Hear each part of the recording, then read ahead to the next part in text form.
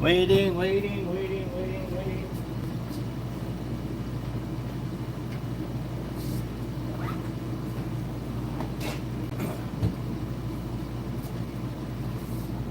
Dum, ba-dum, bum, bum, bum, bum, bum, bum, bum, bum, bum, bum. Let's see here.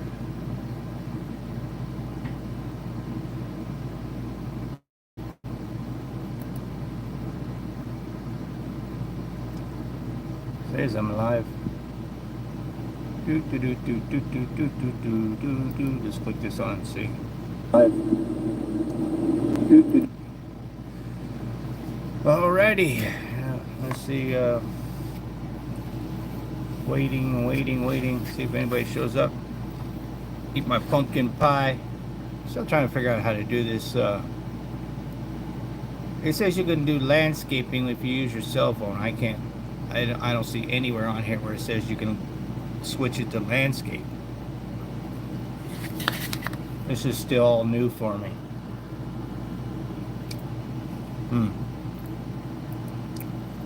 Go over here to my Facebook. Somebody commented on my pictures on Facebook. This is my Instagram. I seek out the truth, Arizona. Simon, some guy I follow on Instagram. I'm eating pumpkin pie right now, so let me say hello to everybody. Hello, everyone. That's my Facebook, making that chime. So, what's going on, everybody? Let's wait around a little bit longer, see if anybody else shows up. Let me check my Facebook. Somebody commented on the posting I had. I want to see one of these. Where is it? What causes it to mutate? God. Created it. Nobody knows why these things mutate. Well, and they're in the desert. There's tons of them in the desert. So I'm testing out this new cell phone holder that I have here. And let's go say, anybody want to say hello in the side chat? It says I got 5 people watching. Anybody got any questions? Man, I had an awesome hike today. I met up with a follower from Instagram. His name is Mick. He just recently moved here from California. He's originally from England, though. I thought I was hiking with the Crocodile Dundee guy, because that's what he looks like. It was reminding me of. Hello, hello, hello. Everybody say hello. Anybody want to say hello? I want to show some pictures from my hike today. As soon as I get more people in here hanging out, asking me a question again on my Facebook. Yeah, if you want to see pictures of the Crestedsaguaros and things that I find in the desert, a lot of people don't use Instagram, but some people use Facebook. Where can I go? Anywhere in the desert.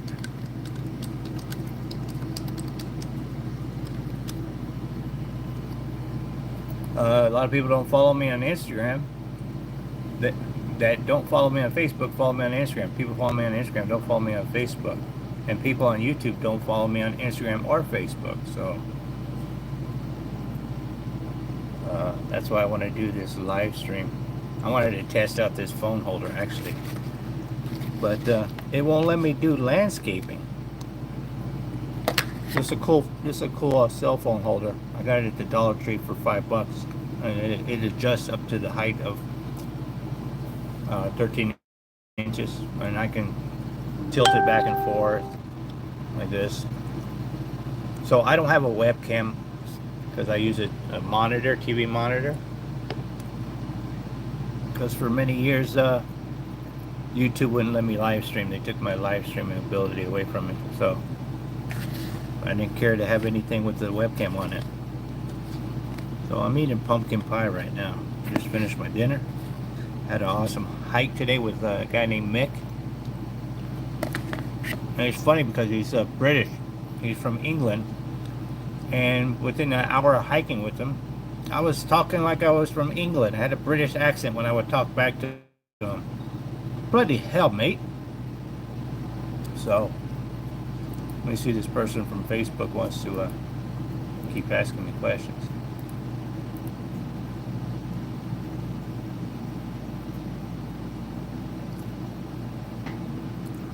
I want to know where this Crestedsaguaro is. It's just straightforward, man. Like, tell me where it is. It's located northwest Tucson.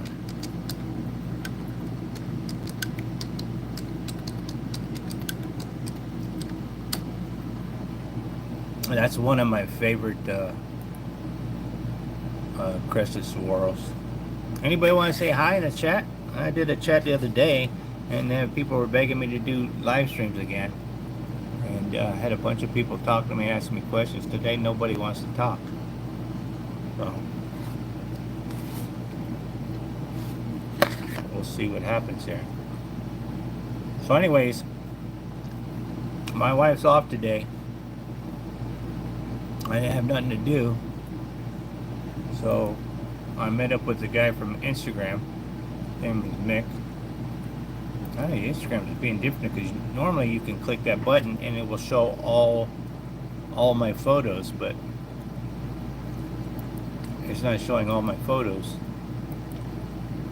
This is a Crestedsaguaro that I recently went and hiked up on Gates Pass to check on it and get pictures of it. It's weird, man. It's not letting me show all my photos. Is it reels? No, that's not what I want.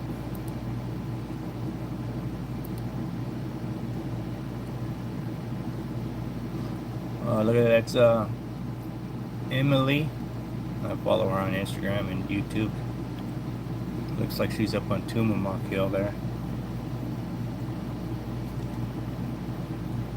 So if you don't follow me on Instagram, go check me out. My Instagram is I Seek Out the Truth Arizona. I post pictures and videos there every day of the things I find in the desert.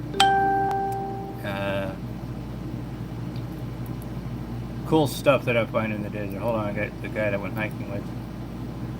Oh yeah, I took him to see these Crestedsaguaros today. He was excited. This is a ring crest. This is a ring crest. This is like a this one's like a little arm crest, and this is a double crested right here. Pretty cool. Yeah, we had an awesome day today. We hung out for 4 hours, believe it or not, hiking in the 100+ degree temperatures. This is my Facebook. If you want to follow me on Facebook, it's under my name right there, Marco Lee, M-A-R-C-O-L-E-E. And I post a lot of pictures and videos there. Like, let's click on my photo here of all the stuff that I find in the desert. Mostly Crestedsaguaros, crested barrel cactus, weird shaped looking saguaros. Anything that I find weird or unusual in the desert, I take pictures and post on Instagram and Facebook.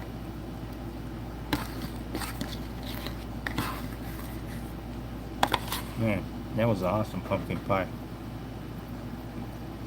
So these are some of the pictures on my Facebook. Awesome freaking roadrunner right there.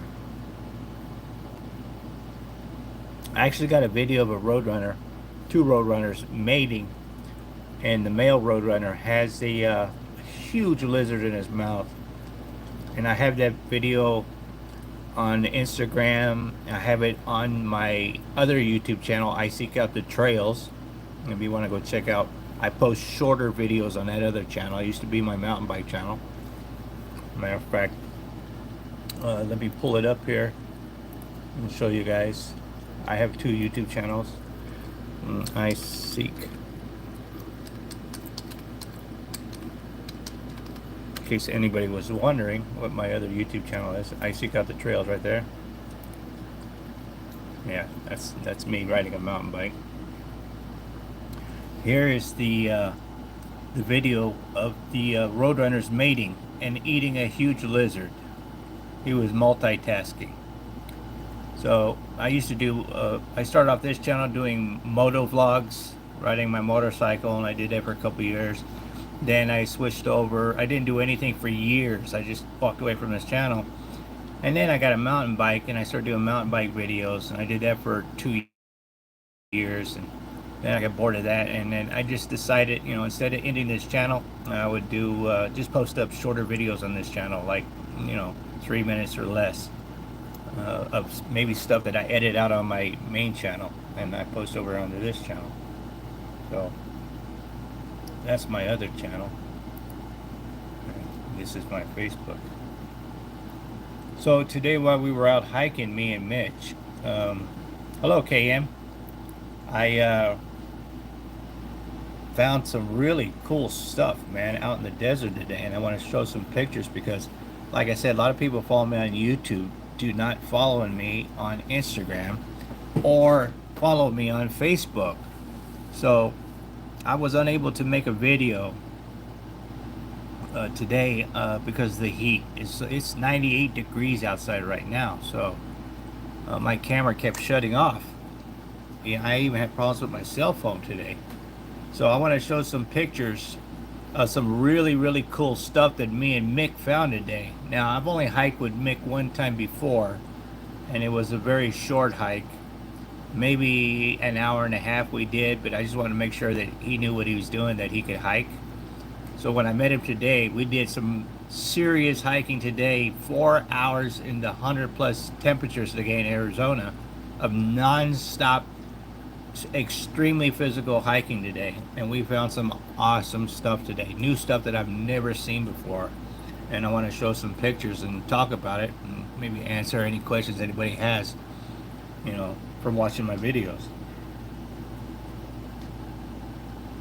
So I've just been waiting for people to show up.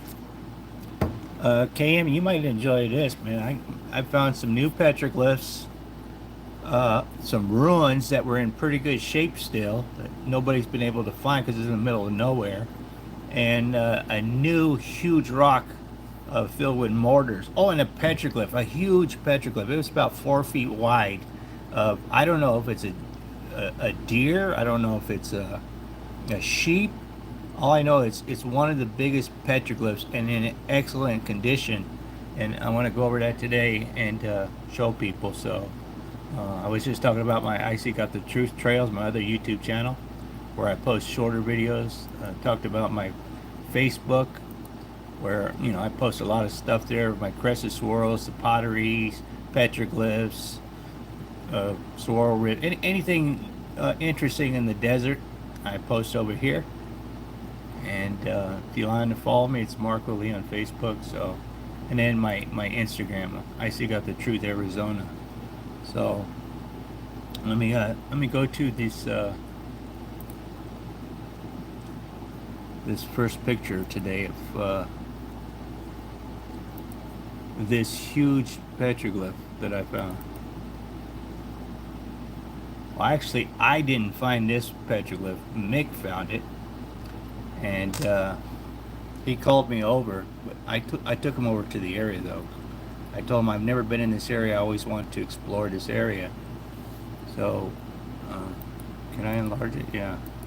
You can see the petroglyph right there. I don't know what that is because it looks like the horns curve. I don't know if it's a ram sheep, but there's the two legs. Here's the body. Here's the legs here. And it has a long tail on this side. I don't know how well the camera is picking this up, but... and then he was calling me over there, and I went over to look at it to take this picture. I have video also. I'll put it on Instagram tomorrow.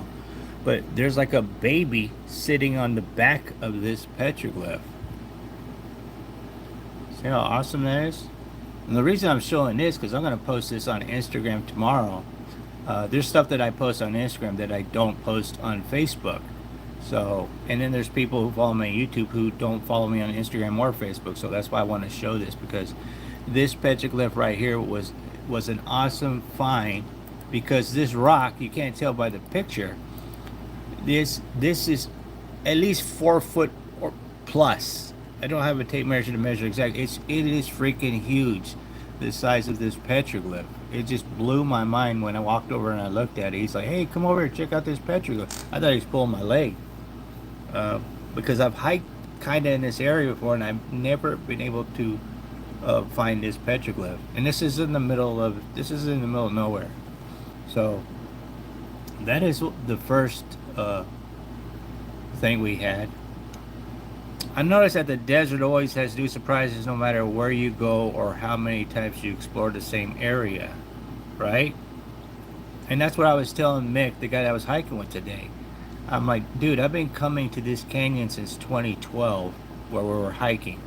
And I've explored so many areas and so many locations, and every time I go to this area, I find new stuff. And that's pretty big for a petroglyph. Yeah, so I don't know how well you guys are seeing it that are watching this, but let me expand it more. It's pretty faint as it is, but I can see with my naked eye. But looking through the cell phone here, it kind of looks faded. But it's pretty good to see. It's even better when you see it in person. This giant petroglyph. And like I was talking to the guy I was with today, we were discussing this petroglyph for, I don't know, 15-20 minutes, and we're trying to figure out, what is it? Is it a cow? Is it a bighorn sheep? Is it a deer? And the reason I thought it was a cow, because the way the horns are curved like this, and the way the belly sags like a cow. But then it has that baby on top, and then there's some faded stuff up here that you really can't see at the top of the rock. And it's an amazing find we found today. And that's just one cool thing. And let me pull up the other cool thing that we found. I found this rock right here. Now this rock, it's kind of faint to see details, but I see the picture. Yeah. Tomorrow I'll post the picture on Instagram, and you'll be able to see it much better if you follow me on Instagram. Now, we saw this rock. Now, he told me he's seen other rocks like this, that these are actual petroglyphs, but a different form of petroglyph called couplets. This is what he taught me today. I've never known this before. But even he said he doesn't know if this is natural, because right to the left of this is another smaller rock that has a little bit of these also. But in this whole area, surrounding area, there is absolutely nothing that looks like this. And this is in an area where we found petroglyphs. So this was a strange rock, because there was no other rocks looking like this at all. Now, I thought these were like smaller mortars, like they just start out smaller mortars, but I don't know. Maybe it's a cow because of the size of the petroglyph, bigger animal than a deer. Yeah, but reason I don't know. It might be a ram horned sheep, or just because the way the horns are curved. You know, who knows? It could be anything. So I don't know how long I'm going to do this live stream, because the people have been coming and going. It's gone up to 7, then dropped down to 1, and then goes up to 6, then dropped to 4, then goes up to 5, then drops to 3. So who knows how long I'll do this? But I want to show these pictures, and I want to talk about it, because it was an awesome hike today.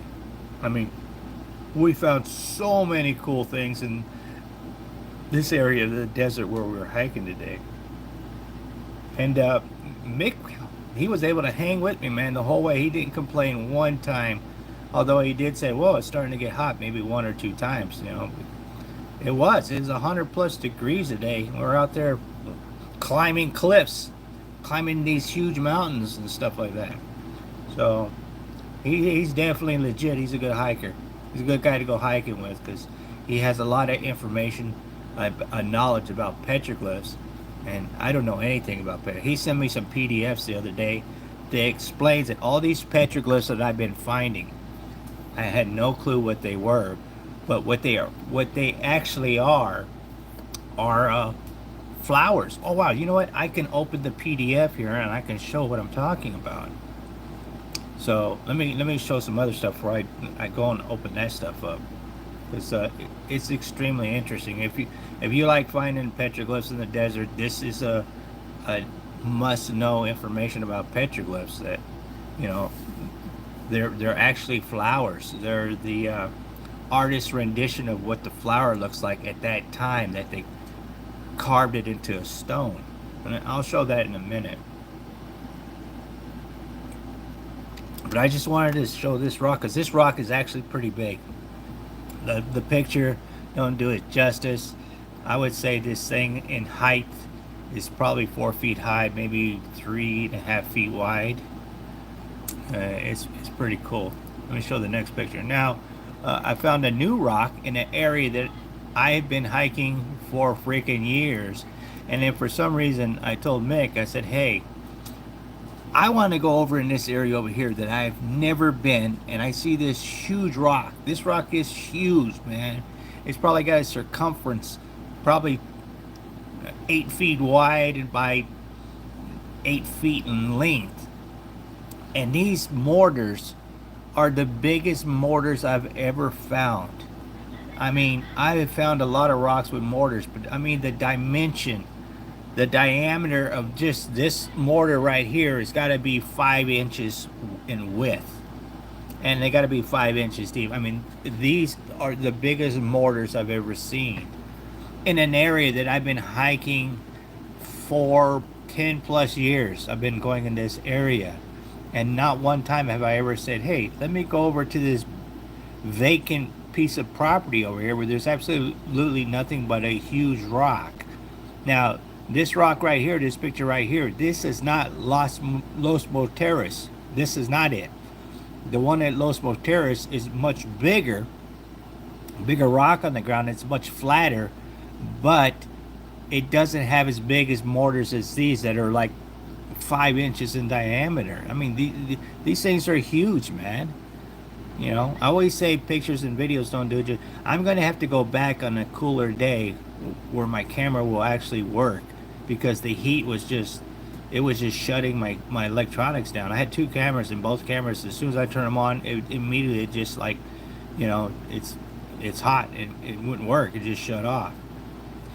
KM says, sometimes I wonder if the Hohokam also use deeper mortars for catching water. Now, I was discussing this with the guy I was hiking today. His name is Mick, and he's from England, but he moved to San Francisco, and then he moved to Arizona. He's in the process of moving to Tucson, and in the process of moving, he's taking a break and he's going on hikes. And I was fortunate enough to meet him through Instagram. I was telling him the same thing, because I found a lot of these with water in them, and I put my hand in the water, and the water is freaking ice cold. So, you know, you can't have this many. The reason why I say they got so many is because the more they have, the more water they could collect. That's my theory, at least, that I was talking to him about today. And he's like, yeah, it makes sense, man, because I found mortars where there's only one on the rock, and it's on a flat rock that looks like a giant flat table, and it's not as deep as these, and maybe half an inch the most deepness. Those, I think, are the ones used for grinding corn and other stuff. But these bigger, deeper ones, I think that's how they collect their rainwater and stuff like that, because the water, it's so cold inside these mortars, and it doesn't evaporate. Because there was some that had water in it today, and it's been 100 plus degrees for a week now. So this was pretty cool. I have actual video of this same picture that I'm going to post on Instagram. So if you want to see the picture, a better view of the picture, or a video of this tomorrow, go check me out on Instagram. I Seek Out the Truth Arizona. So let me show you something else we found today. I found some ruins today that just blew my mind, in such good shape. Now, I know you can't really see here in the glare. Let me see if I turn off the light. Oh, that helps a little bit better there. This ruins, this little building here, has stick steel covering it, and then off to the right over here, there's a huge pile of saguaro ribs, where I guess at one time there was a roof on this. And this is pretty big right here, this ruin. And like I said, this is in the middle of nowhere. I would say this is probably 200 feet from that giant petroglyph we found. And I was talking to Mick, and I was telling him, you know what? I've always wanted to go in that area right over there, that huge pile of rocks. But I've just never gone over there. So I said today's going to be that day that I go over there, because something's telling me there's something over there. And we were walking up to this huge little mountain with rocks. There were huge rocks everywhere, and there was trees in the way of this thing to where you couldn't see it until you walked around the trees.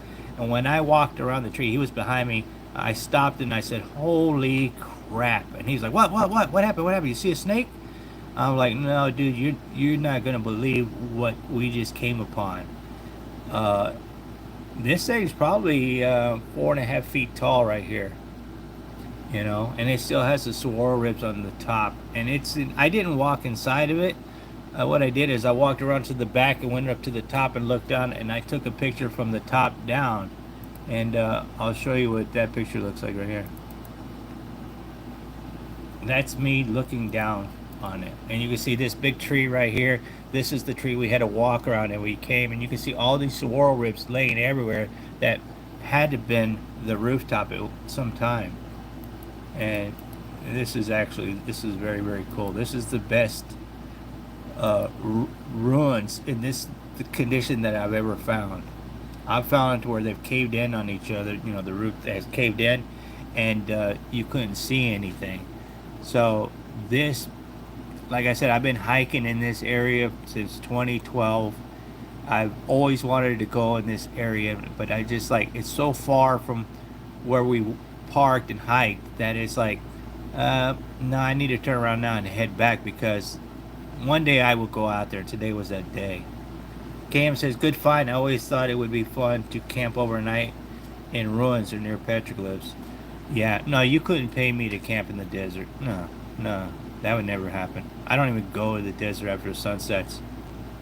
Too many. That's when everything comes out. You got all the snakes, the scorpions, the Gila monsters, the coyotes, the javelinas, the cougars, the mountain lions, the bears, the Sasquatches. Everything comes out at night. And I'm not putting myself in no little flimsy little nylon tent for nobody. No. If I could drive a truck up into that area and then camp inside the truck, I would do something like that, because I ain't getting eaten by no damn mountain lion because I'm sleeping in a cage. Even in this thing, you know, they could jump down from the top there. It's open. Not me. You go for it, KM. I mean, this thing is awesome. Yeah, snakes and scorpions like to cuddle. You're right. And you know what, man? This thing is... We were climbing on these huge boulders and these rocks. Man, I must have fried my hands I don't know how many times. After we got done hiking, I ran to the store and I bought me some gloves so I could wear when I'm out hiking, because it is no bueno when you're freaking hiking in 100+ degree temperature and you're climbing up a cliff and you got to grab a rock, pull yourself up, and your hands like you're sticking in a frying pan. I mean, we could have fried some eggs on these rocks that we were climbing up. It was crazy, man, this area. But we spent 4 hours out in the desert. Basically, I would say we spent about 2.5 hours in this area. And then we went to, man, I took Mick so many different places. He wanted to see some Crestedsaguaros that I posted on Instagram and Facebook, and he didn't know where they were, and I took him out and showed him. So he was able to find he was able to see 5 Crestedsaguaros today. I already knew where they were. I've been going and seen them for years. So I took him directly to these places, and he blew his mind today. KM says, "I bought a pair of rock climbing gloves. They're padded leather and fingerless." No, man, you gotta have fingers, man. That's what's gonna burn. That's what actually burned on my hand today, is the fingertips. So I didn't buy. Oh, I can't show them because I put them in my car, because I do have gloves, but the palms of them are all shredded already. They're very well used. So yeah. So let's go back and talk about this petroglyph again, because I got some new people joining. This petroglyph right here. This isn't the only petroglyph we found. I must have found, or I should say, we found, because he found some and then I found some. You know, together, the both of us scouring the area. We split up and we're like, okay, I'm going to go this direction. If I see anything, I'll call you. If you see anything, call me. We must have found at least 10 new petroglyphs that I've never seen before. Protects well, but still keeps your hands functional. Yeah. I need fingertip gloves. But, oh, I remember what I was going to show you. I was going to show you the PDFs that he sent me to explain that the petroglyphs are actually, because a lot of people are like, what do these petroglyphs mean? They're actually flowers. So, let me go to my PDF here and pull these PDFs up here that he sent me. I'm so glad I met this guy, because man, I've learned so much stuff over the the few days that I've been reading these PDFs here. He sent me a bunch of them. Is this thing going to load even? Here we go. Okay. These are petroglyphs. These petroglyphs are all flowers. Now, these aren't my pictures. These aren't, this is just a PDF, a paper that somebody wrote just explaining what petroglyphs are. Now, as you can see, all these petroglyphs here, these are all actual flowers of the desert. That's what this is explaining over here. And it's explaining these petroglyphs are in Tucson, all right? And it names the places in Tucson where these petroglyphs can be found.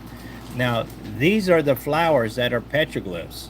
Like, let's say, for example, this flower right here, right, is this petroglyph right here. This one right here. You see that? You see the circle in the middle, the circle, and then the lines going out. Look at this picture right here. Let me see if I can expand this picture here. Let me get this right here. We'll blow this flower up here. Okay, so now this is stuck. What the heck? Here we go. All right. Let's expand this flower here. All right, now you can see the lines in this flower. They're coming out like that. And then you got the center, and then you got this. So I was talking with Mick, this guy that sent me this PDF, and oh yeah, they kind of resemble saguaro blossoms. Yeah, some of them do. And I was telling him, maybe back in the day, 2,500 years ago, when the Hohokam Indian were around, maybe this was the Hohokam Indian currency, their money, because they valued them enough to put them in stone, right? So that's this petroglyph right here. Okay, now this petroglyph right here is this flower. Is this flower right here, and this flower right here is no, I got that wrong. This petroglyph right here is this flower right here. Yeah, getting mixed up here. All right, and where's the picture of this petroglyph up here? Is this one, this flower right here. So I want to show some more pictures here, because I got a bunch of PDFs here.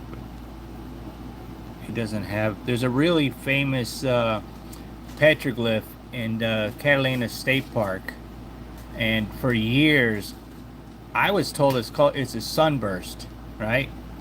But it's not a sunburst. It's a flower, and hopefully I'll find the picture. I didn't have this set up right.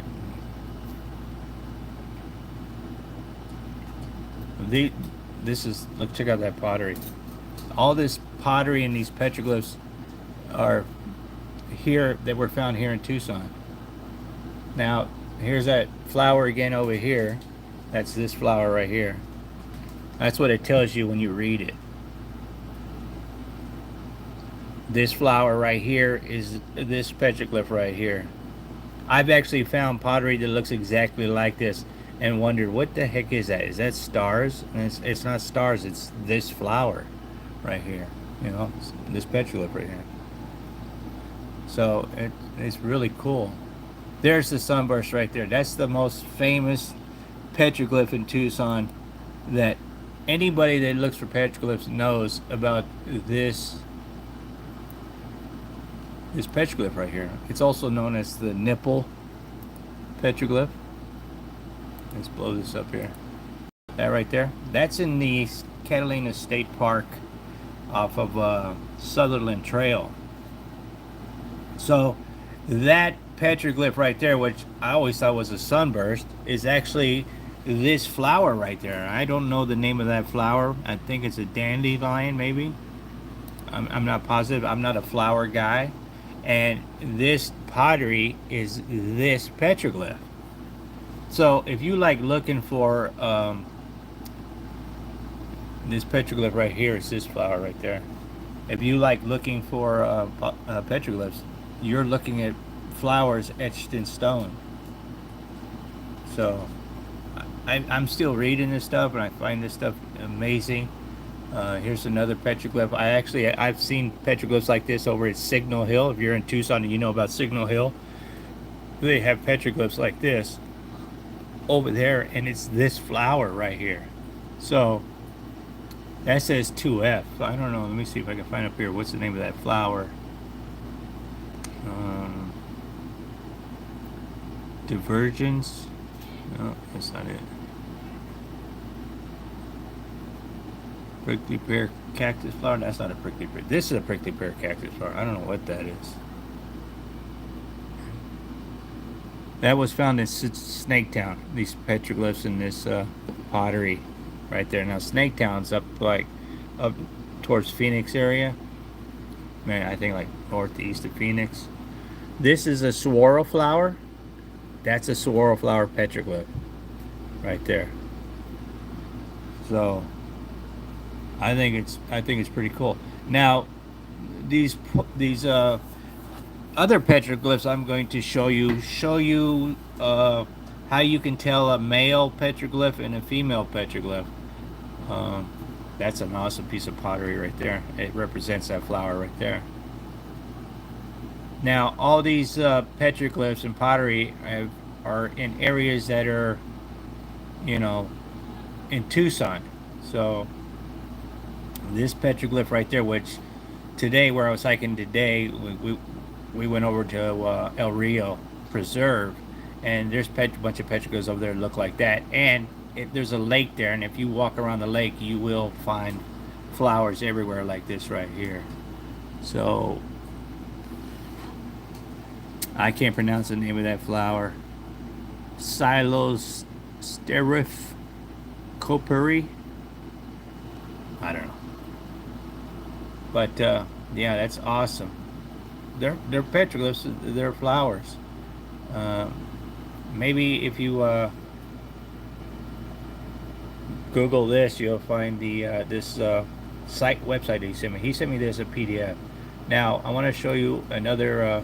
This is I have the GPS locations to where this petroglyph is, and I know what trail it's at, and I know it takes it's a 45-minute hike one way just to get to where this is at.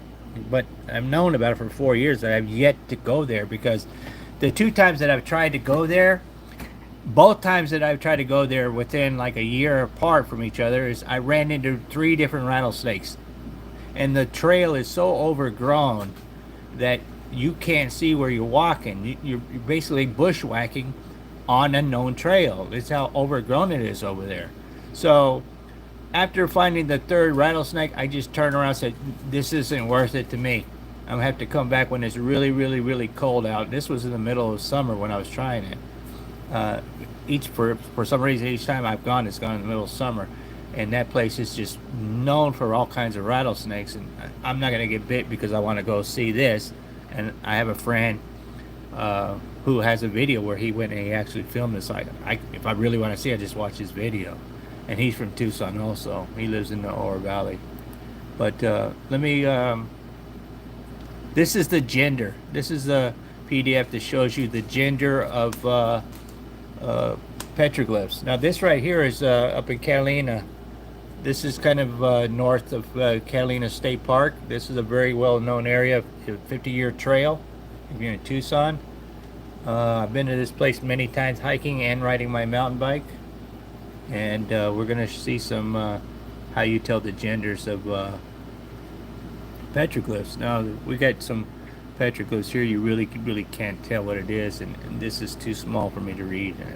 I don't have my glasses on, but these are drawings of petroglyphs that have been found, and it explains to you what these petroglyphs are. This petroglyph right here is of a male with an erect penis. So this is not PG here. Venusulus Benny, hello man, welcome. I've been talking about petroglyphs in my hike today.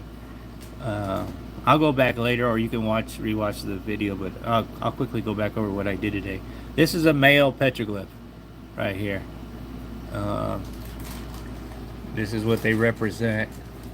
These are actually found in north of the Catalina State Park, over in the 50-year trail area. These are actual carvings in rocks of the male genitalia and the female genitalia. These hohokums, they were horn dogs, man. This message is held for review. What is it? I'm not going to show it because it doesn't. I don't know what it says. Whoever posted it, I'm not showing it because it's probably not a nice comment. So this is a male with the erect, you know what, busting, you know what. It's got little dots everywhere, right there. It's like a pornographic petroglyph. This is actually it explains down here at the bottom. This is a female petroglyph.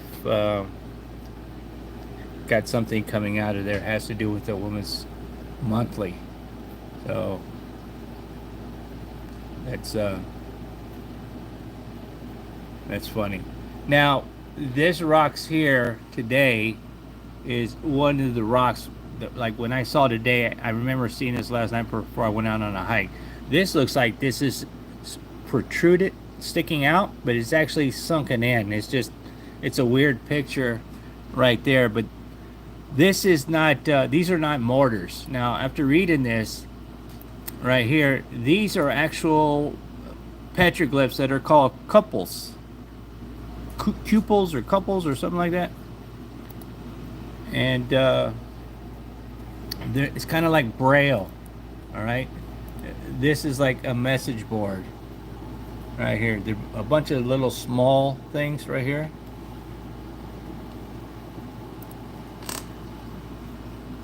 And that rock that I showed earlier that Mick and I found today reminded me of this rock right here. These rocks are down. These pictures are actually, these were actually found in Tucson. These rocks. So a lot of the places where these pictures come from are like I said, are up of Sutherland Wash, Signal Hill, some of the more famous areas in Tucson. Something Butte, I forget the exact name of it, Butte, but yeah, I found a rock just like this today, and this picture, it's like the couples again. They're not mortars because they're not very deep. They're just very, very well, like just above, below the surface. So let me go to the next PDF. Now this right here is a pipitite. This is one of the reasons why the guy I went hiking with today, map of dwellings in a village, maybe. Yeah, maybe. He told me about this pipitite design of a petroglyph that I posted on Instagram. He really wanted to know where it was. And I told him, I said, sometimes you can see it, sometimes it's faded, sometimes it's not. Now this is a pipitate right here. All these are pipitates, but the one that I posted on Instagram looks like kind of like that one. And today we went and saw it. He went and saw it the next day himself, and he got pictures of it. But today we went and saw it today, and where the sun was setting, different types of day you can get better pictures. That it was so dark, it looked like this one up here. And what this is this is a religious petroglyph. Very what is the word I'm looking for? Um, very religious. That's the only thing I can think of right now. Uh, but and I was telling this guy that I was hiking with today. I said, you know what? This reminds me of. There's a place in Casa Grande. This guy's called the Casa Grande Ruins, where they have ruins, beautifully preserved ruins up there, and the building is built like this, and it's preserved. But it's a huge building, but it's layered like this. And I told him, you know, that giant ruins in Casa Grande is a pipitate. And when I told him that, it blew his mind because he's like, he's been there in person. Sacred, that's the word I'm talking about. Sacred area marker, right? Exactly. So these pipitates are actual sacred symbols, kind of like for Christians, like a cross or something. You know, this is what I'm learning from reading all this stuff. I mean, this stuff is just, man, is just this knowledge that I'm learning from petroglyphs. You know, I just been hiking. Oh, look at that petroglyph. That looks cool. Boop, snap a picture. You know, and not having a clue what they mean. And this is actual language right here. It explains to you that this is the letter H, this is the letter G, letter F, and letter E. You know, that's, you know, you can read these petroglyphs if you find it. Thanks for sharing your knowledge. No, this is not my knowledge. This is what I'm learning. You guys, thanks to Mick, who sent me. He's been like, I like petroglyphs and stuff like that and finding ruins, but I like Crestedsaguaros more. And he likes Crestedsaguaros, but he likes petroglyphs more. And he has so much information because he's read all this stuff. I've only read little bits here and there because I just recently got these like 2 days ago. So I pick his brain and he can just spew out this knowledge about petroglyphs so fast and so quick because he's studied this stuff way more than me. And he's been to way more popular places in California and Mexico and Arizona, where he has so many pictures of petroglyphs and knowledge that I'm learning from him. And I told him today he's my lucky charm because we are finding so many cool things out on our hikes today. You know, 4 hours, and we just, boom, we were just non-stop. And when I mean non-stop, I mean we didn't stop to talk. We were talking and walking, climbing, you know, crawling over. And I really put him through the paces today because I wanted to see if he could hang with me, because I get so many people want to go hiking with me, and I'm so stressed because I don't know their knowledge, if they know how to hike, what to watch out for. But immediately within, I say 15 minutes of hiking with him, I immediately knew that this guy knows how to hike in the desert. And my worries went away. I no more stress about it. You know, I have to worry about him and about snakes and stuff like that. And all we did was talk about Hohokam Indians while we were walking and talking, multitasking. And man, it was just such an awesome. I was so pumped up after we got done with the hike that I was just, I'm still wired from that hike. You know, I've been nonstop talking, right, babe? Yeah.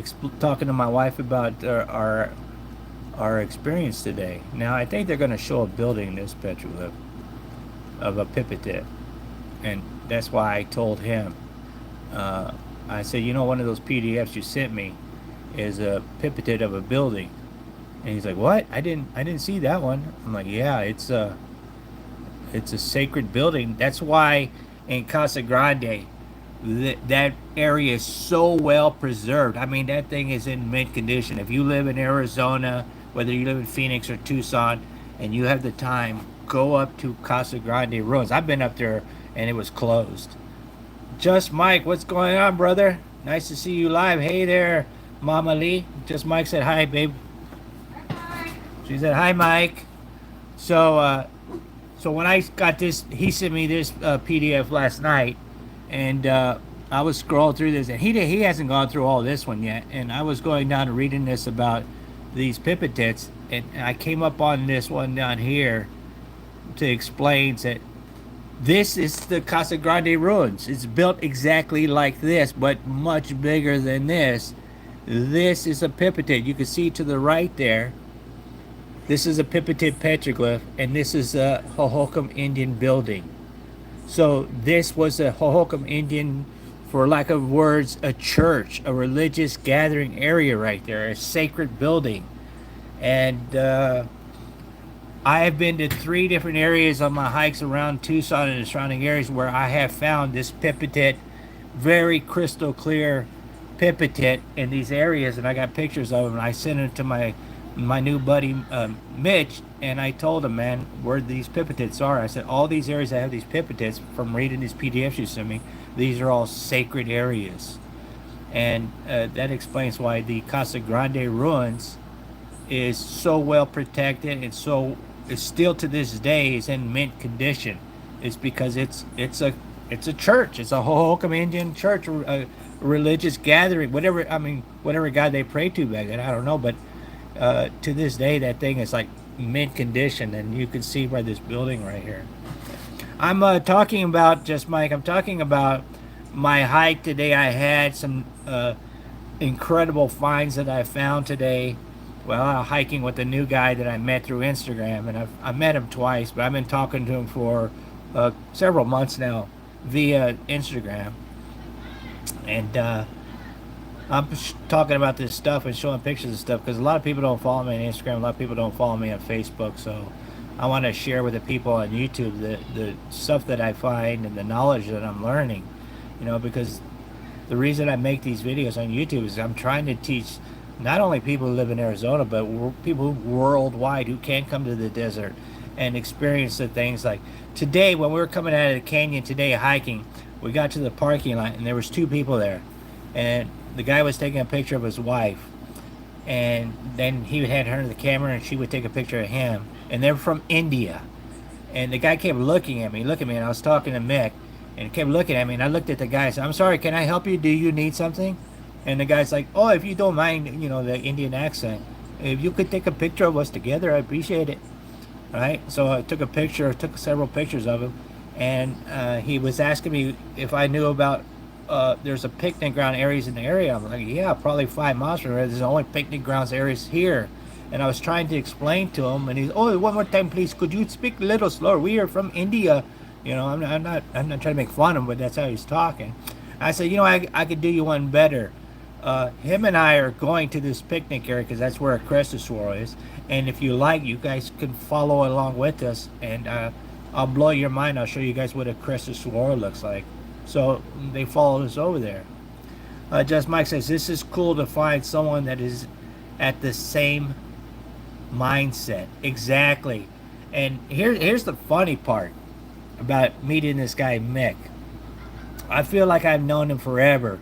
And I got a good friend that lives in Florida, and his dad is the spitting image of this guy Mick, who's from England. He moved to San Francisco, lived there for a while, hates it, came to Arizona, Tucson for vacation, loved it, sold his house, moved to here to Tucson, and in the last couple of months he's been going back and forth, moving slowly. And then he'd take a couple weeks off and he'd go hiking in the desert, and he came across my Instagram and started talking to me. Visiting Casa Grande ruins on an elementary school field trip is where I got my interest in the Native Americans, culture and spirituality.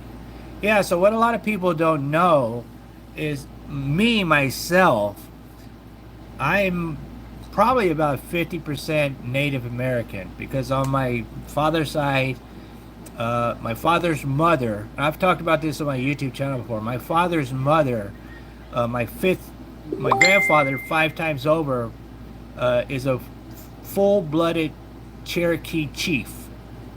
And there's a photo of him, and I show a picture on my YouTube, I talk about it, where you could tell we're related. I look very, very close to what this guy looks like. And then on my mother's side, my mother's mother is from Spain, and my mother's father was Aztec Indian. So, you know, the bloodlines from my father's side and my mother's side pretty much makes me like 50% Native American. So that maybe that's why I love being in nature so much. But I digress. That message I got right now was from Facebook. I've been talking with this guy from Sweden, and he's been asking me. He's never been to Arizona. He doesn't know if he ever come to Arizona, but he has a newspaper in Sweden, and he asked me if I could send him pictures of the saguaro flowers, crested saguaros in bloom, like blooming with the flowers and stuff. And for the last 3 months, I've been sending him a crap load of pictures.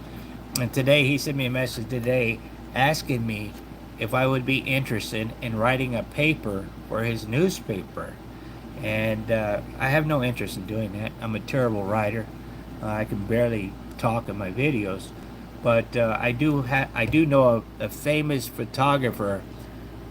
If you ever picked up any kind of Arizona Highway or National Geographic pictures magazine of any kind of picture of the desert, this photographer is the one who took those pictures. He contacted me several months ago, and I've been helping him with crested saguaros, and he's writing this huge paper on crested saguaros and what causes them, why they die, what they look like, what they die, and stuff like that. So I wasn't interested, so I contacted him and I asked if he would be interested in sending this guy from Sweden his paper that he's writing on crested saguaros, and he said no, he wasn't interested in that.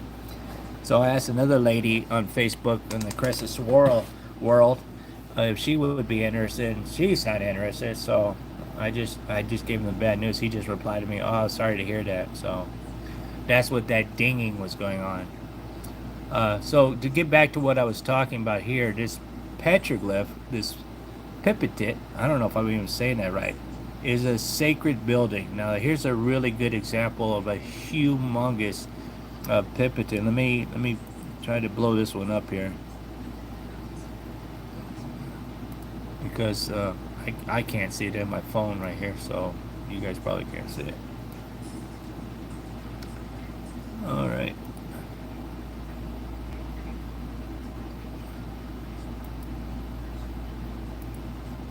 That is a freaking giant pipitit right there.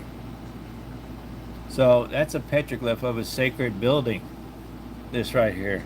So, you know, learning how to figure out what the petroglyphs I'm looking at now are, you know, just Mike, you're gonna love this if you go back and rewatch this live stream from the beginning. What I've been learning the last couple of days is the petroglyphs are actual drawings of the flowers in the deserts, because I know you like flowers, just Mike. So, and this is a drawing of a sacred building. Now here it shows a figure up here at the very top here. So I don't know exactly what that means, but it's somebody, maybe that's like a high priest or something inside of one of the buildings.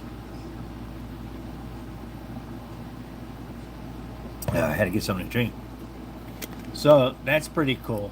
Learning what petroglyphs are, what their meaning, how to read petroglyphs, and the cool ruins I found today, the new mortars I found today, my theory, what I think the mortars are for, what my newest brother from another mother, he has the same theory. But here's the funny thing about this guy. One thing that that he is crazy about finding is they're called boundary markers. They're these little round metal things that are stamped into concrete in the middle of nowhere that shows you the boundaries of areas of property. And he showed me a picture of one. Because you ever find these on your hikes? I'm like, dude, not only have I found them, I know where there's 3 of them at. And that blew his mind. He goes, where? And I sent him I went on Google Earth and I drew him a circle. I said, in somewhere in this circle is that area. And this was last night. And then this morning, get up, you know, and I'm talking with my wife. My wife's off today. And she's like, I said, what do you want to do? She just wanted to chill out. She don't want to do anything today. She wanted to really take a day and rest. And she's told me, well, why don't you just go hiking? And exactly when she told me to go hiking, my phone dings, and it was my new brother from another mother asking me, "Hey, where is that area again? Because I'm going to go out there today." I said, "You know what? Better yet, why don't I meet you and I'll take you there personally and show you." So, and that's what we did today. We spent 4 hours on the 100 plus temperature degrees hiking to go see this boundary marker. And in the process of trying to find this boundary marker, we found a bunch of new petroglyphs and new ruins and um, new mortars and stuff like that. Just Mike says, I will watch the first of the lives. So are the drawings at the same site as the churches? Well, this actually represents a sacred area, sacred building, a sacred location, a sacred village, or something like that. It's called a pipitit. That's what, I think that I'm saying it right. And I have found this petroglyph similar to this at 3 different locations. And the locations that they're not known to regular people. These are hidden areas. These pipitits that I'm finding, you're not finding them on the internet unless you're following me on Instagram or Facebook. Because I'm the only one that's been posting this petroglyph. And that's what caught this guy, Mick, uh, his attention to try to contact me and get a hold of me to find out where that is, because this is one of his favorite petroglyphs. And to me, it was just like, wow, it's a cool petroglyph. I have no idea what it means, you know. But he started sending me all these PDFs here, and it's very, very, very, very, very cool. So let me show you this petroglyph right here, just Mike. So you don't have to go all the way back and watch the very beginning again. This is the biggest petroglyph I have ever found. Like I said, this is 4 plus some feet. I'm gonna have to go back in with a tape measure, and probably 3.5 feet in height. It's huge. Now I'm giving my swag guess. Don't quote me on the size right now because I don't know the exact size, but it's freaking huge. Okay, you can't tell by this picture. And I didn't find this. I have to give all the credit to Mitt. He found it. But when he called me over I had found a different one. So I said, hey, come check mine out. I'll come check yours. So we swapped. I came over here and I said, you think this is a sheep? And I said, did you know that there's a baby sitting on the back and there's a smaller version of this giant, looks like cow or something, because the horns are curved. It could be a ram. I have no idea. He's like, what? There's a baby on the back? I'm like, you didn't see that? And there's some faded ones up here.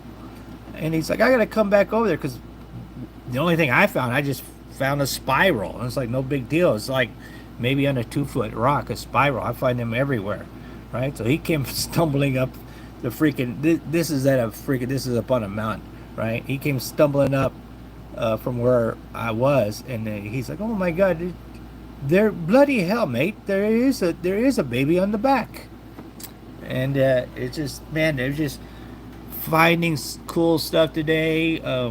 Hiking with a guy who's very, very similar to me. He's just non-stop go, full of energy.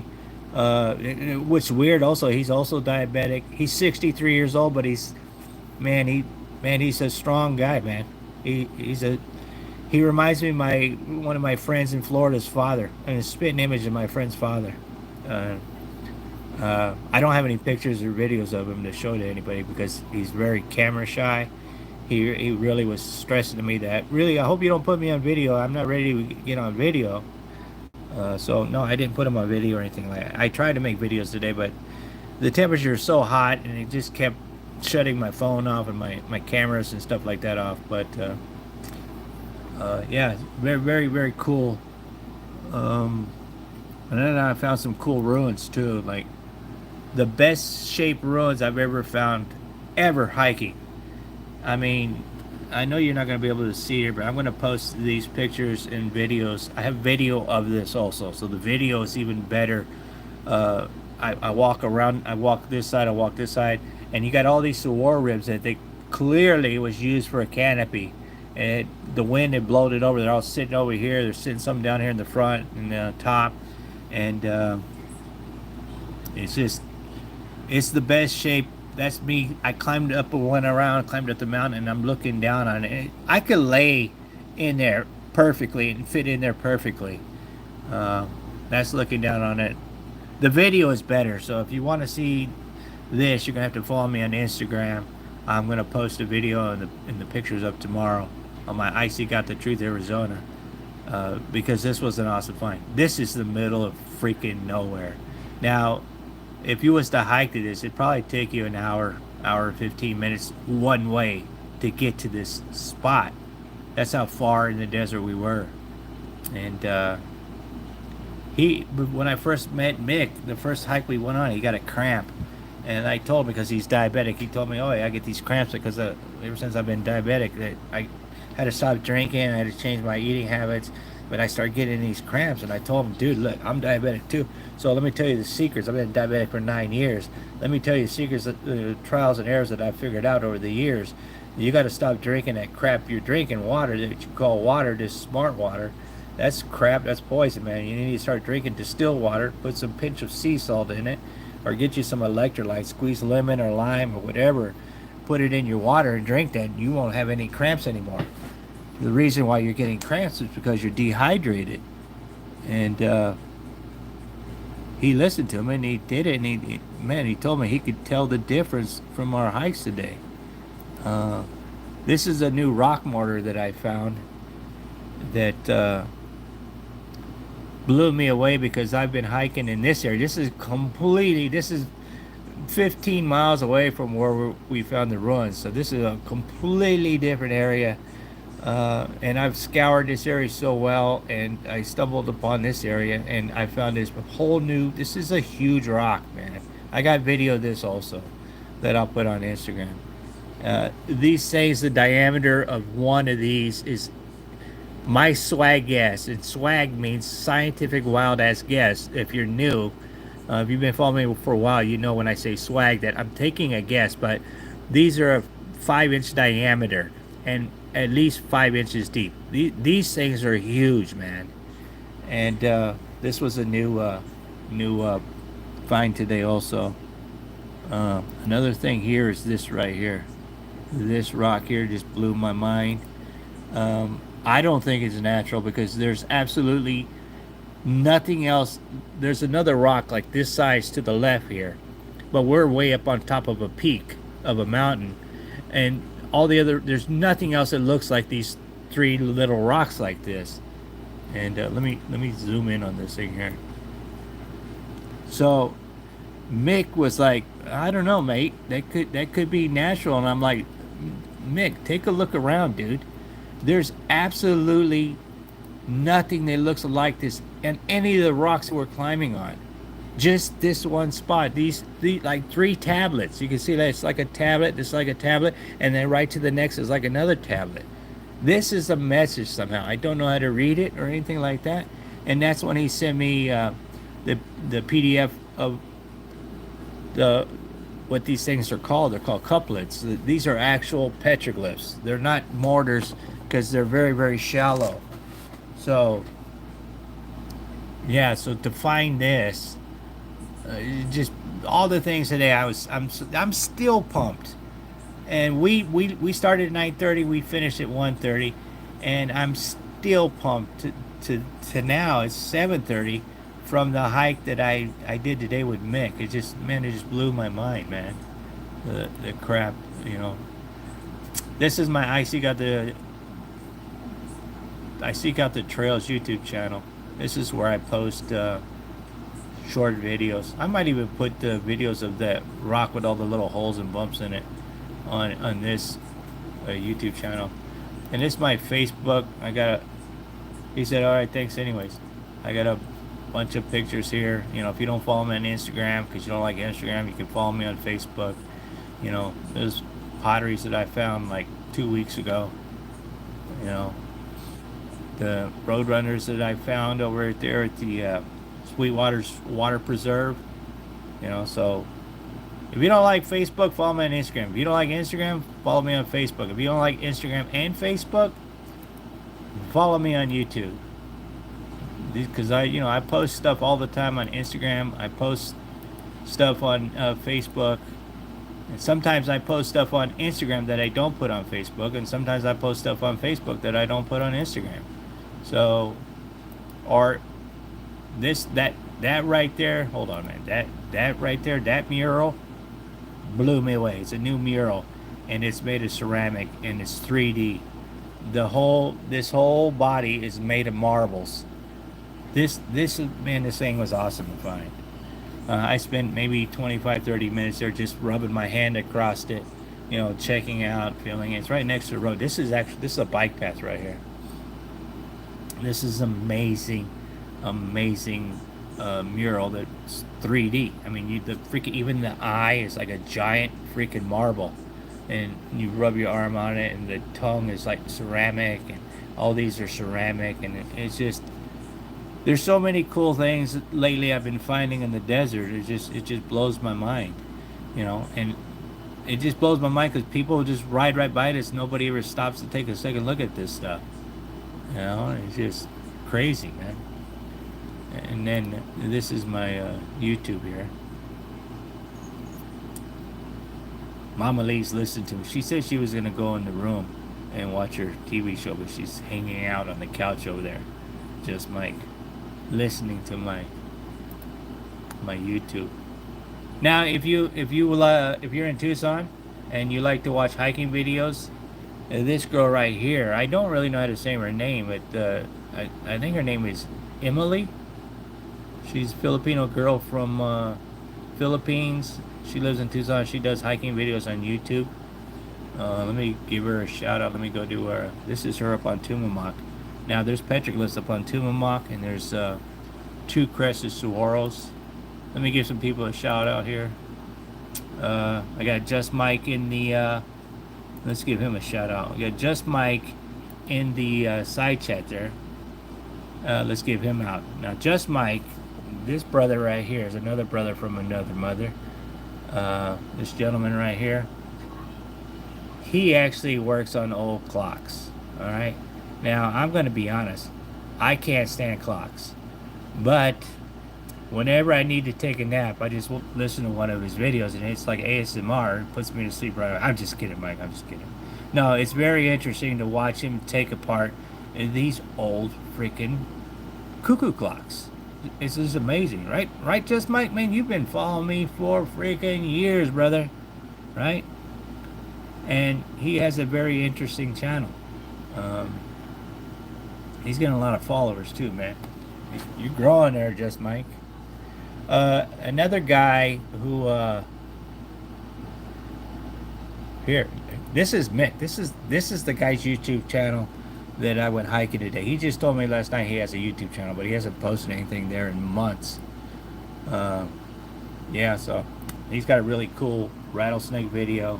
If you want to go check him out, say, hey man, you heard about your channel on Bat's channel, I See Got the Truth. And see here, another hiker in Arizona, another guy that I talk to a lot. He just changed, look at it, he put a picture of his face on his YouTube channel. He hikes in an area called the Catalina State Park, Oro Valley area, and man, he posts some awesome videos of the desert, man. He doesn't do any talking, but he's got some cool music that he puts in there.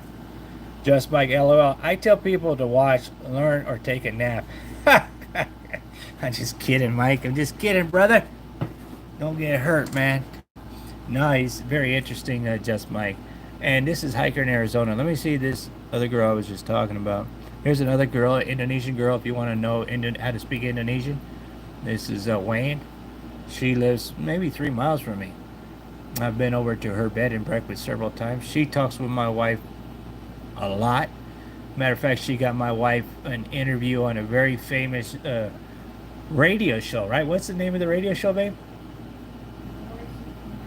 Voice of America? It's where they interview Indonesian people who come to America and started their own businesses in America. And what am I looking for? Oh, I'm looking for that Emily. Now, I started watching Emily because, I don't know, one day she commented on my YouTube channel, so well, let me go check this out. She posted a really cool video. It's a short video, and it's about all these bats They come out from under the bridges and they're flying around. You know, go check out her YouTube channel and tell her that you heard about her YouTube channel from my live streaming. Look at them bats right there. Crazy, man. She's on the bike path in Tucson. I've never ever seen that ever until I saw it on her YouTube channel. The only problem is I don't go out in the desert at night, and I'm too far from where she's filming this to drive to go see this. I could just watch this and experience this off of her channel. Cac weigh in from Bali seem like me. Are you from Bali? You're Indonesian, Benny? Oh, I remember you, Benny. Yeah, I've seen your videos a long time ago, right? Apa kabar, Benny? This guy's from Indonesia, babe. My wife's over here standing over behind me. But babe, you see all these bats flying right here? This is in Tucson, by the Relito River. Yeah, no, they live under the bridge and then at night they come out. So go check out her YouTube channel right there. Emilian Marcil. I'm butchering the name, man. But look at them bats, man. It looks crazy.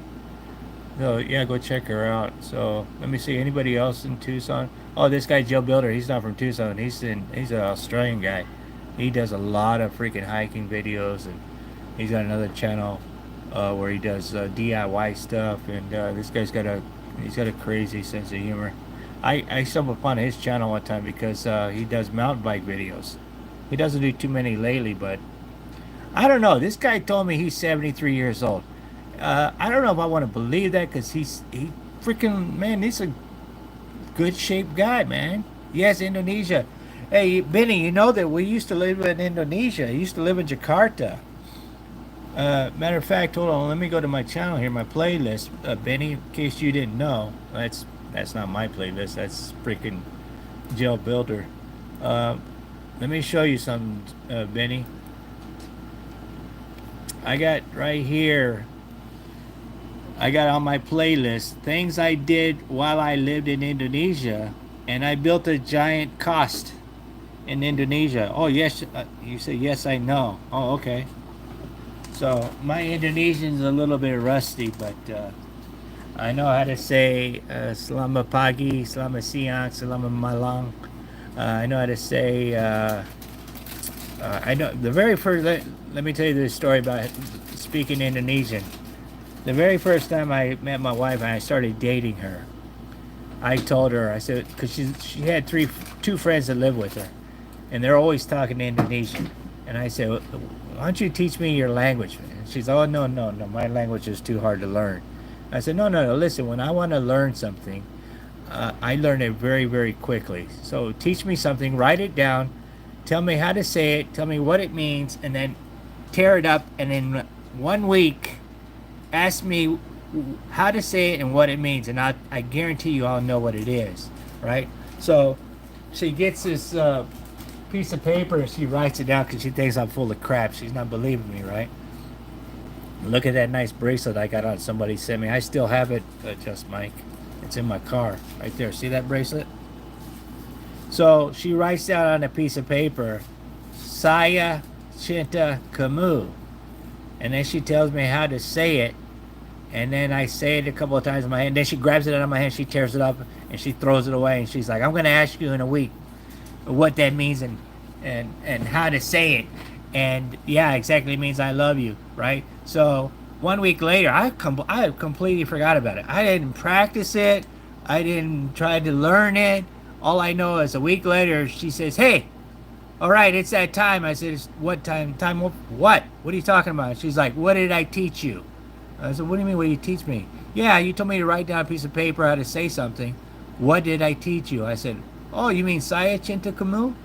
And she's like, never mind. I'm not going to teach you. I said, what? I said it right? She goes, yes. And she was pissed because I remembered it. And it blew my wife's mind. And her husband's a genius. What can I say? Right, babe? This is a video of my wife's cooking. How to make Indonesian steam cup videos, steam cup cakes. And if you want to learn how to make something Indonesian or watch her do any kind of how to make pork adobo, like here's the playlist of all the videos of my wife and I made together. And a lot of people have told me, I don't think you guys are really like that. You know, the way we act in the video and talk back and forth to each other. That's what you're listening to is 100% legit. That's exactly how we are.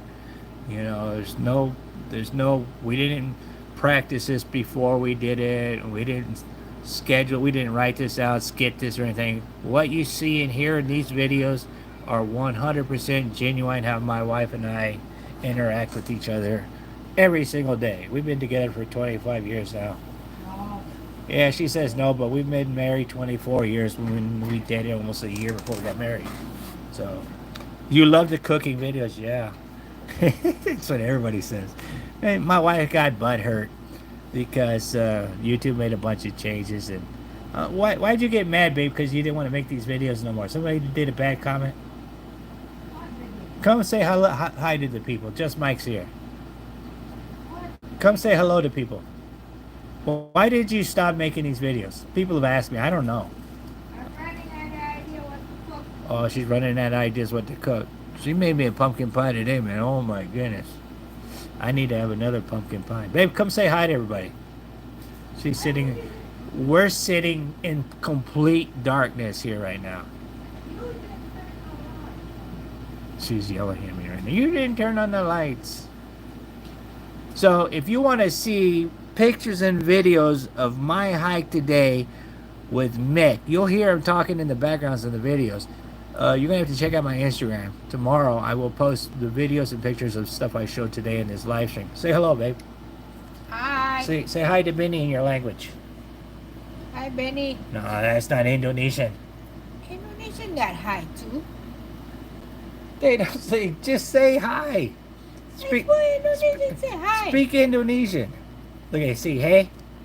She doesn't have to cook every day just when she is in the mood. Hey. Hey, don't speak. Speak it. Oh my God. Speak Indonesian. That's what I said. That's what he said, but you speak Indonesian to him. Hi, Benny. Oh my God. Indonesian. That is Indonesian. No, you speak Indonesian. Apa kabar? My God, I'm gonna knock her out. And he said, look, Pak Kabar. Yeah. I said apa kabar. What does that mean? Pak Kabar. Same. Apa kabar? Say something longer so the people that are watching, listening can hear you speaking Indonesian.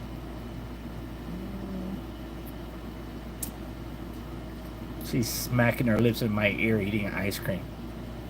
Saya lagi makan ice cream. Saya lagi makan ice cream. You're eating ice cream. You see, I understood what she just dropped her ice cream on the floor. She's yelling at me. she just dropped ice cream on the floor. Now she's pissed off. Now you guys gonna hear her pissed off. That's funny. Kajian nasi goreng and sate kak. Wow. Enak banyak sekali. Enak sekali. I say enak banyak sekali. Oh, kangen. Yeah, kangen.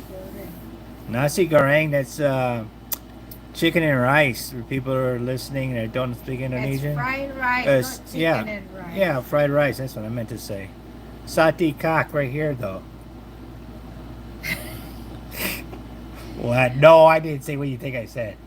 She said sate, sister, like sister. Cock. Yeah. I know what you're thinking, you perverted mind. You were thinking I said something else. Oh my God, babe. It's PG. Don't be thinking naughty. Oh my God. People read that too? Yeah, it's in the. At least we're not the only one who's talking about it. My wife's mind is in the gutter. Don't listen, No. people. You Miss know fried what? rice and satay, sis. See? Oh, Mike speaks Indonesian now. That's what he's trying to say. Oh my goodness. You got that Google thing. Oh, he's got the Google translation. Yeah. You're cheating. You're Mike. cheating, Mike. Yeah, that's funny. Yep, he's like, yep. You know, when I was living in Manado, Indonesia, I had that translation on the computer, and it doesn't work This for the younger generation in Indonesia. It doesn't work because the translation was the correct way to speak to like an older adult. So, and what I was learning is when I was living in Manado, correct. when I would speak They how they call said it- it in the translation. you gotta I'm s- trying to speak, woman. Are you freaking? You Why are you gotta- talking right in my ear? You gotta say the formal way of She's speaking. right in my ear, man, spitting ice cream on me as she talks. Anyways, the formal way, right? No slang. Do you want to do the live stream? You yell right in my ear. Oh my goodness. She's gonna go take a nap. No, you gotta come hang out with me now. But don't spit freaking ice cream in my ear. I figured it wasn't right all the time. So anyways, Bunaken, Manado, yeah, that's where we lived. We lived in Manado. Bunaken is the island off of Manado. That's the #1 best kept secret for scuba diving. So anyways, what did I was saying? Man, you made me forget what I was saying. Oh, it wasn't the form. It was the formal way to speak Indonesian, but the younger generation, they speak slang. So they didn't understand what I was saying, and it was just freaking worthless, the software. So I had to learn how to speak slang in Manadonese. Because here's the thing. I lived in Jakarta for a year and a half, and I learned how to speak Indonesian, you know, enough to get by to where I could get by and get things and do stuff without my wife. It's a different dialect in Jakarta, right? So when I got to Manado and I was speaking Indonesian in Manado, it's a different dialect. People were getting upset with me because the things that you say in Jakarta could be vulgar to the things you say in Manado, because of Manadonese is a different. It's impolite, my wife said. It's different. Like if you say how you say like chewe, right? You say chewe in Manado. That's like yeah, but in Jakarta is mbak or something like that. It's chewe in Jakarta too. Anyway, chewe, psst, psst, psst, chewe. You know, so I had to relearn the whole freaking language again in Manado. Although I loved living in Manado more than Jakarta, though. Now my ear's all freaking sticky. Spitting ice cream in my freaking ear. Yeah, she doesn't want to hang out and talk to you guys. She went and plopped down on the couch over there. She's taking a nap, she said. Look at that. I watched my own freaking ads on my channel. So she's making Indonesian steam cups in this video. Yeah, but knocking, you know, it's funny because we went out to on a little bitty freaking boat. It's so freaking narrow, man. I was so scared to go out on that ocean on that boat. It's so freaking narrow. If you don't understand what I'm talking about, just Google Manado on YouTube and watch some videos of what their boats look like. And it's like Hawaii 5-0. There's little freaking, it's like a log carved out into a boat, and it's got these little catamaran things on the sides. And they got one guy in there with a can who's taking the water out as you're going in the middle of freaking ocean. And I went out to Bunaken to go snorkeling and stuff, and I was down under the water, and this huge shark came up to me, probably 4 feet from me, the size of a Volkswagen, and I nearly crapped my pants. I panicked, I started choking on the seawater, and I swam up to the boat really quick, and I cut my foot on the propeller, and blood was gushing out into the ocean, and more sharks started showing up like really fast, and I ruined everybody's day because we had to leave because I was bleeding to death in the damn freaking ocean. You know, and that and the damn sea snakes that they have are the most venomous snakes in the world, and they swim right up to you and they'll go around through your legs and stuff like that. If you try to touch them, they'll bite you immediately, and then you can die and drown in the ocean. So that's crazy. I digressed from what I was talking about because I was talking to Benny. He's from Indonesia. So you make YouTube channels too, right, Benny? Let me close this window right here. Let me see. I got somebody messaging me. All right, no. Okay, what is this? Oh, this is Nick. This is the guy I went hiking today. I showed him actual 5 different um, Crestedsaguaros today. Hey, Benny, go ahead. Put your YouTube channel name in the chat box there, and we'll go check it out. I love to hike, dive, and bike. Yeah, I remember you had a bike. Uh, you did riding videos and stuff like that. This is an awesome freaking mural, man. If you're watching this video, this live stream, and you live in Tucson, you got to go check this out. Now, this is up on Tangerine Road. It's in between, I want to say, Twin Peaks and La Cholla. And you can't miss it because on the other side of the road is another giant mural of like saguaros and stuff like that. But I get people talking to me all the time on Facebook. My phone is constantly dinging. My wife's always, who are you talking to now? Who are you talking to now? All right, so let's go to this Vinny's YouTube channel here, and yeah, well, I do the easy way, and go check out Benny's. Babe, I can't see nothing. The lights are off. I'm sitting in pitch darkness. Yeah, you've been following me for a long time, Vinny. Let's give Vinny a shout out here on his YouTube channel. Hey, Benny. Benny and the Jets. Alright, so if you want to check out videos of Indonesia, go check out Babe, how do you say his name? I'm gonna butcher it. Benny. No, I know it's Benny, but how do you say the other name? His last name. Yeah, come say this for me. Maybe I'll give you a nap. Oh, come on. You didn't fall asleep that fast.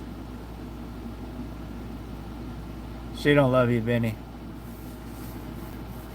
Sorry.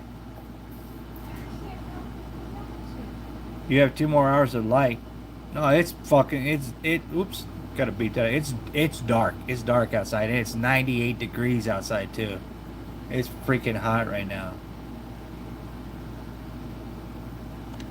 So let's check out Benny's playlist here. See what he's got here.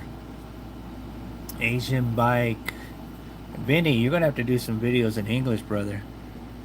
This is one thing that I liked about Indonesia, because they got so many Vespas out there. Let's let the ad run so Benny can make some money on YouTube here.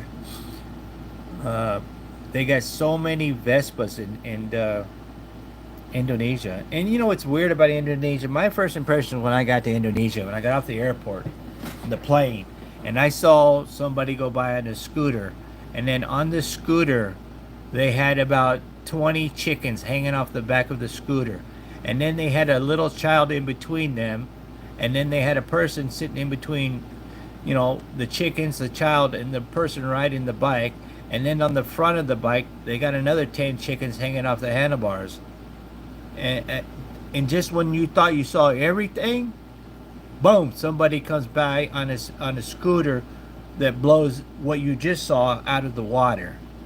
And 3.5 years I live in Indonesia, I never not seen something on a scooter that was like, all right, now I've seen everything, right? Because a scooter would go by and it would blow my mind, and I see something else crazy. Last week I hiked Papadanian Mountain. All right, so this video right here, I don't know, you're thinking about buying a scooter, or you're just showing people what the price of scooters are. All right, this is Benny's YouTube channel here. We're checking out a video of his. I love scooters, man. I had a scooter. I had a Suzuki when I lived in Indonesia. I have a video of it on my YouTube channel of the scooter that I had. Say something, Vincent. What is Who's Vincent? It's my old motor. Oh, okay.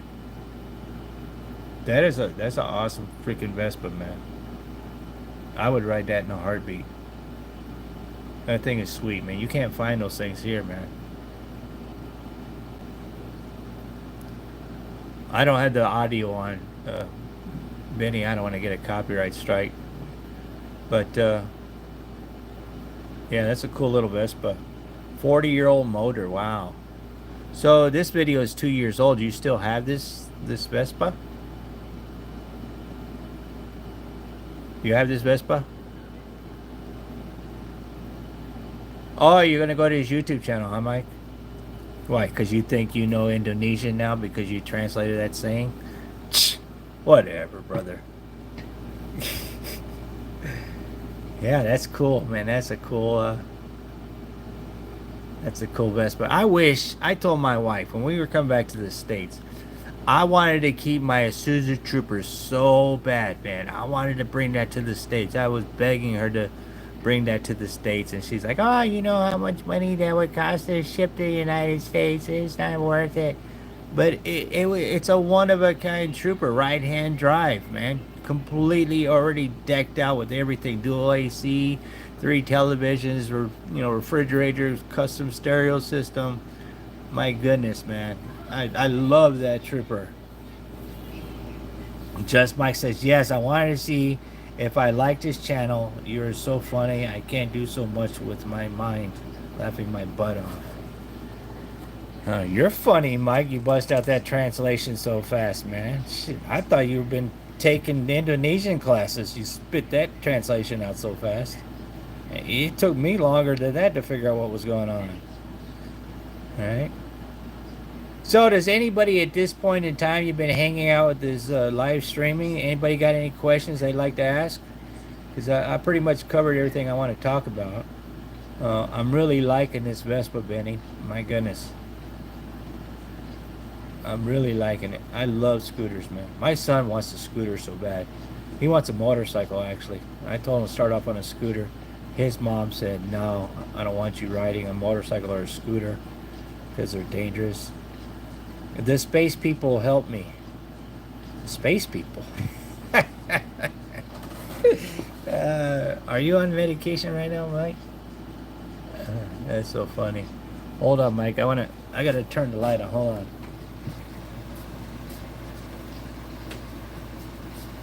I want to show you something, Mike, that I got right over here. Hold on. People think I don't keep things that people send me.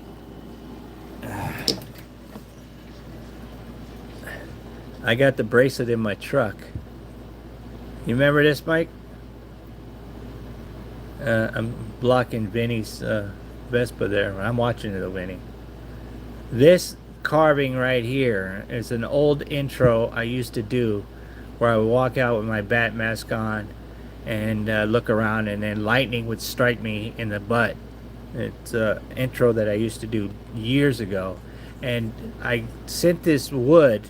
I thought it was ironwood, but I made a mistake and sent mesquite wood to Just Mike. And his dad, you can tell your dad that I still have this, Just Mike. His dad carved this out of that branch I sent him and made this. And right here it says, damn, I missed. And this was made by Howard Anderson. You see that right there? April 9th. I don't know if that's 2016 or 2018. What does that say? 2018. To bat.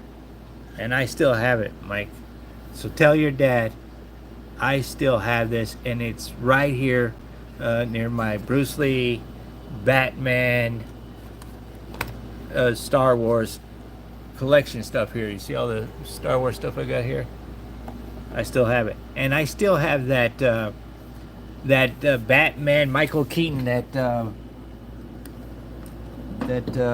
abstract made for me, or she didn't make, but she sent to me. I still have that photo in my tiny house. So we'll let this ad run for Benny so he makes some money. Yeah, tell your dad I still have it. I still enjoy it. I love it a lot. And I have this right here, that Gel Builder, the Australian hiker. He sent me this. This is my logo. And he sent me another one for my mountain bike channel logo that has my face. If you don't know what I'm talking about, I'll put a picture right here. Hold on 1 minute, Vinny. I gotta block your video. Of this photo right here. he made a what he calls a trail biscuit or something like that, which is very cool. I still have. I have two of those actually. My son confiscated them. He wanted them, but I kept this right here. So I keep everything people send me. I don't care how. I got stuff from years. I got a diabetic teddy bear that a non-mechanic sent me years ago, and I still have it. He'd probably blow his mind if he saw that I still have this diabetic stuffed animal bear. Dad is 96. Wow, 96 years old. Wow, man. My mom was what, 87, babe? My wife, babe. She's out. She's passed out. My mom passed away this year, February 17th. She was 87 years old. So my mom is gone now. I didn't post anything on Instagram, Facebook, or YouTube, but I'm now saying it now. But yeah, passed away. She was 87. Died from kidney failure.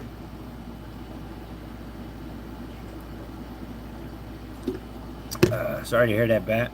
May rest in peace. May her rest somewhere. Yeah, she's gone. But everything I learned about the desert, I learned from her, because she would take us out in the desert and leave us and take off and say, find your way home. So you guys have to thank my mom for me doing these hiking videos in the desert, because I'm not even kidding. She would take me and my brothers and take us 60 miles in the middle of nowhere, no water, no food, tell us, oh, get out of the car, kids, look at the scenery, it's so beautiful. And we'd get out, and she'd be like, oh, go get me that rock right there. So we go get the rock, and then we'd hear the car tires peeling and her taking off and just laughing. Hope you find your way home. Russell says, glad I caught you. Sorry to hear about your mom. Yeah, well, you know, remember the good times, not the bad times, Russell. I've been doing this for several hours now, Russell. You're gonna have to go back and watch it from the beginning.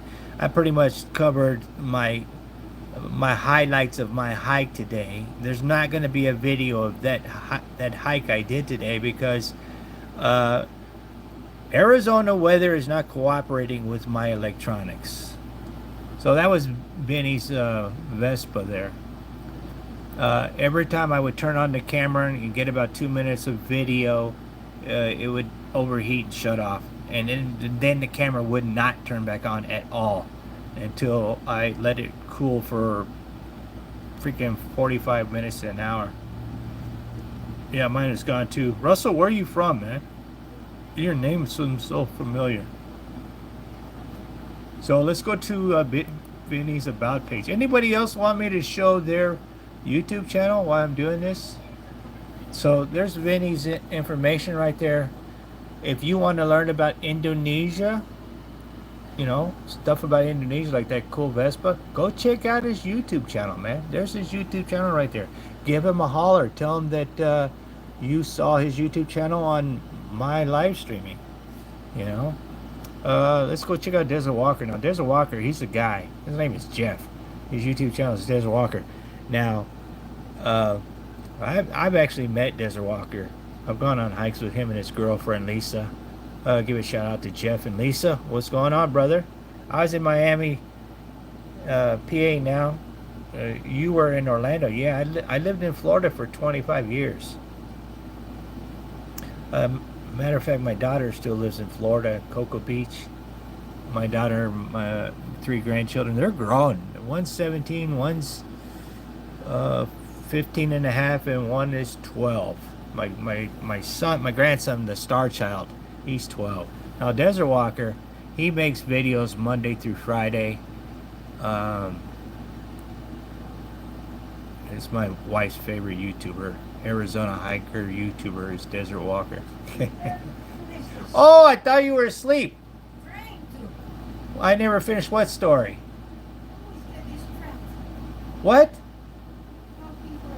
She's talking this.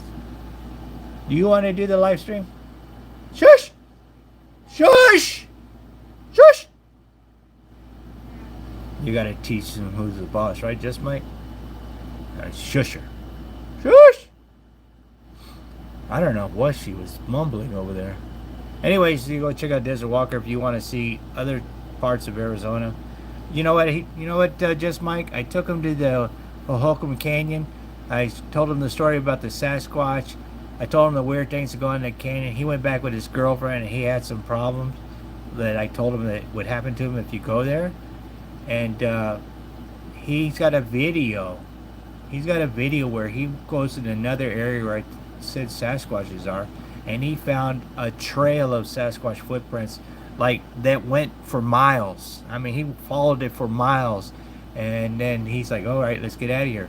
Recently, he just found another Bigfoot thing up on the mountain. This Bigfoot structure right here.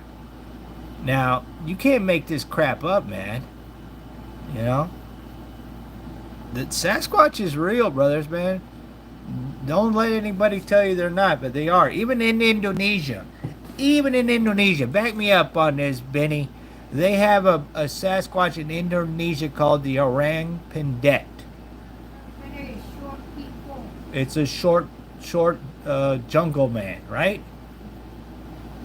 Are you listening to my... Do you want to talk? Do you want to take the... Just because you did a radio interview, now you think you know everything about talking? Huh? Shush! Shush! Shush! Shush! Shush! Shush! You know what? Shush! So what I'm doing with my hands, I got my little fingers together, and I'm like pretending like I'm grabbing their lips, like shush! Shush! Yeah, he's got pictures, and he doesn't do Instagram or Facebook. He just does YouTube. When you watch his videos, he'll take a snapshot of this and he'll put it in his videos also. So, headlines today said, this is what Russell says. Headlines today said they just found some 18-inch prints in some southeast state. I'm telling you, man, you're going to start hearing more and more stories about Sasquatch and UFOs. And, you know, the same subjects that I've been talking about for years on my YouTube channel.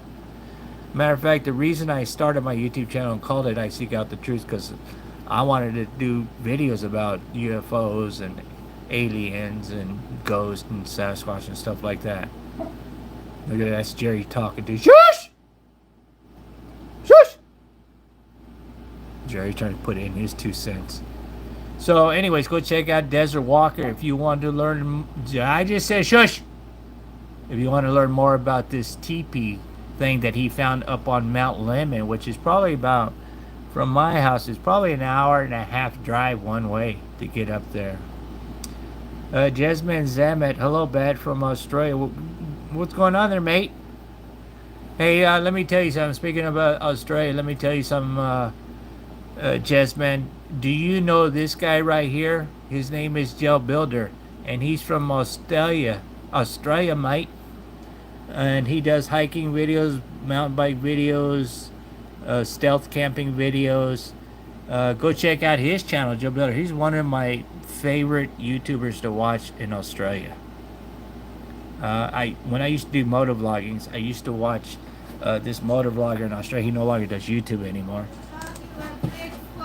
And they got Bigfoot in Australia. Let me get to it, woman. Shush!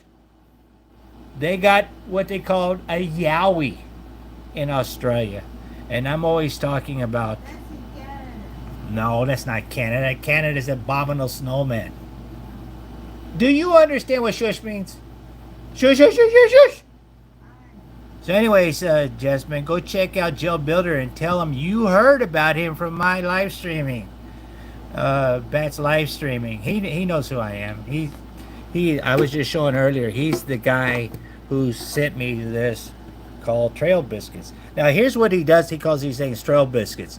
What he does, I forget where he's at, Brisbane, Australia or something like that. What he does, he goes out on his hikes and he makes custom trail biscuits like this. And he's got one of a yowie that he took out on a trail hike, and he posted, he hides it, he puts it in plastic, wraps it up, and hangs it from a tree, and he tells people to go out and find these trail biscuits. So if you like to hike and you live in Brisbane or wherever he is, I don't remember exactly where he is, and you want to find cool trail biscuits like this, because he makes all different kinds of trail biscuits, and he puts them out on his hikes, and he tells people to come out and find these things. So there's this YouTube right there, Joe Builder, Coasters with Attitudes. And this guy's got a great sense of humor too. He's got a lot of humor in his videos.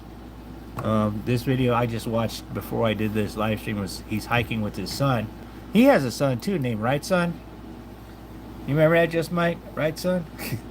My son, Xavier, he was actually in my last live stream. He actually wanted to be on camera and show everybody how he's lost so much weight. He's still keeping the weight off.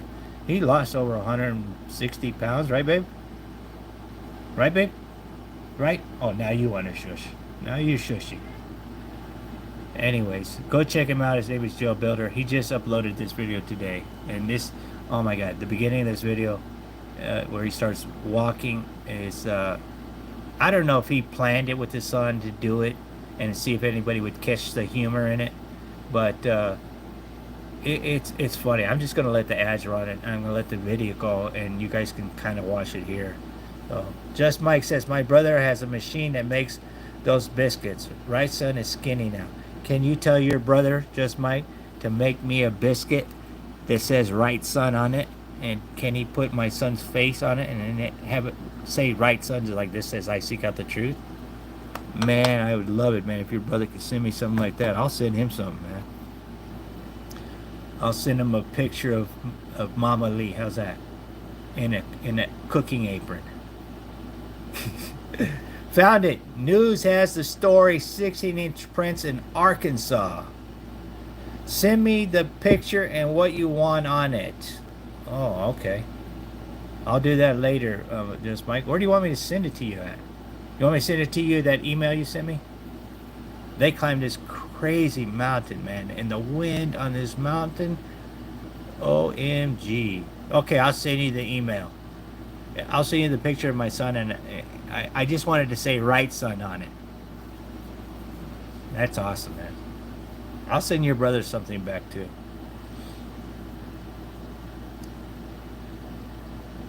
I'll send him a rock. This part right here, here in a few minutes, he's explaining what they're going to do on the hike, and I don't know. I had to pause the video, and I was laughing out loud so hard when I saw them do this. It's just like, I don't know. I gotta ask him. Did you guys plan this? Was this supposed to be a joke and to see if anybody? Because he does that sometimes. How many do you want? Oh man, I don't know. I just want one. You don't have to send a whole bunch of them. Just one. Maybe two. Maybe two. I'll give one to my wife. Give one to Mama Lee. How many do you want? Yeah. That's a beautiful scenery in Australia, man. Hold on a minute. Jasmine, where in Australia are you from, brother? Because you guys got some beautiful scenery there. I've always wanted to go to Australia. But as far as I've got is Indonesia. My wife used to live in Australia. She's not listening now. I can say anything. She's not listening. Sydney. Oh, Sydney. Oh, so you're probably the opposite direction where he's from. So you probably won't be able to go find any of his trail biscuits. 3. One for Right Son as well. Yeah, exactly. Oh, I had 3. One for my son, one for my wife, and one for me. You know what? He hates that, Just Mike. He hates when I call him Right Son. Really, Dad? Really? You still got to call me that? There's my daughter. She came out of the bedroom, in the kitchen. Your favorite YouTuber is here, honey. Come say hi to him.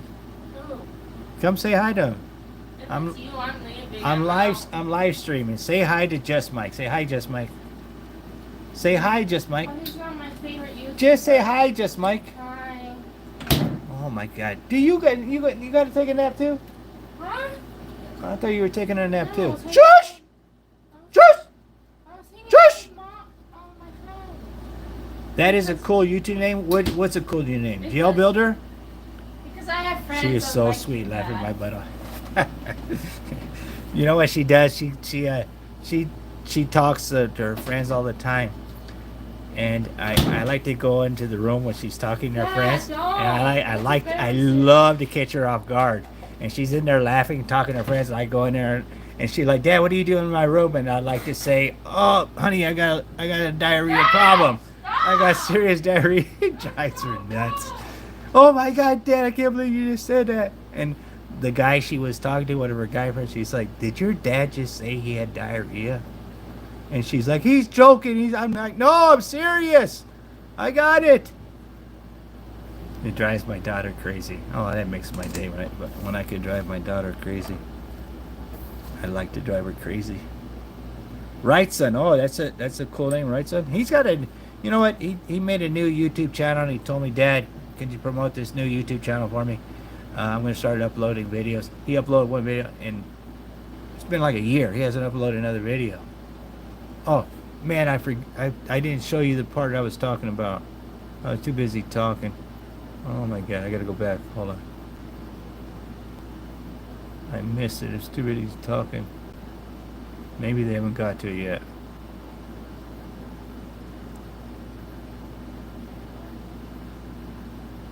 He gives a lot of information on Australian history, on hikes he does. I'm trying to see if I missed it.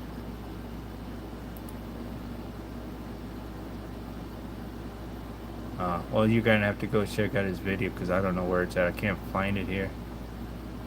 Oh, I think it's right there. It's coming up. It's coming up. It's hilarious. I'll explain to you what happened as we watch this together.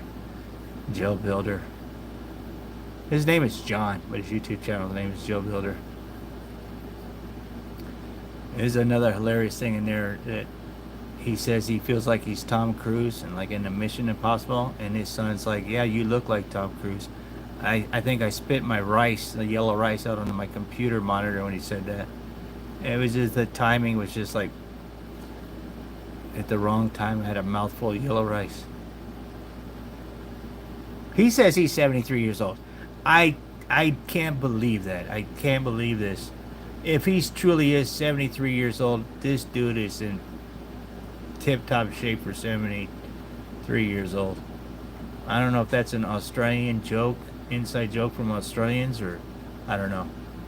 No, I guess I missed it, and they're not going to show it. Anyways. Oh, they're jumping the fence there. Oh, yeah, this is it right here. Watch closely. Watch this. Watch this. He's climbing the fence at the gate. Oh, my wibbles. Get over there. His son opens the gate and walks through. And then he turns around. What? That has to be planned. Right? That has to be planned. That's so funny, man. It's even funnier. I know it's coming up. Crazy funny. So, you know, I don't know if he wants me showing his whole video.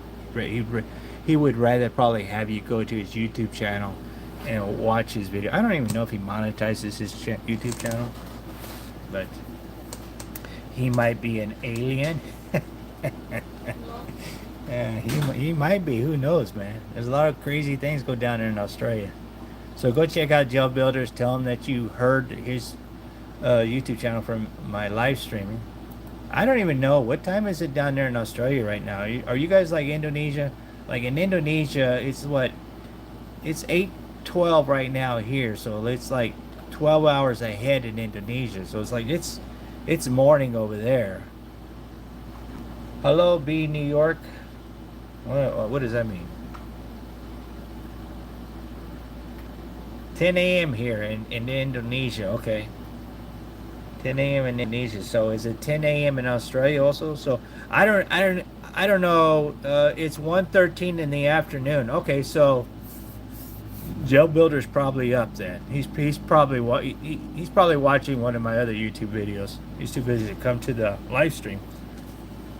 But yeah, I'm gonna have to ask. Matter of fact, you know what? He responded to my comment. He says, "Yeah, well, I don't do things the easy way." Okay, I don't even remember what I asked him. Oh, the gate thing was hilarious. Crazy winds up there, crazy beautiful views, mate. Yeah, well, I don't do things the easy way. Okay, I couldn't even remember what I left the comment there. But yeah, 1:13 in the afternoon. So what do you do, Jasmine, in Australia? Do you make YouTube videos? Are you a YouTuber also? If you are, let's go check out your YouTube channel. Anybody else want to do a shout out? Instagram, Facebook, anything like that? While we're doing this live stream. Now, when I did the other day, when I did the first live stream that I haven't done since I think early 2018, when okay, hey, just Mike, BRB means, right? If you say that to an Asian person, BRB means bring rice back. So good thing my wife isn't standing here. She's thinking you're going out to buy her rice. So anyways, I digress. So when I did the first live stream, I haven't been able to live stream because YouTube put me in YouTube jail and took away my ability to live stream because of videos I did not want to remove off my channel, which they end up removing anyways, and then took my live streaming abilities away. So one day, this video came up about how to live stream on your cell phone, and no, sorry, you're a mechanic. Dude, bro, man, mechanic's an important job, man. Don't be sorry for that, brother. So when I learned that I could start live streaming again, I don't own a webcam because I got rid of my other monitor. I had a webcam on. I got a TV. I use a TV as a monitor now. So when I learned that I could live stream on my using my cell phone, I said, let me try this live stream. And I had people begging me to continue to do these live streams again. So I don't know what day I will pick to do live streaming. I don't know what would be a good day for everybody. Maybe a Sunday or something. I'm thinking Sunday because Saturdays and Sundays I go hiking, but Saturdays I do long hikes, far hikes. Sundays I'll do quick, 30-minute, 45-minute hikes just to get out and get some exercise. Maybe I could do Sundays live streaming on Sunday. So I don't know yet. So if you're watching this, you missed the live stream, you want to catch a live stream, leave me a comment down below after I end this live stream, letting me know what would be a good day for people who want me to do live streams again. Because when I used to do them in the past, they used to be pretty packed. I mean, I talk about anything and everything. I answer questions. Mama Lee, my wife, would answer questions. She would get on sometimes, give me a break so I could get something to eat, take a leak or something like that. So people are asking me, since I did the first one the other day, people were sending me messages saying, wow, I wish I would continue doing these again like I used to do, because for some reason, these people have downloaded my old live streams and they've been listening to and re-listening to them because they saved them and they miss them. Like the interactions I have with people who are subscribed to my channel, watch my videos, or people who have questions about places that I hike, stuff like that. So, let me know down in the comments below in case you don't catch this while I'm live and you want to ask a question or you want to make a request on what day I should do a live stream, because I don't know when I'm going to do it again. And by doing this on my phone, I can't invite people into my live stream like I used to be able to do. You can only do that on a desktop, so I still have to find some kind of webcam or somewhere that I can connect to my computer. And I mean, you can see I don't have any webcam, so until then, or until Rightsign can help me get a camera or something like that, I will continue to use my cell phone to do live streams. I got somebody asking me something on Facebook, so let's all go over there and see what this person's saying. Kevin, this is a guy who does Crestedsaguaros up in northern Arizona area. Let's see who this. What an interesting anomaly. Thanks, Marco. Okay, let me give you the thumbs up. Boom. This guy has a house, and he's invited me to his house up in northern Arizona, in White Mountains area. And he told me his house has UFOs, giant UFOs all around his house, because he really loves UFOs. And I told him, yeah, dude, man, thanks for the invite, but yeah, that's way too far for me to go, because I got things to do down here. StreamYard is good for live streaming. Yeah, but here's the thing, Benny. nobody knows who the hell I am at on StreamYard, right? And I've never heard of StreamYard till right now. So I'm not a technical guy. I don't know how to do this electronic stuff. You know, I'm surprised that I figured out how to do live stream on my cell phone. Jasmine said, I started watching your videos since your crazy neighbor. Yeah, Mrs. Kravitz. Which, not too long ago, it was like an anniversary to when she's passed away. Somebody asked me, it's funny because I was live streaming, I don't know, what, 2 days ago? They asked me, do you still use the skill saw to trim your trees? Like, as if I'm going to change or something. Yeah, of course I am. I'm too cheap. I'm not going to go buy a damn chainsaw. I'm going to use my skill saw. You know, trees are wood, right? Skill saws are made to cut wood. So I still trim my trees with my skill saw. She was so into you, nasty to you, but you was so nice to her. Well, you know, what you put out is what you get back, right? That's why I say in my videos, you know, be kind to people, you know. But sometimes, you know, sometimes people take kindness for weakness, so. Has things changed across the way at her house? To be honest with you, just Mike, don't even pay attention to that place. I don't see or hear anybody over there. I know there's people still living there. Who's living there? Not a clue. I see different cars come and go, you know, but I never see anybody outside walking around. I hear hammering and sawing and stuff like that, like they're remodeling. But other than that, they stay to themselves. I stay to myself. All right, nothing new or unusual going on around my house. Yeah. Well, that dam has been taken down and destroyed, and I no longer have flooding. That's been years. That's been like maybe 2 years after she passed. The county finally came in and physically came and started taking the stuff apart themselves, and then the son finally stepped in and finished it off, and then somebody crashed into the fence and tore that whole area up. It's all damaged still. It hasn't been repaired.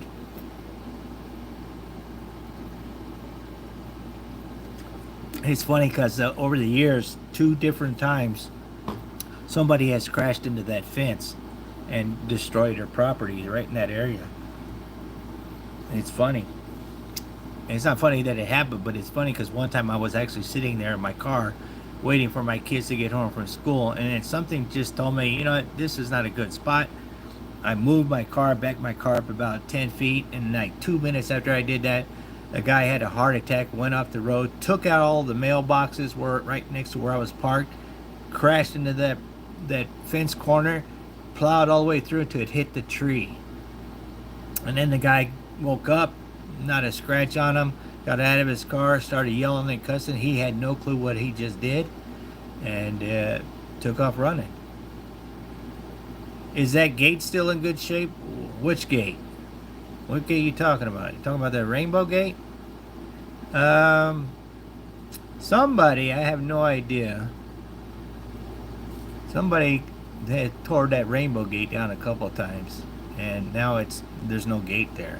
I mean, there's a gate, but it's not closed anymore. It's open all the time. There must be a curve there. No, there's no curve.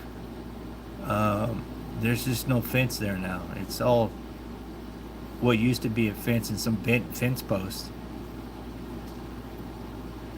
Yeah, it's still there. It's just, it's all bent out of shape. I guess people run into it, yanking it down, dragging. Somebody in the middle of the night, I was still up. I go to bed about 12:30 at night every night.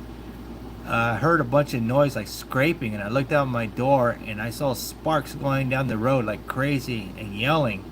And then the next day, I see on the side of the road this gate. Somebody tied some chains up to it and drug it down the road, and it was sparking like crazy. And I was just like, okay, I don't know what's going on, but I'm going to bed. You know, it ain't my gate. It had nothing to do with me. I'm not getting shot. And then the next day I found out what happened. So anybody else got any questions? Any more questions from anybody? Anybody got any questions about me, my wife, my YouTube channels, my Instagram, my Facebook? Things I find in the desert. What's my favorite color? What do I like to do? Anybody got anything interesting they want to ask? Anybody? Anybody? Anybody? This no mechanic. This is the guy who sent me the diabetic teddy bear. He's, you know what? I've been watching this guy since he had 100 subscribers, and he has 17,500 subscribers now. This guy has been blowing up, man. Everybody should go over to his channel and subscribe to it, Non-Mechanic 101, and blow his mind, and then wonder why I got all these subscribers all of a sudden. When is Mama Lee going to cook for us again? She don't even want to cook for me. You want me to ask her to make her a video now? Mama Lee is very grouchy lately. She's getting older, Mike. She's how old is my wife? I'm 59. I'm 5 years older than her. So I'd ask her, but she's asleep. She goes to bed normally about 7:30, and she's on Indonesian time. She'll go to bed about 7:30, and she won't get up until about 11 o'clock. And then she'll get up at 11, and her and I will hang out for a while. We play this little word game, word power, I think it's called, on her phone. Her and I, that's her and I time, because the kids are in their room asleep or doing whatever they're doing in their room. And her and I hang out together for an hour and a half, and then I'm off to bed. And then she stays up and talks to her family in Indonesia. So, you know, because it's different time zone over there. Just Mike says, get her some funny gummy bears and maybe she will cook for us. Some funny gummy bears? I think I know what you're talking about. Yeah. So what do you think about them petroglyphs information that they're flowers, Just Mike? Let me go back to that, and let me show this again. Hold on. Let me get this PDF open, because this blew my mind what I learned about petroglyphs, that they're actually flowers. So when people are like, what is that? What do those petroglyphs mean? What are they saying?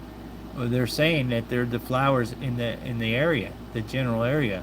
So some 2,500 years ago, these are all flowers. These petroglyphs are all flowers. And these flowers right here, like I was showing earlier, this flower right here, Just Mike, because I know you like flowers, is this petroglyph right here. See the round thing in the center, and then the round thing, and then the thing spiky out to the side? That's this flower right here. You see those lines? The round and then the thing in the center? And like I was saying earlier, the one most famous petroglyph in the Tucson area is, it's not on this PDF. I have to go check on another one. Is, for the longest time, I thought it was a sunburst. And another guy told me it's a nipple. And find out it's a flower. Yeah, it's very interesting. It's even more interesting when you actually see it in person, and then you look around the areas and you see these flowers. Like when I go hike in the El Rio Preserve, where it has that man-made lake, I see a lot of these petroglyphs right here, and there's these flowers everywhere in that same area. And this is cool right here, because this is the flower and this is pottery. So the things that they seen in the desert, they put on their pottery, just like Sasquatch, you know. There's a petroglyph I found that has a humongous handprint, and I put my hand on it, and it's like 3 times the size as my hand, and it's not a human hand, so you know it is a Bigfoot. So this is a saguaro flower right here, right? This is a petroglyph of a saguaro flower, right? People used to say, oh, that's a UFO. No, there's a prickly pear cactus there, and that's a prickly pear petroglyph. Just like, I don't know what the name of this flower is, but that's it as a petroglyph, and that's it on pottery. So, you know, you learn some stuff on my YouTube channel, man.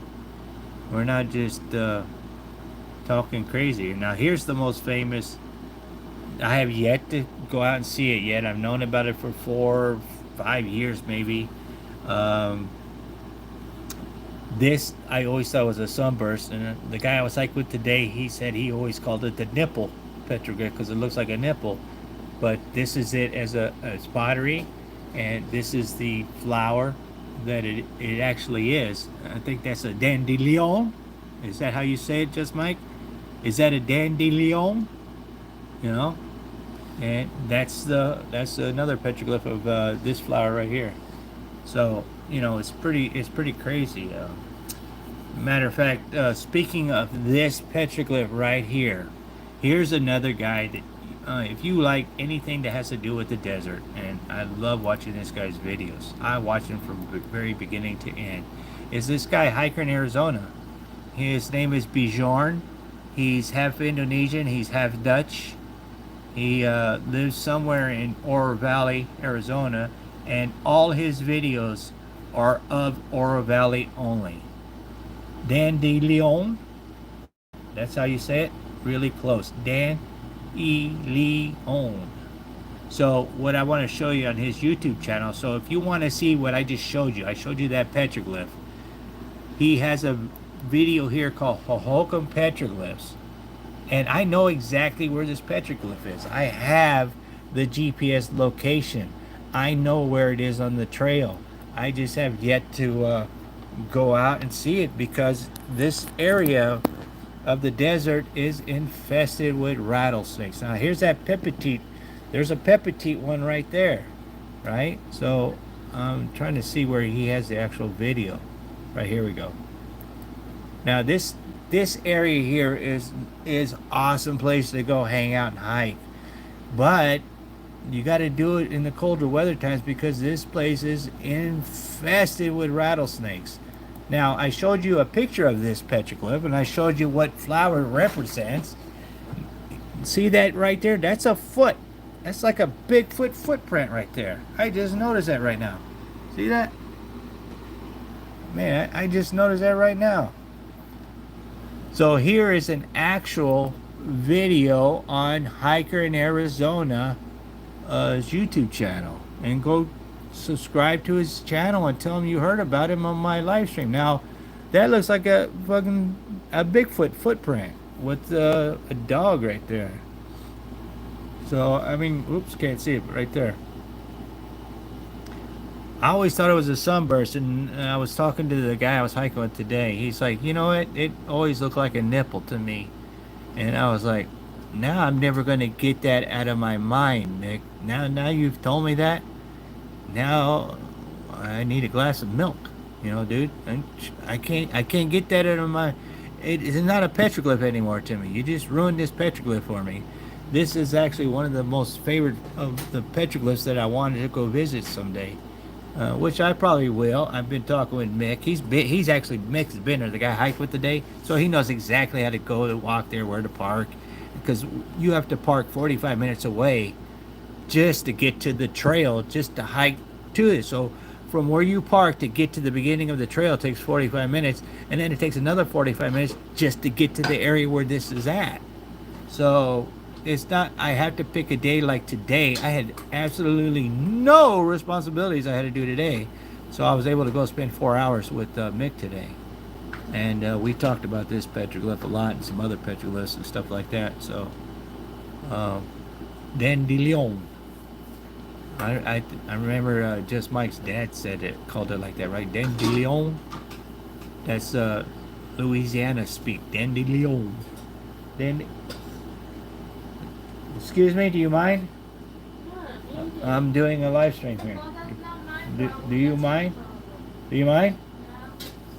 Or you want to come and hang out? No, I don't want to hang out. I do a live stream talking to my daughter, my oldest daughter, not my oldest, my middle child. I have things to do. I want to spend my life with my friends. I'm going to put you on camera. No. Yeah, I'm going to give you 5, 4, 3, No. 2, 1, and action.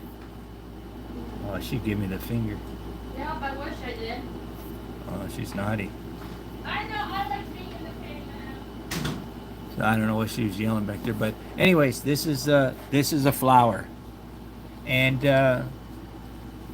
man, I just, when I look at this, you know, when I hike in areas like this, like I was telling Mick, the guy I was hiking with today, especially when we found the ruins that they were like in mint condition. I mean, nobody knows this ruin is out there because we were in the middle of freaking nowhere, and we just accidentally stumbled onto this ruin. And it's like I was telling Mick, I was so pumped. I told Mick, I said, dude, do you understand that we are standing in an area where ancient people ate, slept, played checkers, whatever. We're this is their home. We're standing in their front yard, dude. And when I told it to him like that, I saw his face change, like the realization that who knows how many people have found these ruins. And the ruins that I'm speaking about here, let me put it on a picture here. I have video and pictures, but I'll post that on my Instagram. Is this right here, right? And with all the swirl ribs that have fallen over, laying on the ground that were at one time a roof, it's like, you know, maybe somebody else was hiking, and maybe, who knows, maybe because this isn't on no trail. You got to climb boulders and climb up cliffs and go around sticky trees and pokey things, and then we just literally stumbled on this ruin, which, you know, maybe 100 feet away is that gigantic petroglyph, which is like, you know, 4 feet width with 3.5 feet height. I mean, huge. It looks like a giant ram, sheep, or cow, or whatever, or something with a baby on its back. You know, we were standing in ancient area right there today, and I just stood there and I just stared at it. And he was like, what? And then I explained to him, dude, I'm just absorbing this moment right now because this thing is in such great condition. These rocks, this stuff, usually you just find piles of this stuff. And I had showed them further away areas where there were rocks like this, but there were just big piles where something like this caved in. And then when I showed him what this looks like before it caves in, I could see his mind like blowing up, like exploding, like, dude, I get it now, because now we found the before, and I showed him what it looks like the after of these piles of rocks in a pile where this stuff just caved in. And I've never found it with the stick structures. I've seen drawings and paintings or artists think it might look like, and what kind of wood they would use, but here I found the actual physical proof of what they actually used for the roofing. And they used dead saguaros, like, to cover cover a big piece of it. They would use a big chunk of the saguaro ribs, and then they would fill it in with the little ribs. Because over here to the right, you'll see in the video, because I have the video, I filmed this area over here, and I'll put it on my Instagram. I see got the Truth Arizona. You'll see what I'm talking about. Now, hold on, let me see if the next picture. Now, this is me. I climbed up around on this mountain, and I looked down on it, and you can see parts of the saguaros over here, parts of the saguaros there, but there's a big pile over here that I show in my video, and it's just mind-blowing. This was, for me, of all the years I've been hiking in the desert and finding ruins that were exactly like the word says, ruins, crumbled and fallen down. You got to use your imagination, to actually finding one still intact in the middle of freaking nowhere. You know, 1.5 hours from the parking. You know, no trail.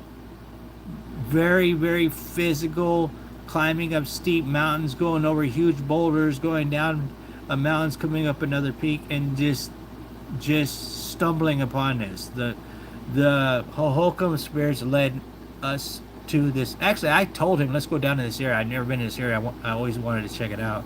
And he's like, dude, I'll follow you wherever you want to go, because you're finding some cool stuff.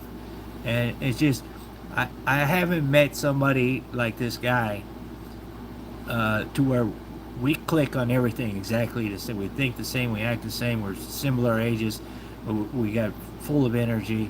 You know, doesn't matter what time of the day we go out in the desert and we hike. And to click with somebody like that, and to just go places where you know, other people are like, oh, no, it's too hot, let's turn back, I don't want to go. You know, how far is the car from here?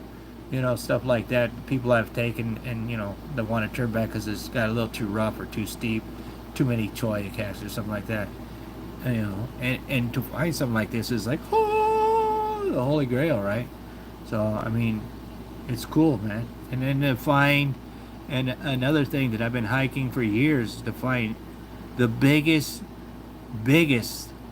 mortars I've ever seen in all my years of hiking. And I found these things freaking everywhere in the desert, but they're not as big as this.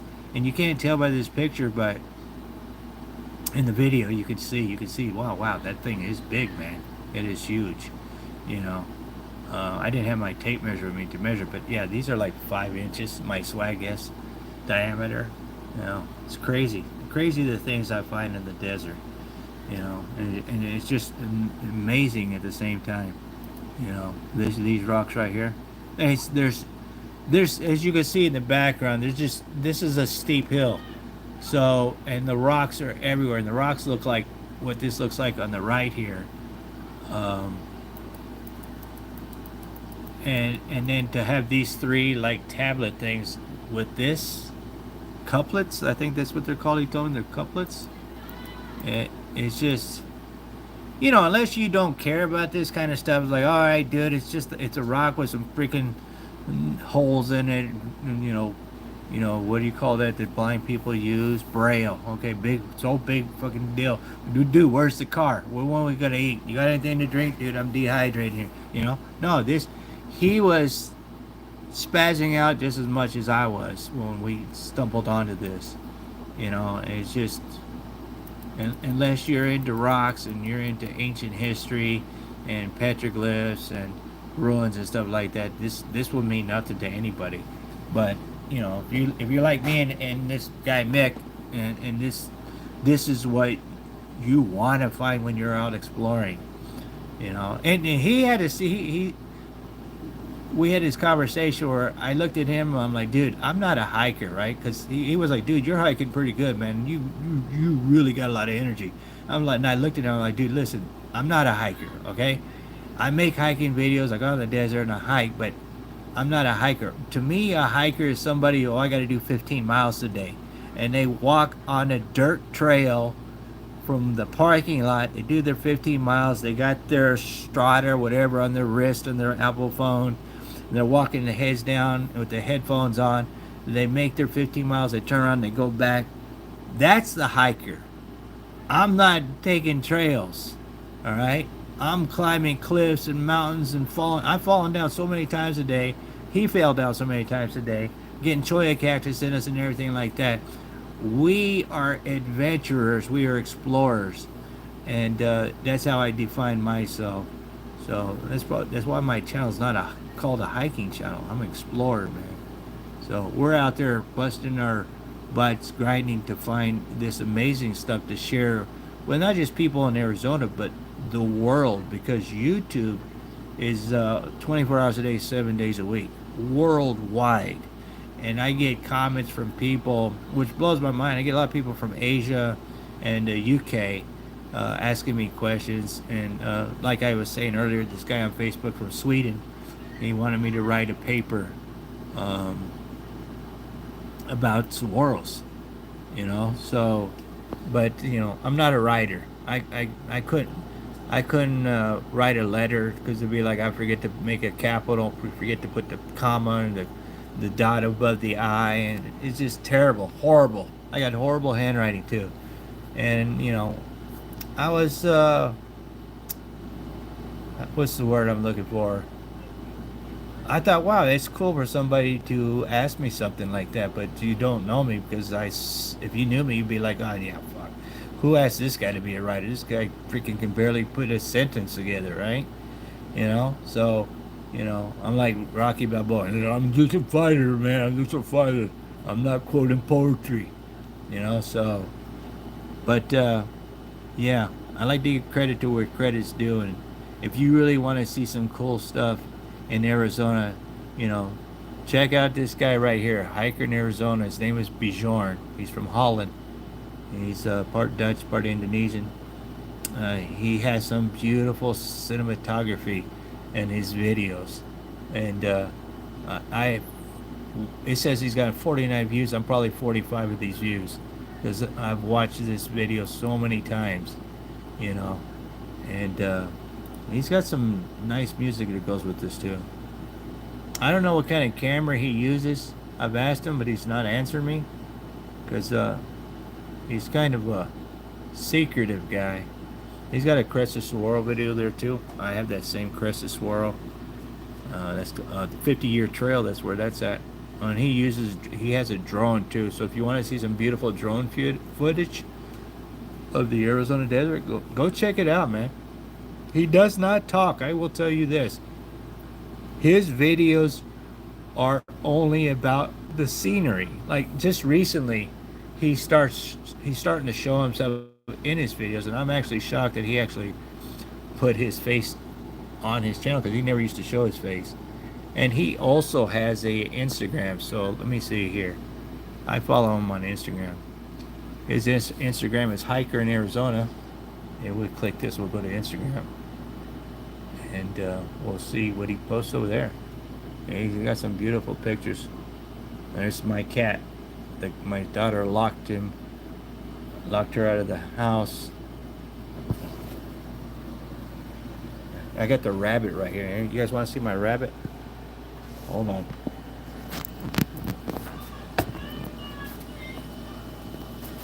Hold on. I got my charger plugged in. There's the rabbit, Pumpkin. Pumpkin, you want to say hello? Say hello, Pumpkin. He's potty trained. He's got his potty trained there, and he's got his one under the desk there. He's trained like a cat. He only sleeps in that one. He doesn't potty in it. He only potties in the one under the desk there. That's my daughter's rabbit. So anyway, so I digress. This is Hiker in Arizona's Instagram. I could talk all night. How long have I been doing this? 2:32:17. Hold on, I got some notifications here.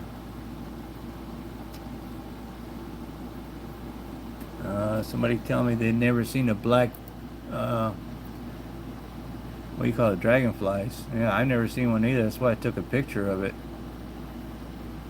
Now, I took this picture over at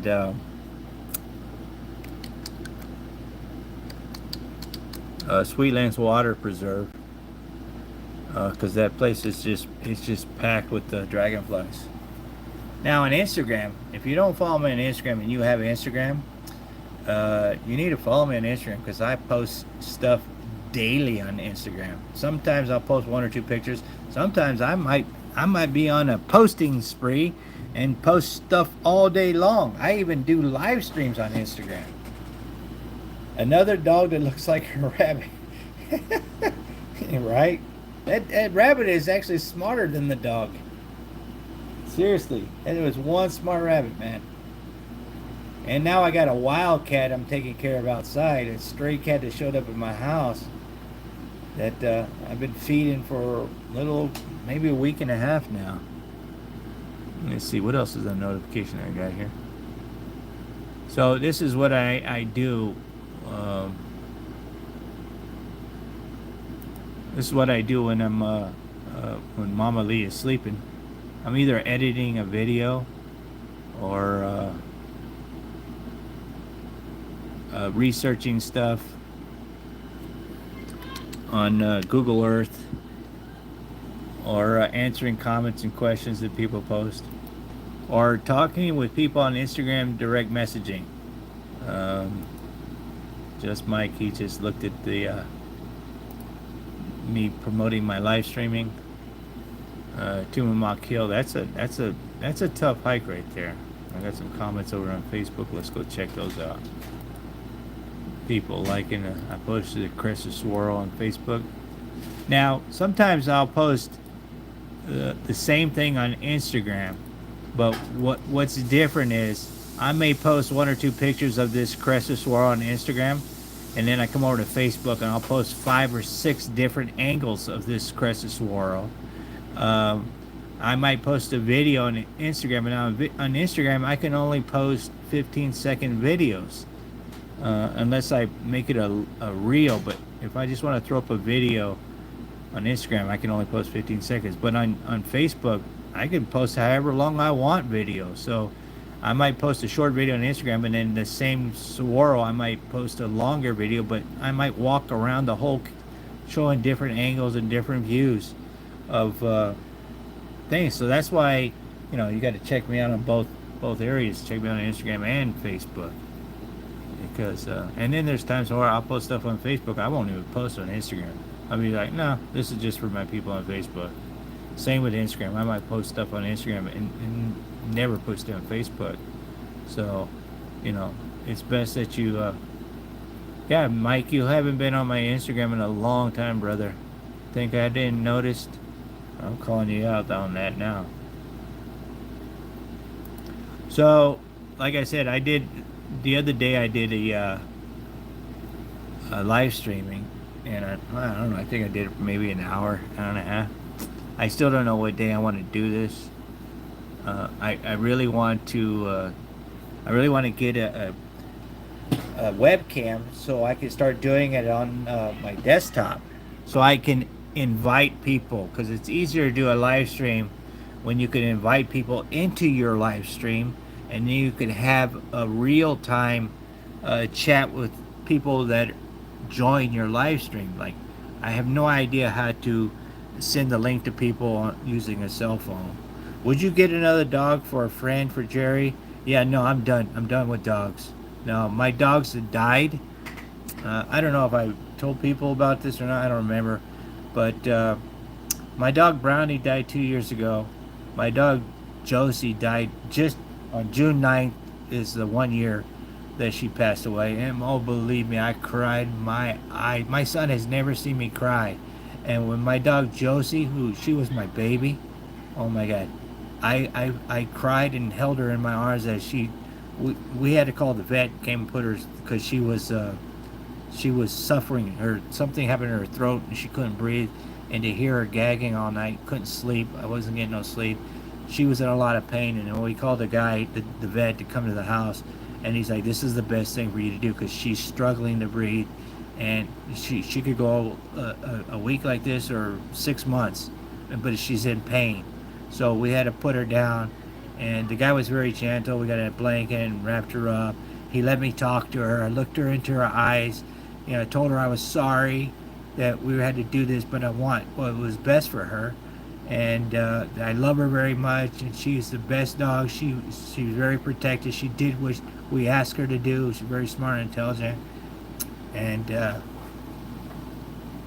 it was the saddest day of my life to put her down. It was terrible, and then the doctor had to give her 3 shots. Normally they give her 1, but she was fighting it, because she was like doing a little whining and licking my face, and oh, it was horrible. It was a terrible thing to go through. Yeah, my phone was getting hot. And yeah, just June 9th, it was 1 year she passed away. I told you I hate Instagram because it sucks all my time on my phone. Yeah, everybody's got their quirks, no problems. I'm just messing with you, Mike. Yeah, so 2 years ago, Brownie, she's a very loving dog. Brownie, very funny. She never liked to go on walks. I still have videos of all my animals on Instagram. Jerry Lee, he just turned 9. He's getting old. I was walking him around the park the other day. He quit halfway around. He quit. He did not want to continue walking anymore. Yeah, it's in the morning, and it's getting hot in the mornings now. So, I've told my wife and my kids, I do not want another dog. If anything happens to Jerry Lee, we will not be replacing him. My cat, Cleo, the cat, she's 9 years, same age as Jerry. She's not as active as she used to be. She don't play as much anymore. And then we got that damn rabbit, which I didn't want to begin with, because I knew I'd be the one stuck taking care of it. And my daughter wanted the rabbit, so I don't know why I'm stuck on that picture. Let me change it to just Mike here. This guy is a real funny guy, man. This guy right here, just Mike. He has a dark sense of humor. You really really got to pay attention to when he's cracking a joke, because you don't know if he's serious or you don't know if he's laughing. Like, that's his daughter, right? She has a hearing problem, right? Like, I don't know if she got her hearing back because she had an operation, but she used to wear an ear thing. And this guy, Just Mike, effed with his daughter so bad. Oh my God. I couldn't believe he did it. But at the same time, I'm laughing my butt off. You have to go check out Just Mike's. I don't know. You still have that video on your channel, Mike? Wrong daughter? Oh, you know, you guys all look alike to me. Look at that. He's drinking. Look at that. He's drinking by. That's another. Here's another funny story. I always say your daughters look alike. I always talk about this drink Bai, right? I get no kickback. I'm not sponsored by Bai. Matter of fact, now when I show them in my videos, I take the labels off. Because I try to contact them, ask them if they sponsor me. All of them are still there, the videos. Yeah, so put the name of the video, which one I'm talking about, where you make fun of your daughter, she can't hear, right? Because it's hilarious. Put it right there in the comments, so if people want to go watch the video, they can go look on your channel. Look at it, he's got the Sasquatch thing there. So anyways, get back to this story right here. So I'm always talking about how I love Bai drinks, and everybody should go out and try Bai. Just Mike gets on, I don't remember if it's on Instagram or if it's on his YouTube channel. Let me know, Mike, which one is that? He talks about, oh yeah, Bat's always talking about this drink. So I went out to the store and I bought it, and I'm gonna test it out and try it. And at the same time, I was drinking a Bai when he was doing this video. He takes a big swig of this Bai, right? Same time I'm taking a swig. I'm like, yeah, this shit is great, man. And as soon as he gets it in his mouth, he spits it out all over. This tastes like crap. What the heck, man? It was hilarious, man. I don't know how many years ago he did that, but to this day, every time I get a Bai, I think of that video and I laugh. I'm like, oh my God, this guy, he's a freaking comedian, man. Hilarious. Still, I'm still drinking it to this day. Bai. Here's a Bai right here now. This is a cherry, but yeah, it was hilarious. His mowing videos, oh man, got me on the floor laughing, side splitting laughing. He's a funny guy. Funny guy, but when I first met him, I didn't know. I'm not quick to judge, but I was just like, I don't know how to take this guy, because he used to come to my live streams all the time. He was one of the first guys that would join my live streams. I didn't know how to take this guy. I didn't know if he's being serious or he's making a joke, and you got to figure out what the joke is. But once I figured him out, it was like, oh yeah, I know he's cracking a joke. Look at it. Look at that right there. See that right there? See how he's trying to steal my thunder? Look at him. Look at him. He's even stealing my. Hit that subscribe button. It don't cost anything. It's free. Actually, when Right Son heard that, he's like, oh my God, Dad, you gonna really, Dad? Really? You're not gonna say anything to him? You're not gonna say, why are you taking my saying? And I'm just laughing because I'm like, nah, it's funny, man. It's an homage. It's like he's saying hi, you know, hey, look at me, man. You know, it's funny, man. Funny guy. Funny guy. I still remember that letter you wrote to me, Mike, about how you was watching my videos change your life and stuff, and you used to go out and do little hiking videos. That actually touched me. That's the daughter right there, right? That's the one. Touched my heart with that letter. That's the daughter, right, Mike? Yeah. So that's a beautiful dog too. There's a look at that. Look at the treat you got from Mama Lee. That jelly right there. That's prickly pear cactus jelly. Look at that, and those Garuda peanuts right there, hot and spicy. Remember, Mike? I used to send you those hot noodles and stuff like that, and you guys used to do videos of eating the spicy noodles with Mama Lee's chili and stuff like that. Yeah. Man, those were the funny days, man. Remember that? And you guys used to do the challenges, the Korean noodle challenges and stuff. Yeah, that's funny. Man, those were the good old days. It's been a long time, brother. Long time. Yeah, those were funny days, man. Look at that. That cracks me up. Look at that smile. Look at it. You can't go anywhere and see a Batman logo or Batman anything and not have me bounce around in your head for a little while, right, Mike? I had somebody who got mad at me one time and told me I'm unsubscribing to you. And then 4 or 5 years went by, and then I got an email saying, man, I hate you.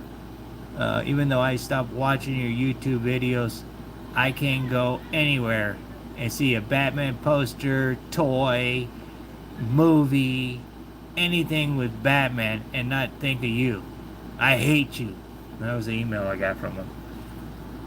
And it made me laugh. Cracked me up, man. Cracked me up. So, anybody, like I said earlier, if you got a comment, leave me down below, either live now or later when the live streaming ends. I had no plans on how long I was going to do this. I thought I was just going to get on for maybe 30 minutes, an hour, and chit chat with people. I'm doing all the talking.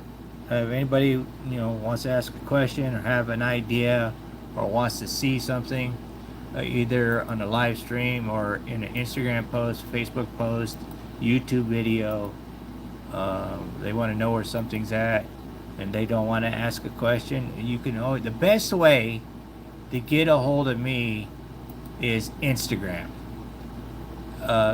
I have so many people DM me messages on Instagram. So if you want to contact me on Instagram, just you hit me up a DM, direct message on Instagram, and because I answer that immediately. Everything else, it takes me a while to get to, like emails and stuff like that, because I get tons of these people requesting to send stuff for my dog, and then it's like I responded one time to one, and then it's like, yeah, if you paid the shipping and order, you contacted me, if you want me to try something for my dog, you ship it to me. I'm not paying for any shipping for anything. It's not gonna happen, so you're gonna have to send that stuff to me, free of charge, and then if it's worth anything, then I will promote it and talk about it. This was fun to hear you again. This is why you're so good at lives. You could talk forever and stay interesting. That's funny, man. That is funny. Well, I talk about anything and everything. My wife was yelling at me earlier before she passed out. She's like, why don't you just finish the story? You go from one story to the other story. You never finish your damn story. It drove her crazy. It made her so angry she passed out. She fell asleep. I could go over there and videotape her while she's sleeping. I'd be sleeping with the stray cat outside if I did that. People always ask me, what does Mama Lee look like? If you want to know what Mama Lee looks like, hold on a minute. Indonesia women. Okay? So, oh my God, first woman I looked at, look. Oh, that's not my wife. Let's see, is that my wife? No. Is that my wife? No. None of these women look like my wife. Is that my wife? My wife has a warped sense of humor. Let me tell you a little story about my wife, Mama Lee. Everybody thinks she's so nice and innocent, right? My wife, I didn't know anything about Indonesia before I met my wife. I knew absolutely nothing. Matter of fact, I used to wear Michael Jordan tennis shoes, and my wife said, when she saw I wore Michael Jordan tennis shoes, she said, you know what, my aunt probably made those shoes. And I was like, what are you talking about? These are Michael Jordan tennis shoes, man. These $200 tennis shoes. She's like, yeah, they probably made it for like $2 in Indonesia. right? So I said, no way. So he goes, take your shoe off and look at it. Where's it made? And I took my shoe off, and I looked at the tag. It says made in Indonesia. I never bought another pair of Michael Jordans after that. Sawyer and Keenan, I miss the Miss Kravitz stories. Bless her heart, what happened to her, land and home. Love you, Bat. Mrs. Kravitz passed away 5 years ago. There's nothing else to talk about. People keep asking me, can I update what happened to Mrs. Kravitz? She died. There's nothing else to talk about. Do more building videos. I like them, very interesting. I have nothing else to build. I built the tiny house, and I thought for sure people would watch that, and nobody watches the tiny house videos. So it's like, there's nothing else in my house to build. Everything that I needed, I built already. If you want to watch things I did when I lived in Indonesia, I built several houses in Indonesia. You know, I'm trying to find women. Hold on, you know, I'm not finding anything. Let me Google this. Maybe I can. I'm probably gonna pull up a dating app or something like that. My wife would never speak to me again if I showed her what she looked like. She's beautiful. Don't get me wrong. My wife is beautiful, man. Men hit on my wife all the time. All right, so maybe like that, but not the chubby. She has beautiful long dark hair, round face, different eyes. So my wife's got different color eyes.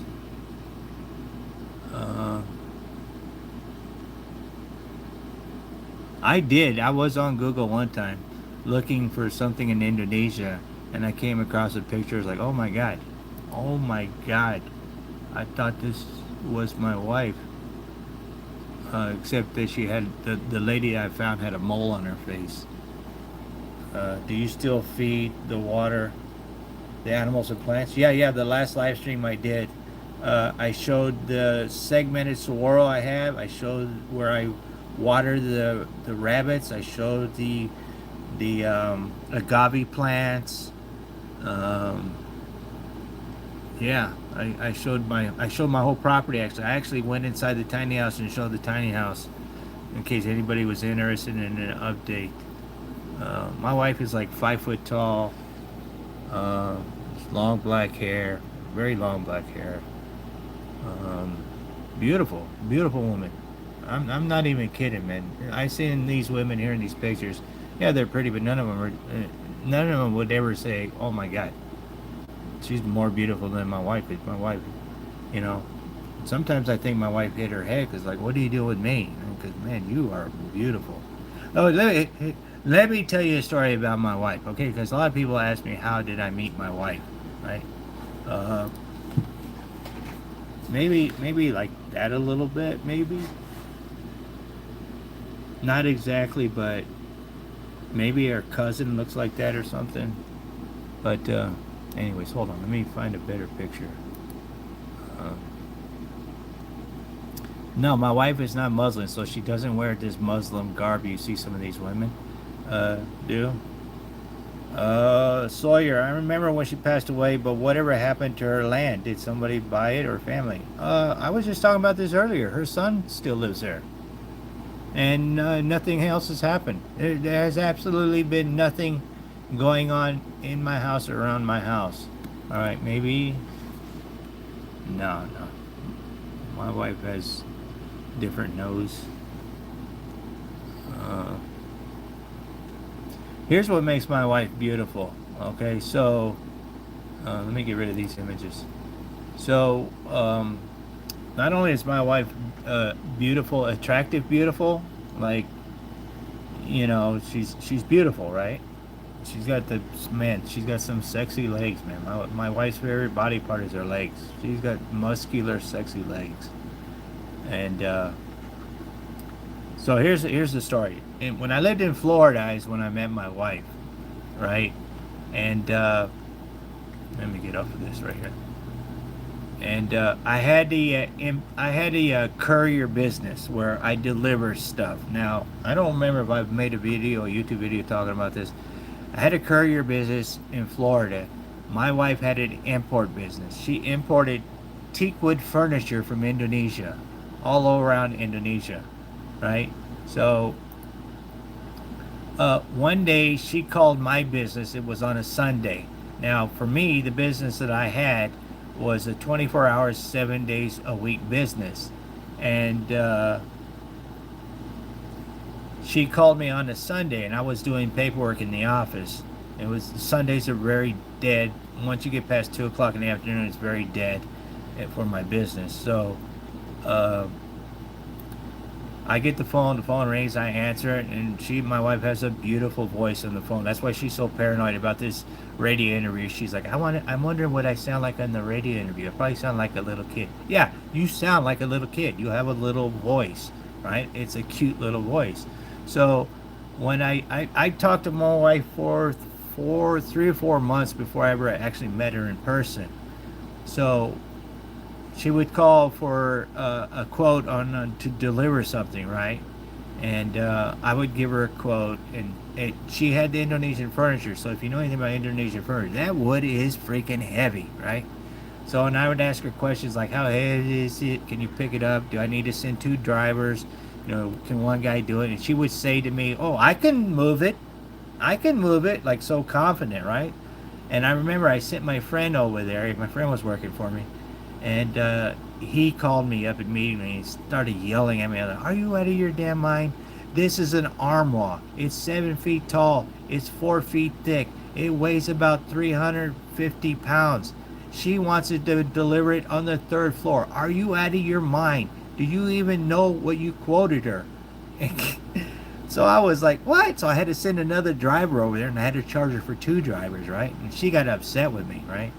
So every Sunday I would get a phone call from my wife, right? And she wanted to have something delivered. So I would tell her, last time I had to stick to the price I gave you, but I had to pay my drivers more money because the price I gave you was for a small piece of furniture that you told me one person could move because you could move it, right? And she laughed and she's like, I can't help that you sent a pussy over to deliver my furniture. I can move it. I even had to help him load it into the van, right? And she's going off on me on the phone, and I am cracking up because this is a week later, and that guy, that friend of mine, is sitting there listening, and he's like, dude, she's a liar. She's a liar. I don't care how beautiful it is, dude. She's a liar. And I've never seen her, right? I know her voice, right? And I fell in love with her voice.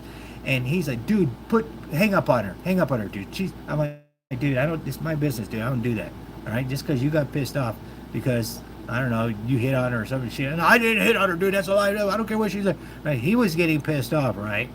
And she heard him in the background and she started laughing, right? She's like, why don't you send a man next time? And I'm like, oh my God. I like her attitude because I talk to my friend like that all the time, and he couldn't believe it that a woman was actually talking to him like I talked to him.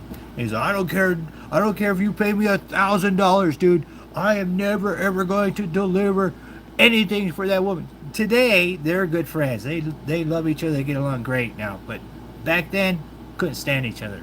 So a couple months go by, a Sunday phone rings. I know it's her first. I even answer. I pick it up. Hey, how's it going? Welcome, blah, blah, to my business, blah, blah. And she goes, oh, I have another delivery. And my friend said, I ain't doing it. Boom, he left, right? So I'm like, okay, you know what? I got no drivers in the office. I'm the only one here at the office today. I'll come over there. I'll bring a tape measure. I'll take a measurement, and I'll give you a price in person. So when I went there, I saw this other girl who I thought was my wife. And when I saw her, I looked at this. Now, this girl's not ugly, right? This girl's not ugly whatsoever. She's pretty, but she's not attractive. She's nothing like what I pictured in my head. So when I walked into her business, this other girl that worked for my wife came up to me and said, oh, hey, started talking to me. And immediately I knew it wasn't her because the voice was completely different, right? Very broken English, FOB, fresh off the boat, Indonesian, just new in America, right? So when I asked, where is my wife? I didn't say my wife, but I asked my wife's name to the girl. She's like, oh, she's not here. She's gone. She won't be here the rest of the day. So I'm like, oh, I'm supposed to come here and give her a quote. She goes, oh, I can do it for you. So I quoted her the thing. They agreed on the price. I did the delivery, and I left. The next day I was in the area. I stopped in, and I walked into this unannounced. I didn't know I was going to show up. I was just in the area. I wanted to walk in and let my wife know that, yeah, everything went okay. I did the delivery. The people, your customer was very happy. Next time, I'll be doing the deliveries because none of my drivers wanted to move this furniture, right? And she only wanted deliveries on Sundays because nobody else in town was doing deliveries on Sundays. So I meet my wife for the first time, and immediately, I knew, wow, this girl is beautiful. I got to get to know this woman, right? So, but when I was in there, I showed up unannounced. There was a line of 5 other guys driving BMWs and Mercedes. There was a guy in there holding flowers. There was a guy in there with a box of chocolates waiting to talk to my wife. She was busy on the phone, but at the time she wasn't my wife. And to me, I'm professional. I was keeping it professional. I didn't hit on her. I didn't let her know that I thought she was attractive or anything like that. All I know is I had to wait in line behind these 5 guys, right? And these 5 guys were coming through the front door, right? So I'm waiting and I'm waiting and I'm waiting. And this isn't a Sunday. This is Monday. This is a busy day for me. And I'm waiting. My phone's going off. I'm calling. I'm giving quotes. I'm calling drivers. I had 16 drivers. I'm telling drivers where to go do this, this, and that. I'm doing my business in her business, right? I don't even know if she knew I was there because she's never seen me before, right? So I'm watching these guys one by one going up and talking to her. Oh, hey, how you doing? I like your stuff. And I'm like, oh, man, this guy is talking crap, man. He's trying to hit on this girl. Don't even know if she's single or married or whatever. You know, know nothing about her. And he's like schmoozing her. And I'm looking at her face and she's not interested whatsoever, right? So I leave. I'm like, I'm gone, man. I got time for this, man. I'll come back on another day when it ain't so busy, right? So a couple weeks go by. Speed up the story. A couple weeks go by. I come into the front of the business and same freaking 5 guys, Mercedes-Benz, BMWs, Jaguar parking in the parking lot in front of her shop. And I go in the front door. I'm like, ah, screw this. I go around to the back. Right, the back door is open because when I came to the front door, I saw the back doors. I went and I parked my work van in the back. I come walking in the back. She's cooking food in the back of her shop, right? I come walking in the back. I see the other girl who I have met already. When she walks in, she's eating. She gets embarrassed because I see her eating. Oh, I'm sorry. We've been busy. I'm eating makan dulu. And she's eating, right? It's Indonesian. She's eating makan dulu. So, I said, no, I'm here to talk to her, you know, your boss, you know, when I get a chance. And then she heard me say that. She turned and looked at me, and we looked at each other, and we didn't say anything. We just looked at each other. And she's like, oh, you came in the back door. And I said, yeah, because I don't have time to take a number to come in the front door because I don't have any flowers or chocolates to give to you. I'm here to talk business. She blew these guys off who've been waiting there forever, right? And immediately came to start talking to me. And we started talking about the food they were cooking, and she's telling me about Indonesia. I knew nothing about Indonesia, right? And she had a really good friend of hers, is American, who was a very older lady. Her name was Mary, and it was funny because Mary's from New York, and Mary talks like a New Yorker, like, forget about it, forget about those jokers. She's talking about those other guys that are waiting in line. Forget about those jokers. You know, they're all trying to smooth and whine, and she's talking out loud so these guys could hear her, right? And me and Mary immediately, boom, we hit it off just like that. And my wife was starting to, you know, she got a customer come in, was buying, so she was telling the people about Indonesia and the furniture and stuff like that. So I was like, you know, I can wait. I got some time. So I started talking with Mary, and, you know, getting along really good. Mary, she's cracking jokes. I'm laughing. We just click like we'd known each other forever. And so I go outside to talk to Mary. And then Mary's like telling me about Indonesia and stuff like that. And finally, I don't know how much time I was there. Finally, my future wife to be comes out to the back to have a cigarette. She smokes, right? She come out and have a back. She didn't know I was there, and she saw that I saw that she smokes. And I said, "Oh, you're a smoker, huh?" And she's like, "Yeah, why? You have a problem with that?" I'm like, "I have no problem with that, man, whatsoever." And she, I don't know, for some reason, she came out holding a golf club. And I've been playing golf my whole life. And I said, you know how to use that thing? And she had some golf balls. And she said, what are you talking about? My dad is a professional golfer in Indonesia.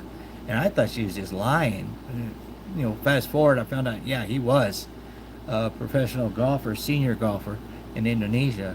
And we started talking about Indonesia. And we sat there for hours on the back step just talking, just, you know. And I'm going through a divorce with my first wife. I'm having problems with my first wife. I'm in the middle of the divorce. I'm living at my office, right? And I'm talking to her. I had no plans to date her or get to know her, but for some reason she just kept sticking in my head.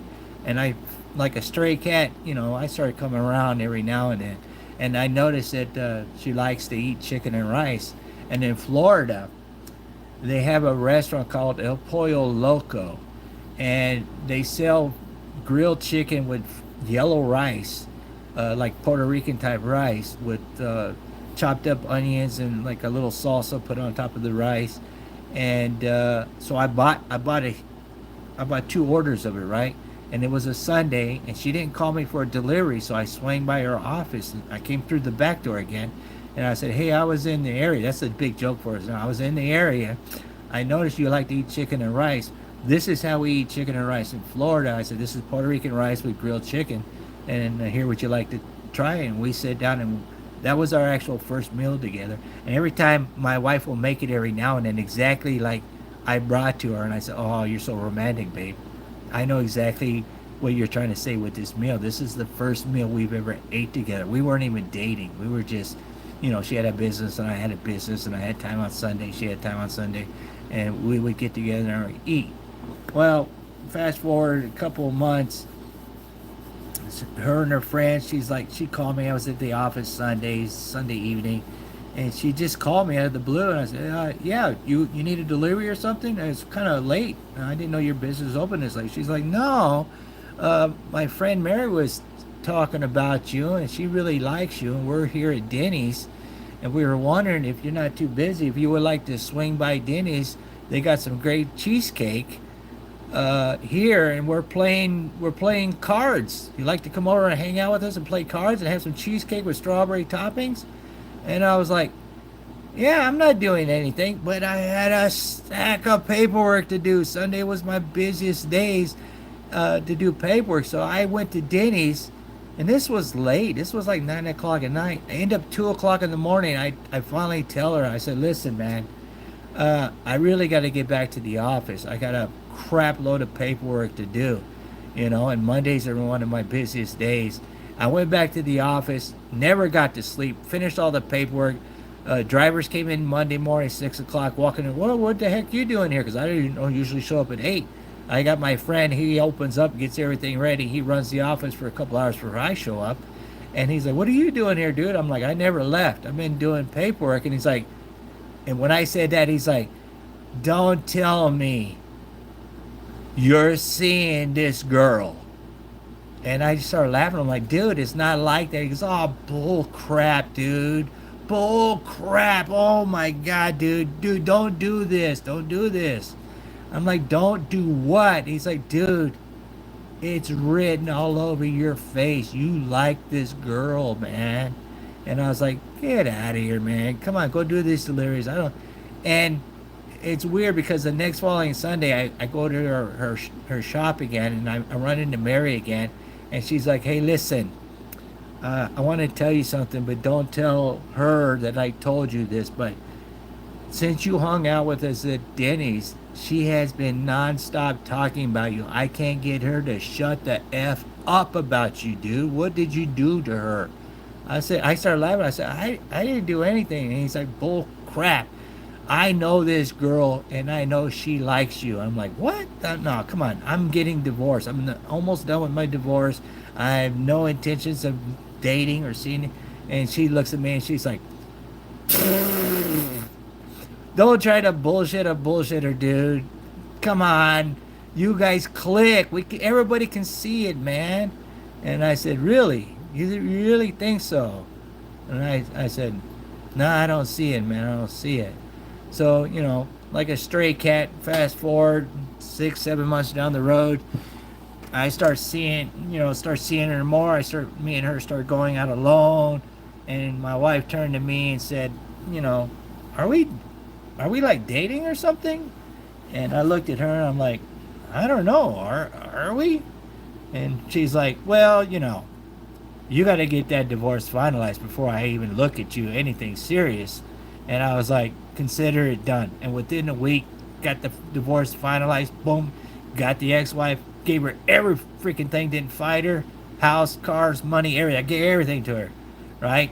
And I showed up at my wife's apartment. She lived with 2 other Indonesian girls.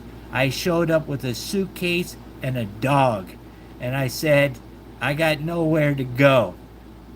Can I crash here on your couch? It was raining. I was wet. The dog was wet. The dog was a miniature schnauzer. His name was Maxie. He had a mohawk. He was my dog. He was the smartest dog I ever had. I show up soaking wet, suitcase in one hand and a dog in the other hand. She opened up the door, smiling. She said, come on in. And the rest is history. We started dating seriously. I asked her to marry me. We got down on my knee. I asked her to marry me. It was about 11 o'clock at night. Told all her friends. Everybody got excited. Because my wife told me, listen, I don't want to waste any time. This is the plans I have for my life. You're either in or you're out. And I just got done with the divorce, right? We're already like 9 months into this. And she's like, here's what I want. I want to find a man. I'm done dating. I want to get married. I want to stay married for 2 years. I want to have 2 kids. I want to have a daughter, and I want to have a son. I want to have my own house, and I want to have a business. If this is not anything that you're interested in, let me know right here, right now, and you can go your way, and I can go my way. And I said, you had me at hello. And then I asked her to marry me, and we got married, and here we are 25 years later. Still married, and now when I tell her to shush, she shushes. So that's the story of my wife and I. How I met my wife. A lot of times I tell people, where'd you meet your wife? I said, I got her out of a catalog. She don't like that joke. I think it's a hilarious joke. I still use it to this day. I introduce her sometimes as my ex-girlfriend. That pisses my daughter off. My wife gets my sense of humor. She gets it. My wife and I, we're complete opposites, but we're like yin and yang. We mesh perfectly together. I don't tell her what to do. She don't tell me what to do. I love her more now than I did when I first met her. She still cracks me up. I mean, she cracks me up. That's why if you go to my my channel and you see these cooking videos of me and my wife, believe me, I've had a lot of people tell me that's all sketched out, it's all fake. This is my wife and I, how we really are, is these cooking videos. So if you want to see my wife and I interacting with each other, that's us, 24 hours a day, 7 days a week. It always takes more than one shush to yeah, right. And that's a true story, man. That's it, man. And I follow her anywhere. When she said we need to go to Indonesia, I sold the house. I gave everything I had. I gave it away. I'm ready. Let's go. And we went to Indonesia. We ended up staying there a little over 3 years. I learned her language. I learned the money. Did along great with her family. I love Indonesia. I would have stayed there forever if she wanted to, but she wanted to come back to the States. So we came back to the States, and that's why we left Indonesia. But living in Indonesia is like, man, it's like living on another planet, man. It is crazy different over there. But it's an experience that I would never change ever, man. It's I tell my son all the time, son, you need to go to Indonesia and learn your heritage, man, because it's a beautiful country, beautiful people, beautiful country, man. Oh, let me tell you this story too. So when we decided to go to Indonesia, this is how sick my wife's sense of humor is. I started researching stuff about Indonesia, but I couldn't find anything about Indonesia except for there's this island in Indonesia where Indonesian people, they're still naked. The men are naked, the women are naked, their boobs are hanging all out and everything. The men have a piece of bamboo on their private parts. They got bamboo shoved through their lips. The women have plates in their lips. And I'm watching these videos and I'm asking my wife, is this what it's really like in Indonesia? Babe, I know it's a third world country, but I can't find any. Your family lives like this? Your brothers, they're walking her, and she's feeding me this crap. Like, yeah, babe, listen, Indonesia, it's a third world country, and that's how we Indonesians live. You're gonna have to accept my family and my life. Just because we're in America, this is how we live in America. But when we go to Indonesia, you're gonna have to put bamboo, and you might have to put a plate in it. I'm like, what? And she's messing with me, right? And she's telling me this on the 30-hour plane flight to Indonesia. You're so dramatic. Right? It's 30 hours. We changed planes 3 times. Right? So when we get off the plane at the airport, they don't, you gotta get off the plane, walk down the steps like in the 70s, and then walk across the parking lot and then go into a hallway and down the. I'm expecting to meet. She's like, my brother is going to pick us up. I'm expecting to see a naked Indonesian man with bamboo through his lips and on his private parts. And when he showed up in looking like a banker, a Japanese banker, I looked at my wife and she looked at me and she just started laughing. We were laughing so hard that when her brother said, what's so funny? What are you guys laughing at? My wife told her brother the story that she made me believe about Indonesia, and they were laughing their asses off. The 45-minute drive we had to take from the airport to her brother's house. And I was so relieved because I was like, I'm not putting no bamboo on my penis. Ain't gonna happen, man. Ain't gonna happen.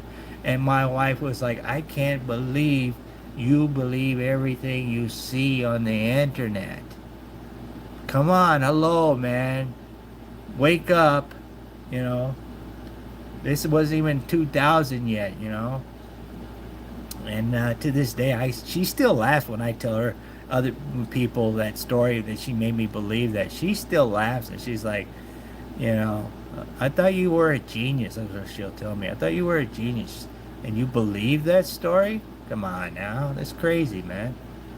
I've been all over Indonesia. I don't know what island those people are where they're walking around naked with their boobs hanging out and the bamboo on their penises. My wife's like, we have 5,000 islands in Indonesia.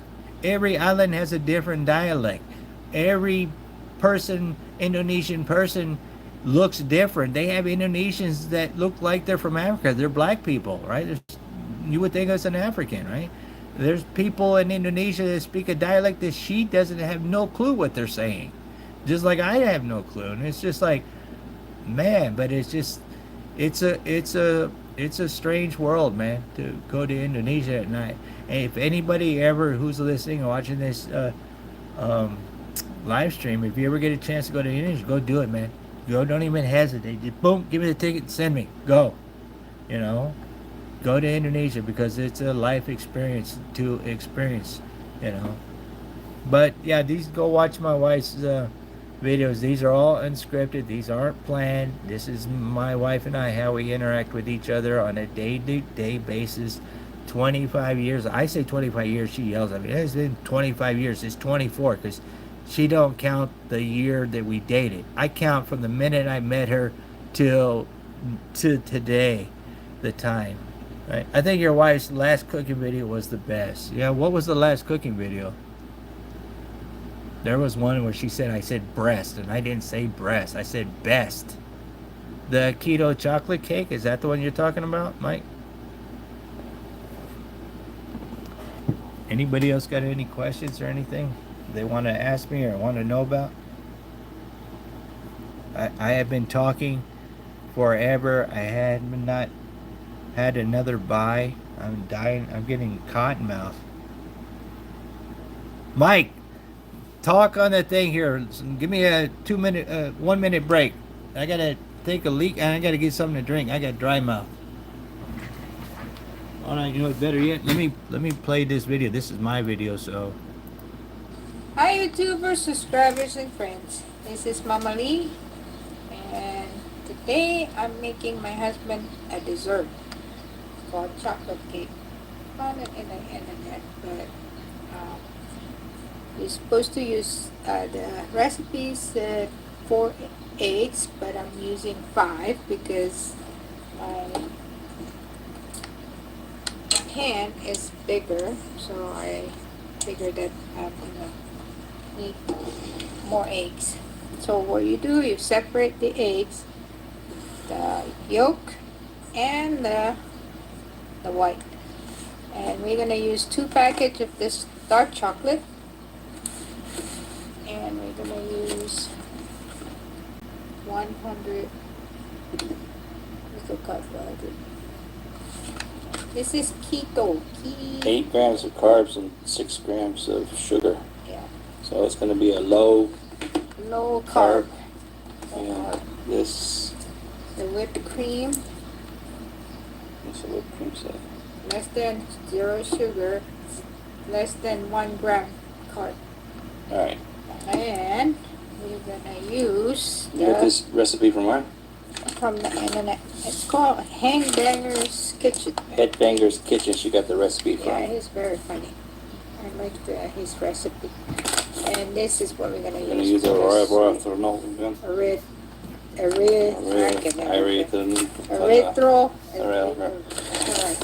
And Naturally sweet sweetener. this is gonna be How much is this you're going to use? 100 milligrams. 100 milligrams. We're in America. What's that? No milligrams, milliliters. Milliliters. Milliliters. Is that an American measurement? That's the milliliters right here. See? Oh, I'm talking Right about like cups or there. Oh, cups. Go around.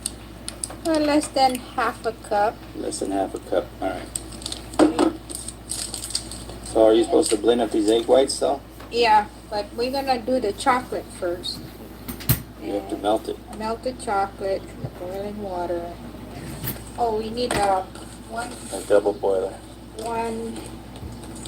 half a cup of Unsalted, right? Yeah, We're not putting any salt in this, right? No, we don't. Okay. No salt.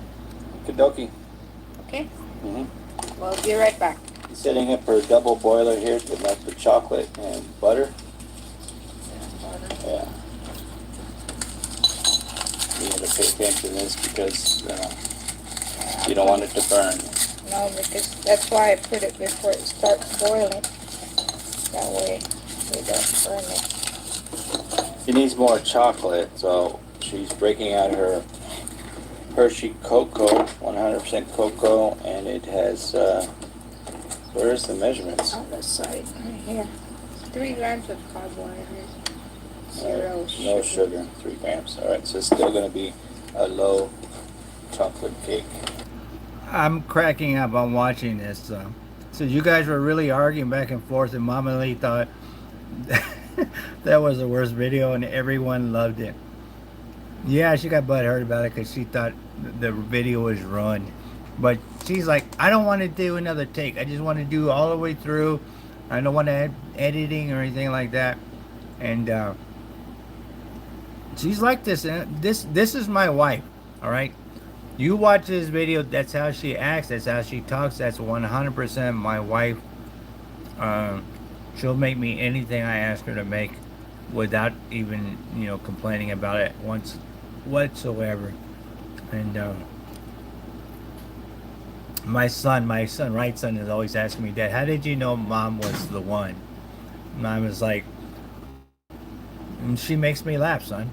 She makes me laugh, right? So, being pretty, I've met a lot of pretty women in my life, a lot of beautiful women in my life, but the minute they open their mouth and they say something negative or bad towards you, it doesn't matter how beautiful the girl is.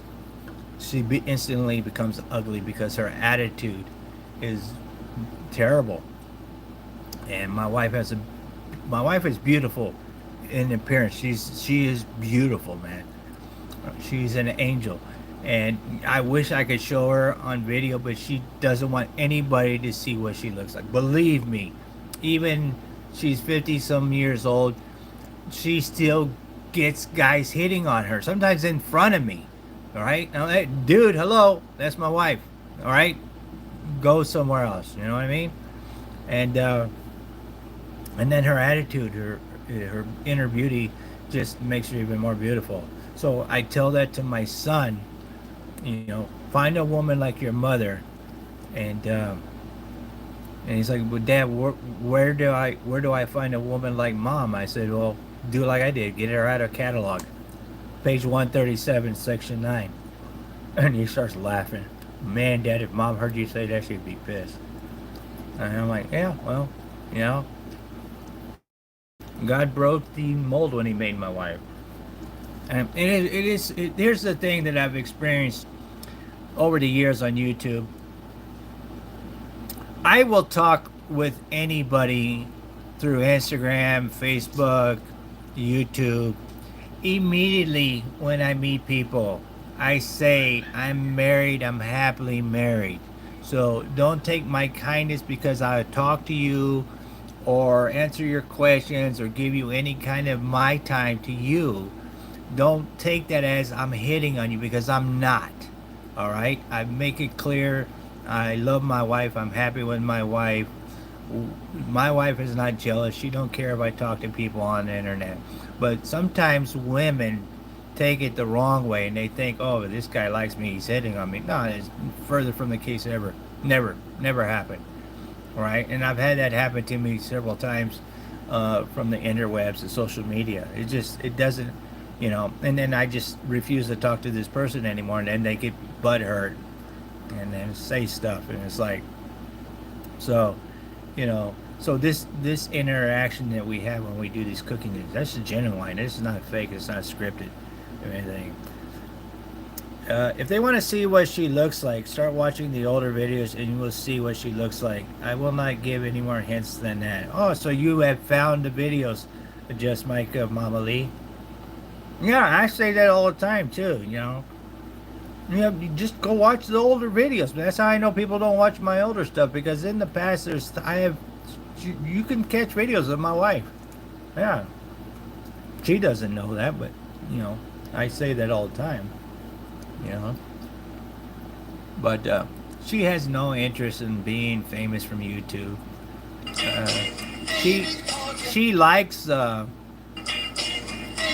She likes hanging out and doing hangouts and talking with people that watch my videos and stuff like that. But she has no interest in being famous or well known. Matter of fact, we were getting gas one time in the town I live in, and people recognized me at the gas station, and they came up to the car and they're looking at her, and they were, oh, is that Mama Lee? And it was freaking my wife out, because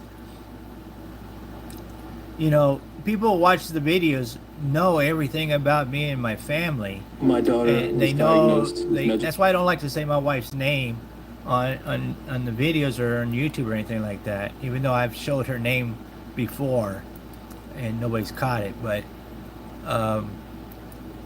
she freaked out because you got some total stranger that knows all about her, about me, and what I do, approaching her to the car and tapping on the window and trying to get her to roll the window. To her, she thinks you're a psychomaniac trying to break into the car. And me, I'm in the store, I see this going on. I come out, and I'm like, hey, excuse me, man, what's going on, man? Can I help you?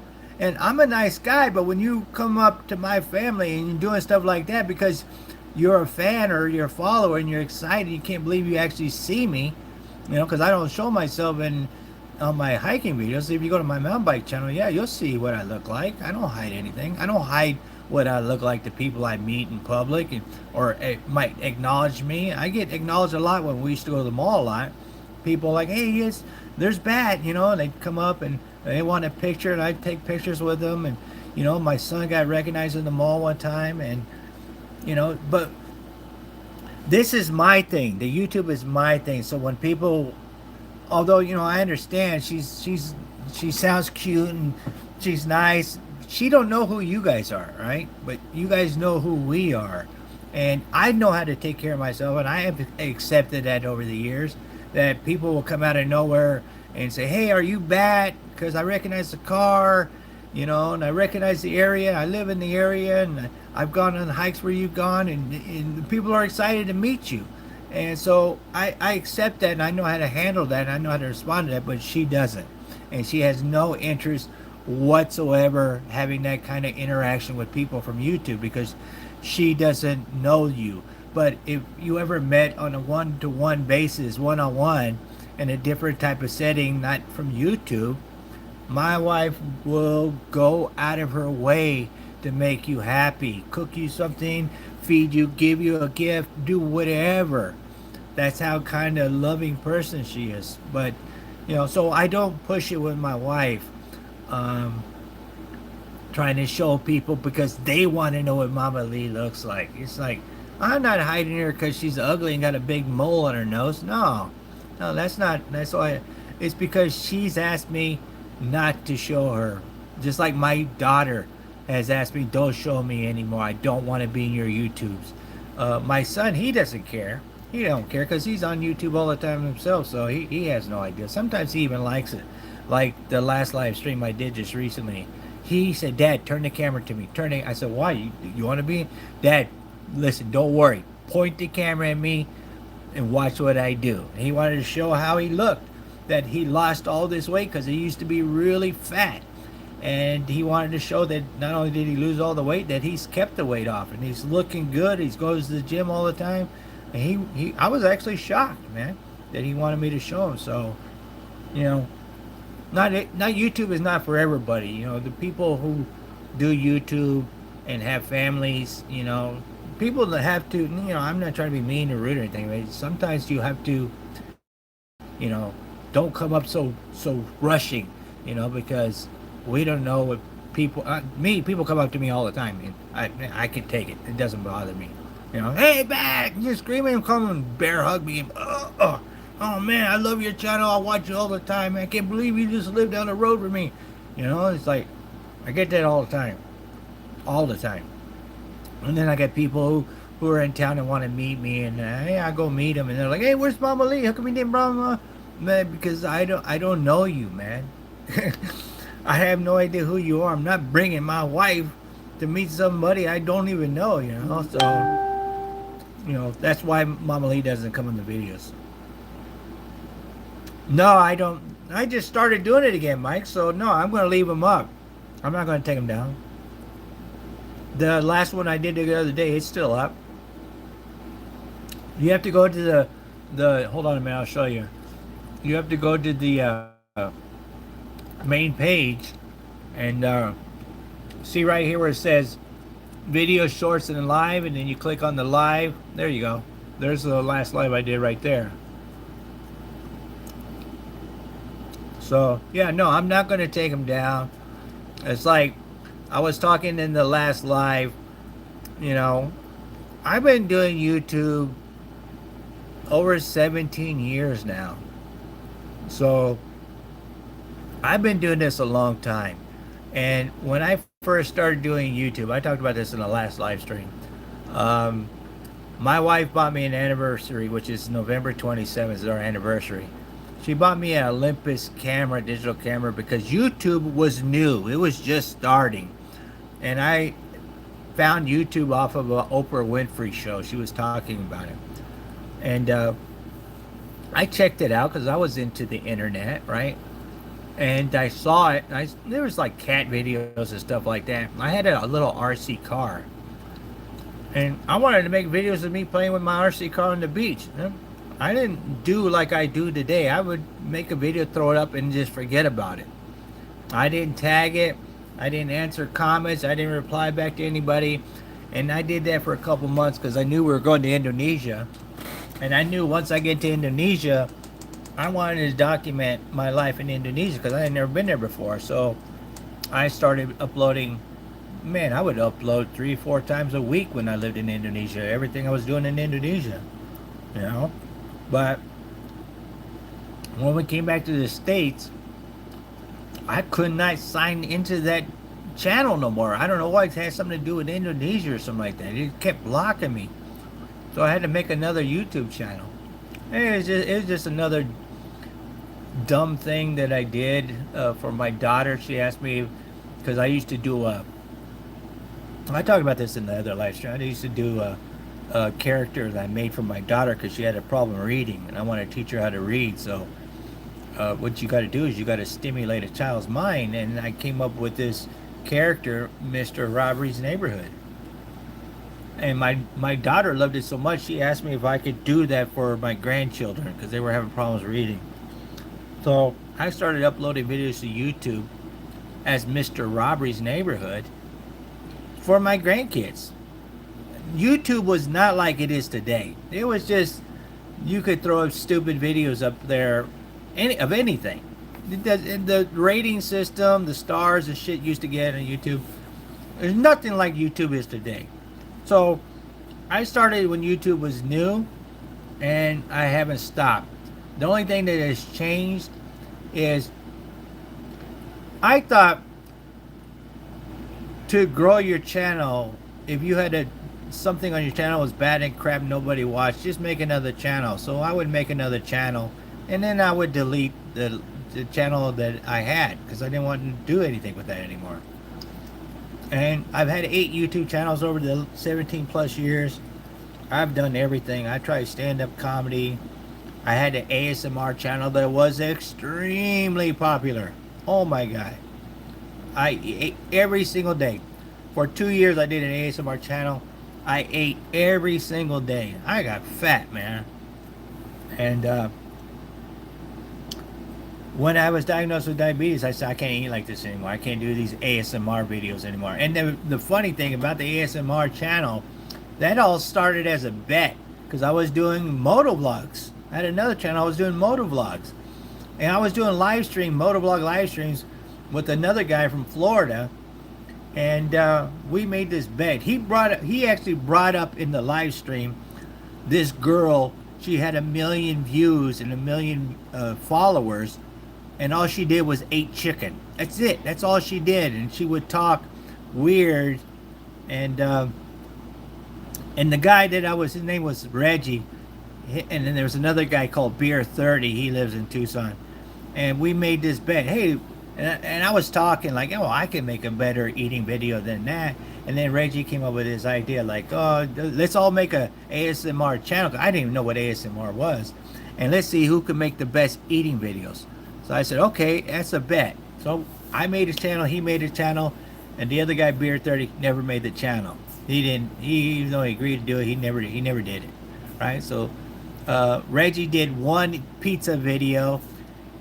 I did another. I said, I got to be different. The reason I wear a Batman mask in my videos is I'm not trying to hide what I look like. In the YouTube world, it's 24 hours a day, 7 days a week. You got to be different. You got to do something different that nobody's doing. And I said, I'm going to make motovlog videos where when I go in the live stream, I'm going to have everybody's wearing helmets. Nobody's showing their face. Everybody's wearing a helmet. So I'm going to be different. I'm not wearing a helmet in a live stream. I'm going to wear a Batman mask. I grabbed my kid's Halloween costume. I put the Batman mask on. And I showed up my first live stream with a Batman mask. And everybody wanted to talk to me. Why are you wearing a Batman mask? Everybody's got a helmet on. Because everybody's got a helmet on. I want to be different. All right? I want to stick out in the crowd. All right? So I did that for 2 years, motovlogging. And in about 1 year doing motovlogging, I did this ASMR. And I started watching that night after we made the bed, I started watching these ASMR videos, and I'm like, everybody is eating the same crap. Everybody's doing the exact. It's like monkey see, monkey do. How can? And I was talking with my son, right, son? And I was telling him, man, you got to be different, son, because he was doing YouTube at the time too. And he's like, what are you gonna do, Dad?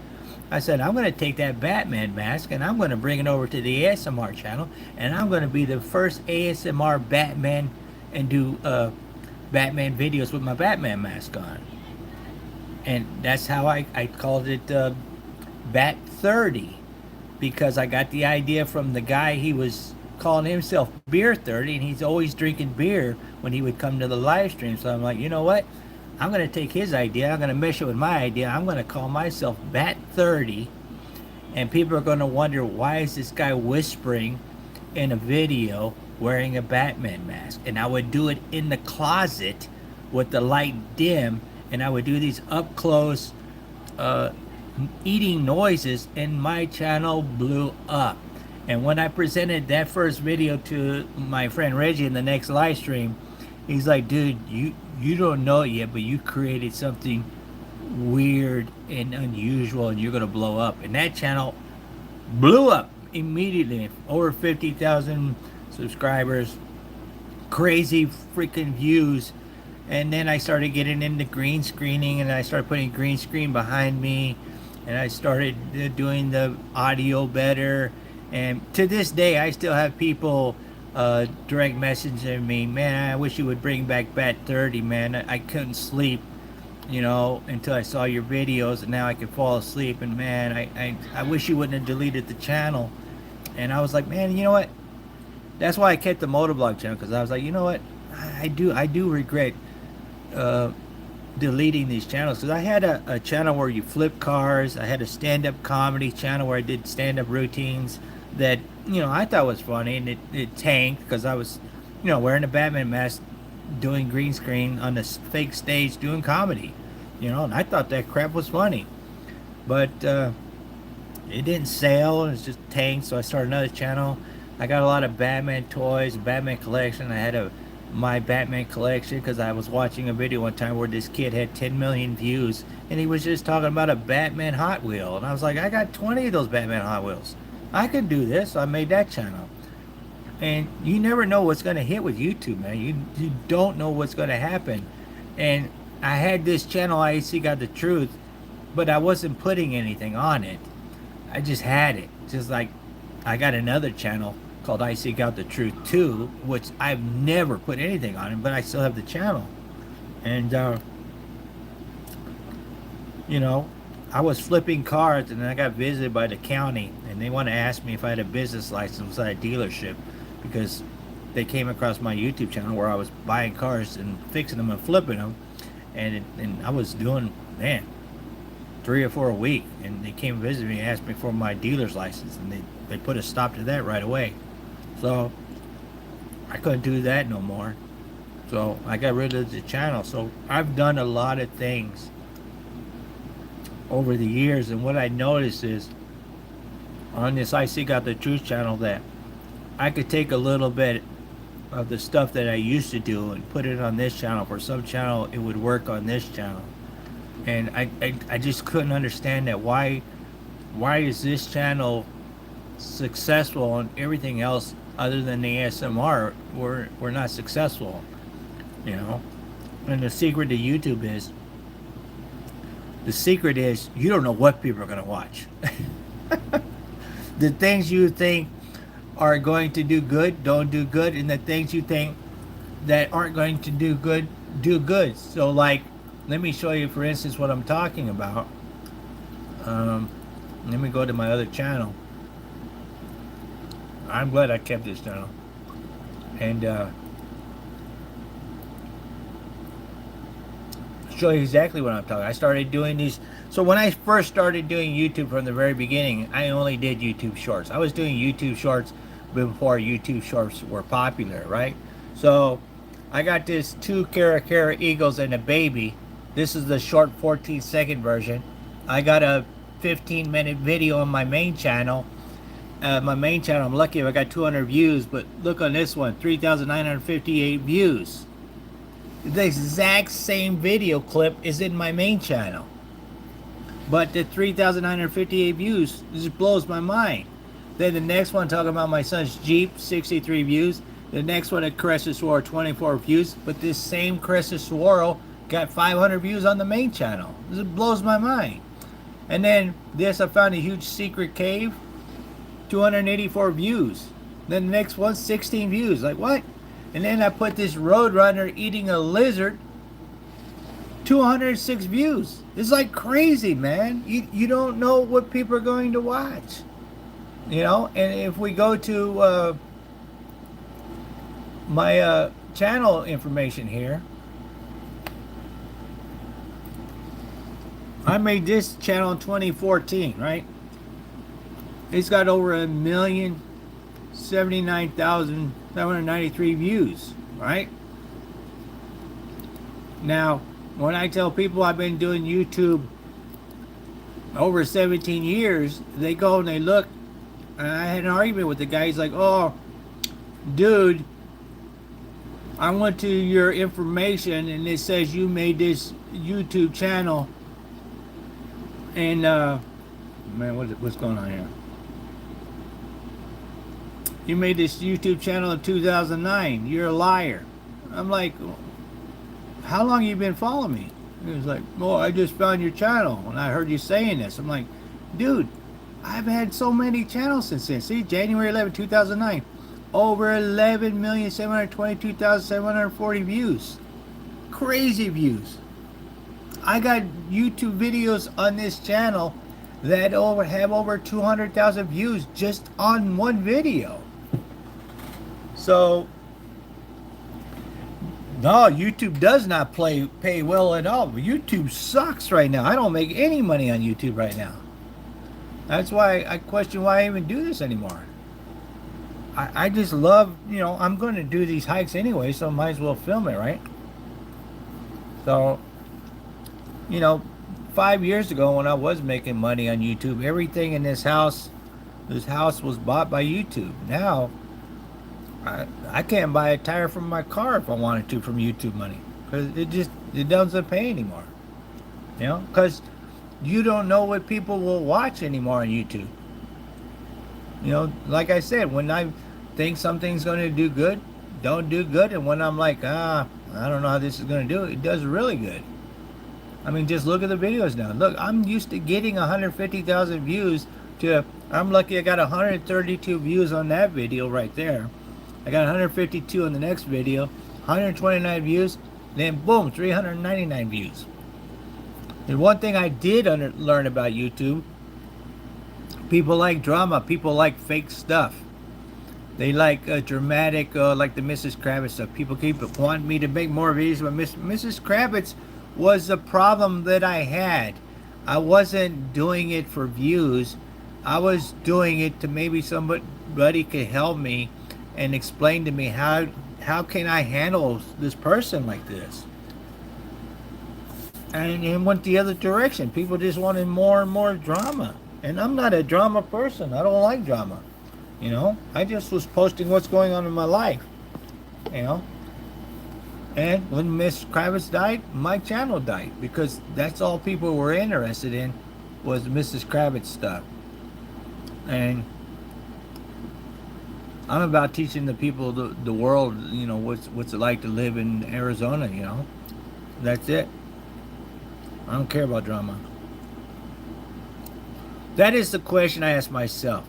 I didn't get in when the money used to be good. Now they keep taking away more of the money. Heck, I pay my internet bill and I go out for the coffee and boom, it's gone. I don't even have that, Mike. Seriously.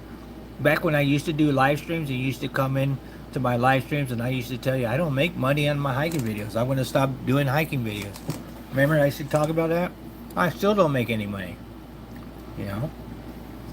I used to make a lot of money, man. Used to.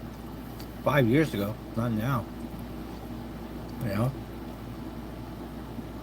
I know people that do hiking videos in Arizona that don't have as many subscribers as I have on this channel and don't get as many views, but they're getting people who sponsor them.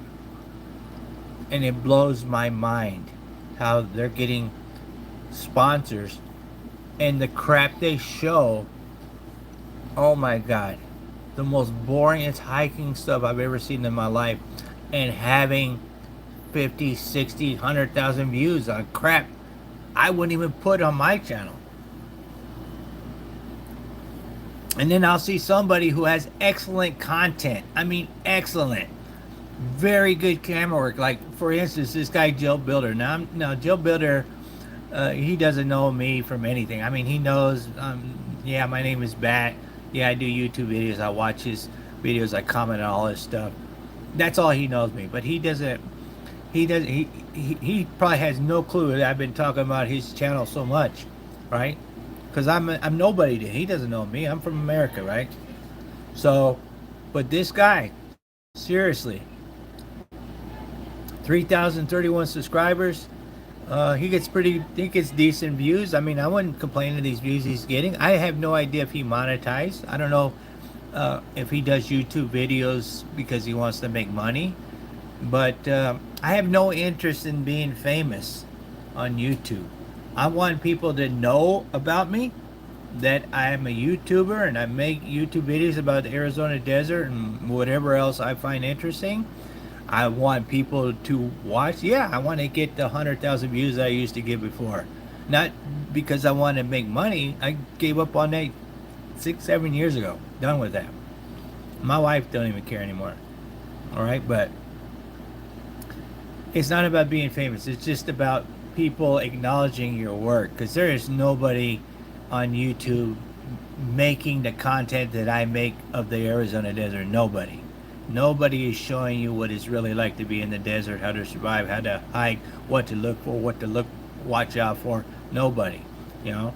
And this guy, Joe Builder, is why I love watching this guy, because he has excellent camera work. He goes to some crazy interesting place. He gives history to some of the places he goes to. He has a quirky sense of humor. That right there I love right there. If I had to name one thing, his sense of humor is crazy funny. It cracks me up, man. If you can crack me up, I'll watch your stuff from beginning to end. I'll even watch it multiple times. Like there was a spell he went a couple months, he didn't post anything. I went all the way to the beginning of his channel and started watching old stuff, his very first stuff, and then I'd go to the middle of his channel and watch. And I was watching how he was progressing on his creativity, you know, his content, how much has changed and it's gotten better, and he's getting better. His intros and outros, his humor, his scenery, it just, man, when you're doing YouTube like I do full time, and thank God we have a business that I don't have to rely on YouTube, you know, because the people that quit their jobs and go do YouTube, you're full, you know. But if you can have a setup to where you can do this on your free time or part time, this is a beautiful thing to do, YouTube, because like I said, you can reach people worldwide 24 hours a day, 7 days a week. And if you're interested like me, like I say all the time, if you take the chance to watch my videos from beginning to end, it doesn't matter if you click on the ads or you click off the ads. It doesn't matter to me. Is if you can watch from beginning to end and take the time to watch my videos and leave a comment, I'm going to take the time to respond to your comment. No matter how many times you comment, how many questions you ask me, I'm going to answer every single one as fast as I can. I'm going to interact with you, whether it's through comments, whether it's through Instagram direct message, whether you follow me on Facebook and you message me on Facebook. I am constantly talking to people 24/7.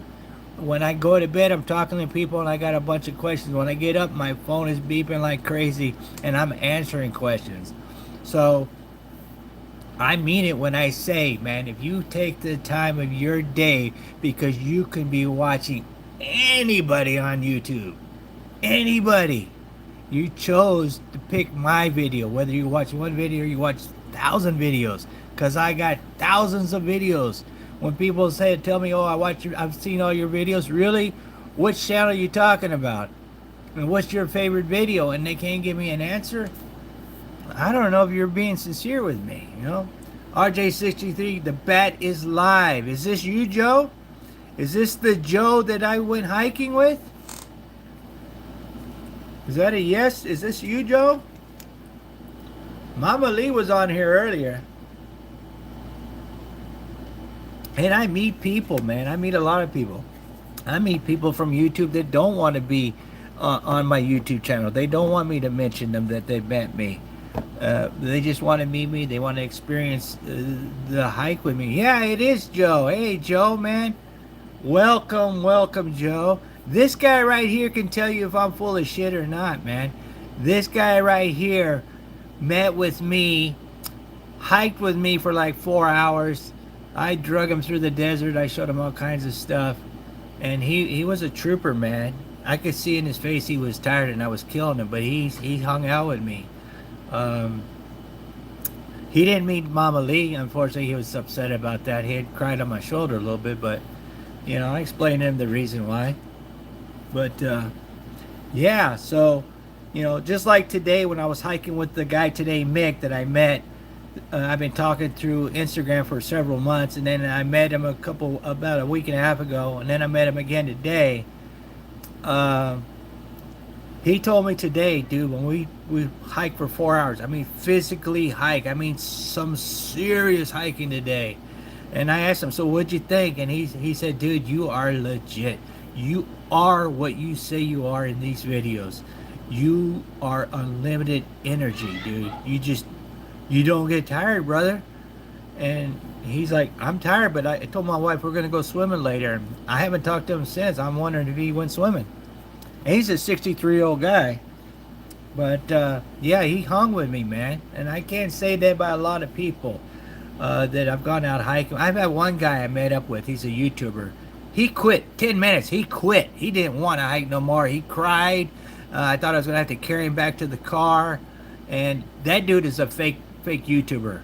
And I tell people all the time, this dude is a fake. Because he tries to act like he's a hiker. He's not. He's a fake. One of the most honest and down-to-earth person I've come across on YouTube. Thank you very much, Joe. I appreciate that very much. Thank you very much. And to this day, Mama Lee still talks about that gift you sent her. To this day, she still talks about that. So when I tell people when they want to meet me, over the years, I've had 12 people move to Tucson, and I've met half of them that didn't want to be on YouTube or me talk about them. Came to Tucson because of my YouTube videos.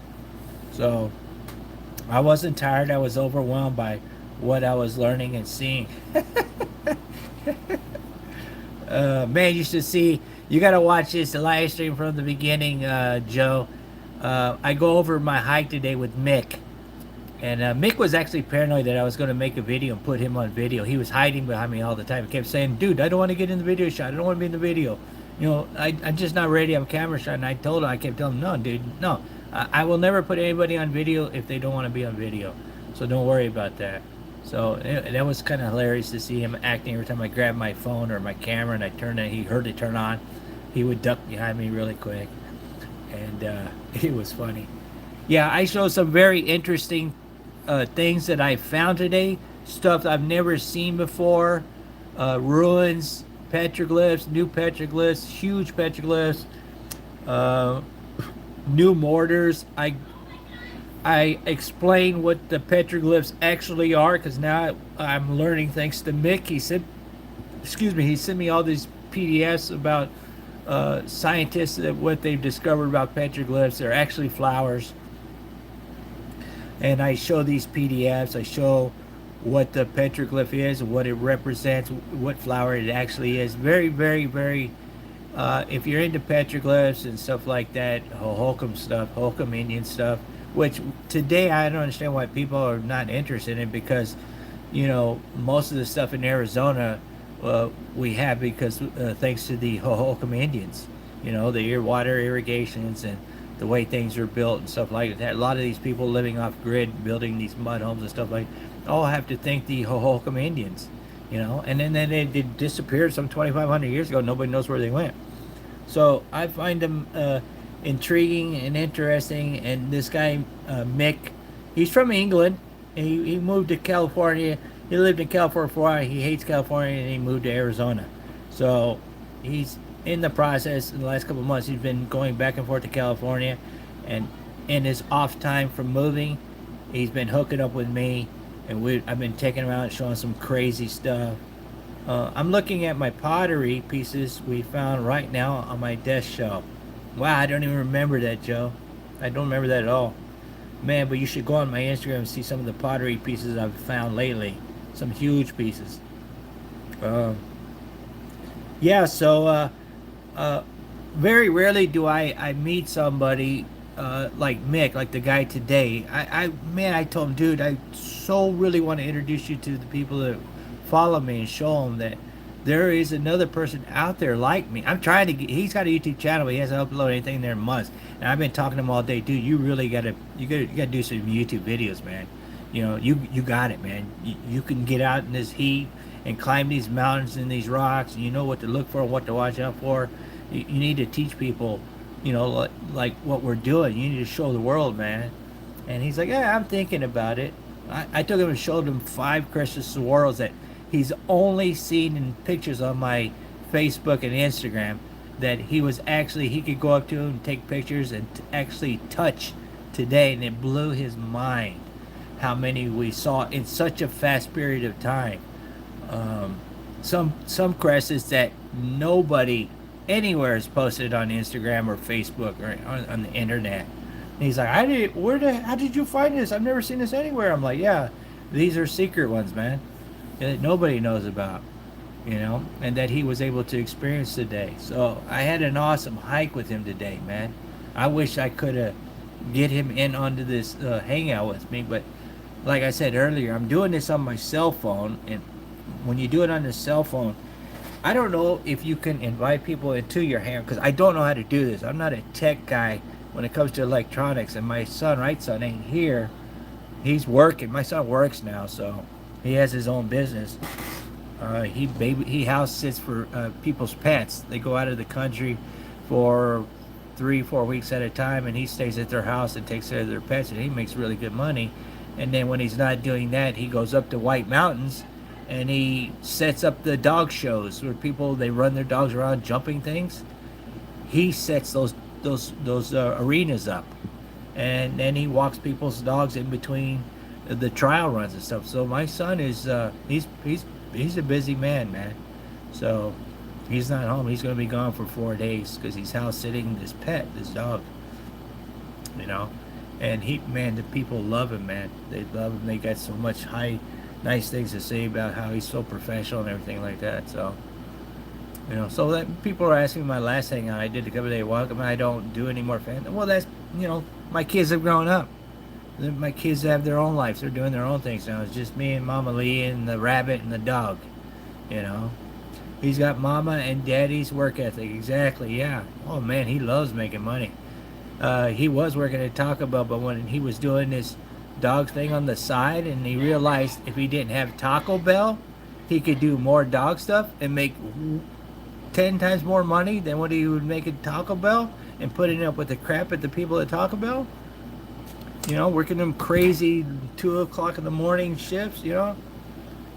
Yeah, no, he quit Taco Bell really quick, man. And I told him, son, you just got to go for it. You don't have any stress. You don't have rent or car payment or kids to take care of. You know, you're young. Be your own boss. Make your own rules. Make your own price. You know, do it now while you have the ability to do it. You know, don't worry about girls, because he was dating this girl. He's like, I don't know, Dad. How you know when it's the right girl? You know what?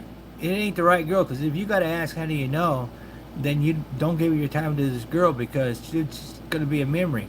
You know, focus on your life first, because right now, you don't have time to have a girlfriend and have a family and have kids. I took him to freaking Walmart and I took him down the baby aisle. How much is the diapers? How much are those wet wipes? How much is that baby formula? Look at that stroller. Look at that bassinet. Can you afford this stuff? Look at how much baby clothes cost. You know, it's crazy, man. How is the adventure dog? The adventure dog is sleeping. He is, man, you know what? Let me tell you a story about the adventure dog. He's getting fat. He's getting old. He just turned 9.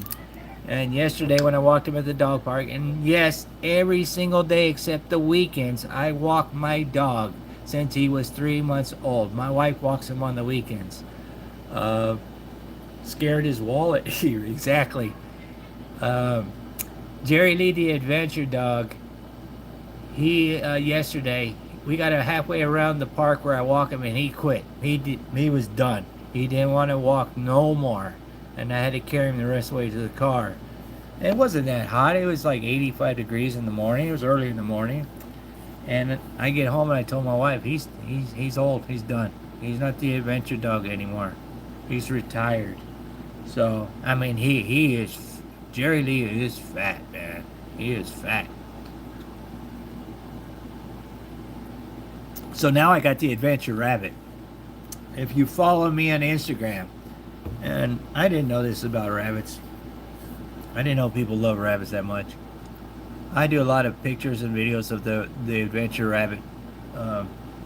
Pumpkin, that's his name. I showed him earlier. My daughter's rabbit. This rabbit is so smart, man. Then you can potty train him like a cat. This rabbit goes to this little potty box and pees and poops in there. He knows at night what time it's time to go to bed. He'll come over, he'll bump me with his head on my leg, and then he'll go to his cage where he goes at night and tell me it's time to go to bed. I love the T-Rex rabbit. Exactly, yeah. He's a Rex rabbit, and when my daughter brought him home, I didn't know nothing about rabbits. I fed the wild rabbits out in front of my property. But I started researching about rabbits, and I found a prehistoric rabbit that was 12 feet tall, and its hind feet were 4.5 feet long. It had a 4-foot tail. It had canine teeth that were chewing meat, and it didn't have ears like rabbits have today. It's a damn T-Rex. Rabbits are descendants of the T-Rex dinosaur. I swear to God, I'm not joking about this. 100% serious about this.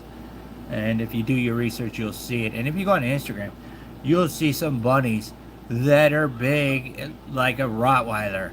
And I told my wife, that's my goal. I'm turning that rabbit into a dog.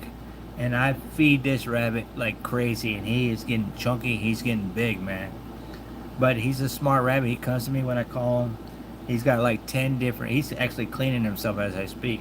He's preparing to go to bed.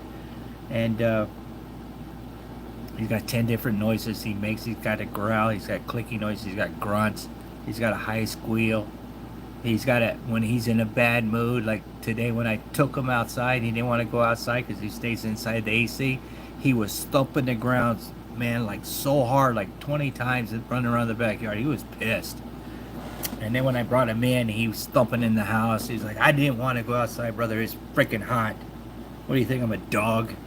You know, he was very adamant about, he was not happy about going outside. Yeah, Pumpkin the T-Rex rabbit, man. And I get a lot of direct messages, people saying, man, you can show that rabbit again? Can you do another video live stream with that rabbit? I love when you interact with that rabbit. And I do it. I don't know why people want to see it, but I do it. I can't tell which one is spoiled more, him or Jerry Lee. I got a cat too, Cleo the cat. Yeah, they're all, well, I don't know. I got that wild cat outside now, that feral cat that's been hanging around for a week and a half. I used to only feed him once, but I've been feeding him twice a day. And now he got stuck under my house. He was climbing through this little hole. And I told my wife, I've been feeding him twice a day. He's gotten so fat and healthy now that he can squeeze through, but he can't get out. So I had to remove the crawl space area. I have it all blocked out so the rabbit can't go in there. I had to do it today when I got home from hiking. And cover it with chicken wire so he cannot no longer get in that hole because he forgot he's not skinny anymore. The feral cat is getting chunky because I'm feeding him like crazy. You know, and I don't want any more pets. My son's like, Dad, I thought you said you don't want no pets. I'm like, son, he's not a pet. He's a wild cat, feral cat. I just don't want to see him hungry. But if he ran away one day, I don't care. I won't miss him. My wife, I come home. My wife's like, you gotta save the cat. He's stuck under the house, and you gotta fix it so he doesn't go in. And I'm like, what? You like this cat now? You were yelling at me for feeding him twice a day. Now you're telling me you like this cat? Oh my God! Look at these Facebook. I got 10. These comments on Facebook. I'm telling you, man. It's just I'll wake up to 150 comments and questions, likes, and people asking me where did I find this, where did I find that, and it's just like, can you tell me where that Crestedsaguaros is? Do you live in Tucson? No. Why do you want to know where it is then? Because you don't even live in Tucson. I'm in Tucson, man. So I'm constantly replying back to Facebook, Instagram, YouTube. Um, yeah.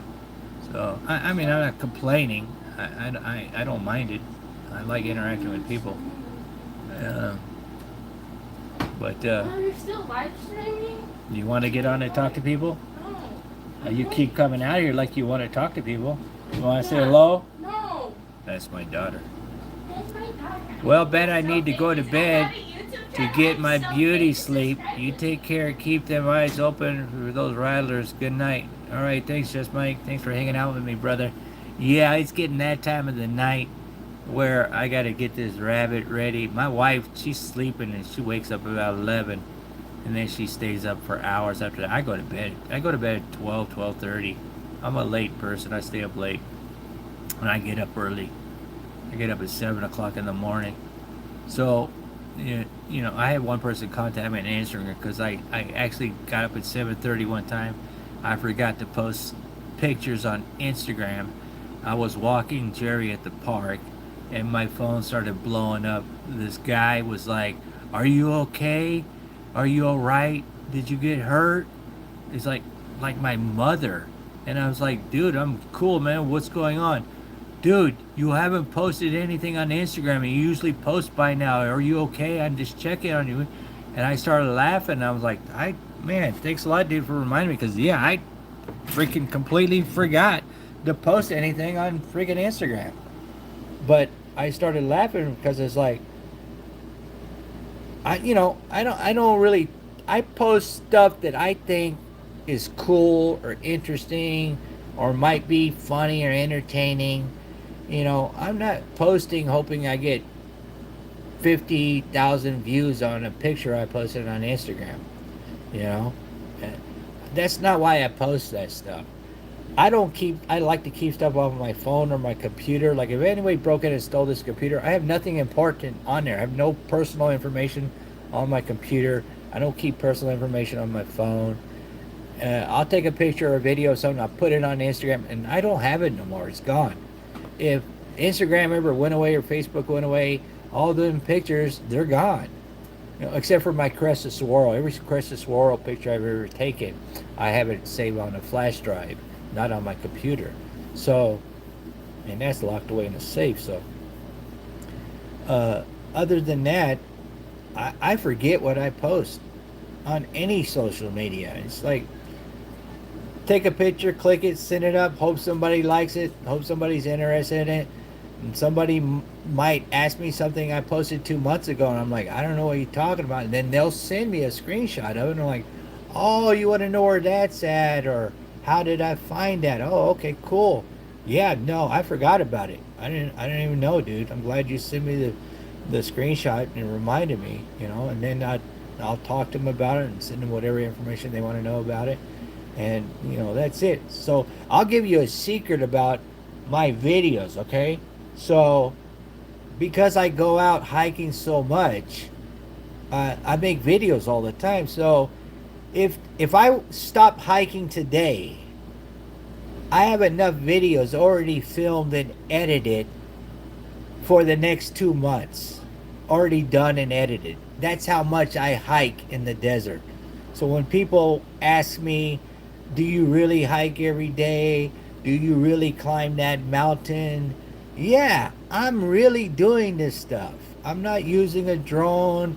I don't have a helicopter to fly me to the top of this peak. When you watch a video that's, for instance, like this one is 21 minutes and 7 seconds, that's 3 hours out in the desert edited down to 21 minutes and 7 seconds. This one here is 8 minutes and 6 seconds. That's like an hour and a half hike. that I went and checked out this swirl that fell over.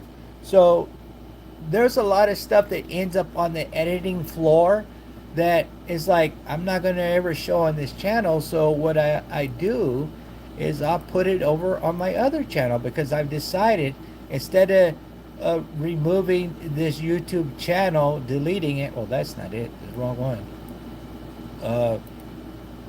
I'll just put my editing outtakes and clips over here of stuff that I will never put on Instagram or Facebook or my main channel. I just throw it up on this channel, or something that I think might not get viewed on my main channel. So why do I want to go to the time of editing it, uploading it, and get 6 views? I'll put it on this channel where I really don't care what happens to this channel. It could get 4 views or 2 views, and I don't care. This is not my main channel. This is just a channel that I used to do mountain bike videos on, and then I quit uploading. I quit writing mountain bike videos, and then I quit uploading to this channel for a long time. And then people contacted me and says, man, I hope you don't delete this channel like you did your other channels. And I was like, no, I'm not going to delete this channel. I'm going to keep it. It's 1:30 here in East Tennessee, and an hour past my bedtime. Good night, live streaming. Glad I caught it. Thanks for hanging out, Joe, man. Thanks for hanging out, Joe. I still talk about you to Mama Lee to this day. Yeah, so, so that's what's going on with this channel. It's just going to be random crap, whatever gets edited out, and I throw it up on this channel. It may be like this one, 14 seconds. It may be 5 minutes, but it's going to be stuff that I normally, like this right here. This was a 4-hour hike that I knew the video is going to be way too long, and this was a really cool cave that I found that I couldn't put this in the video. I uploaded on my main channel the same day I did this video. So I said, you know what? I'm just going to take this extra crap that I filmed after this long hike and put it on my other channel. And that's why that cave video is on this channel, not on the other channel. So just giving some, behind the scenes kind of information. I might even put bloopers on there, like me falling down and stuff like that. Actually, I was hiking with Mick today. The guy I hiked with today. Please tell her hello. Okay, I'll tell her as soon as she wakes up. She'll get up at 11 o'clock. I'll let her know, Joe. I actually fell down, and man, I must have said every cuss word that I know in the book. And he started laughing, and he's like, wow, you don't see this on YouTube. And I was like, oh no, this stuff gets edited out, man. And he's like, yeah, that would be a funny thing to see on YouTube, a different side of you. And I don't hide it.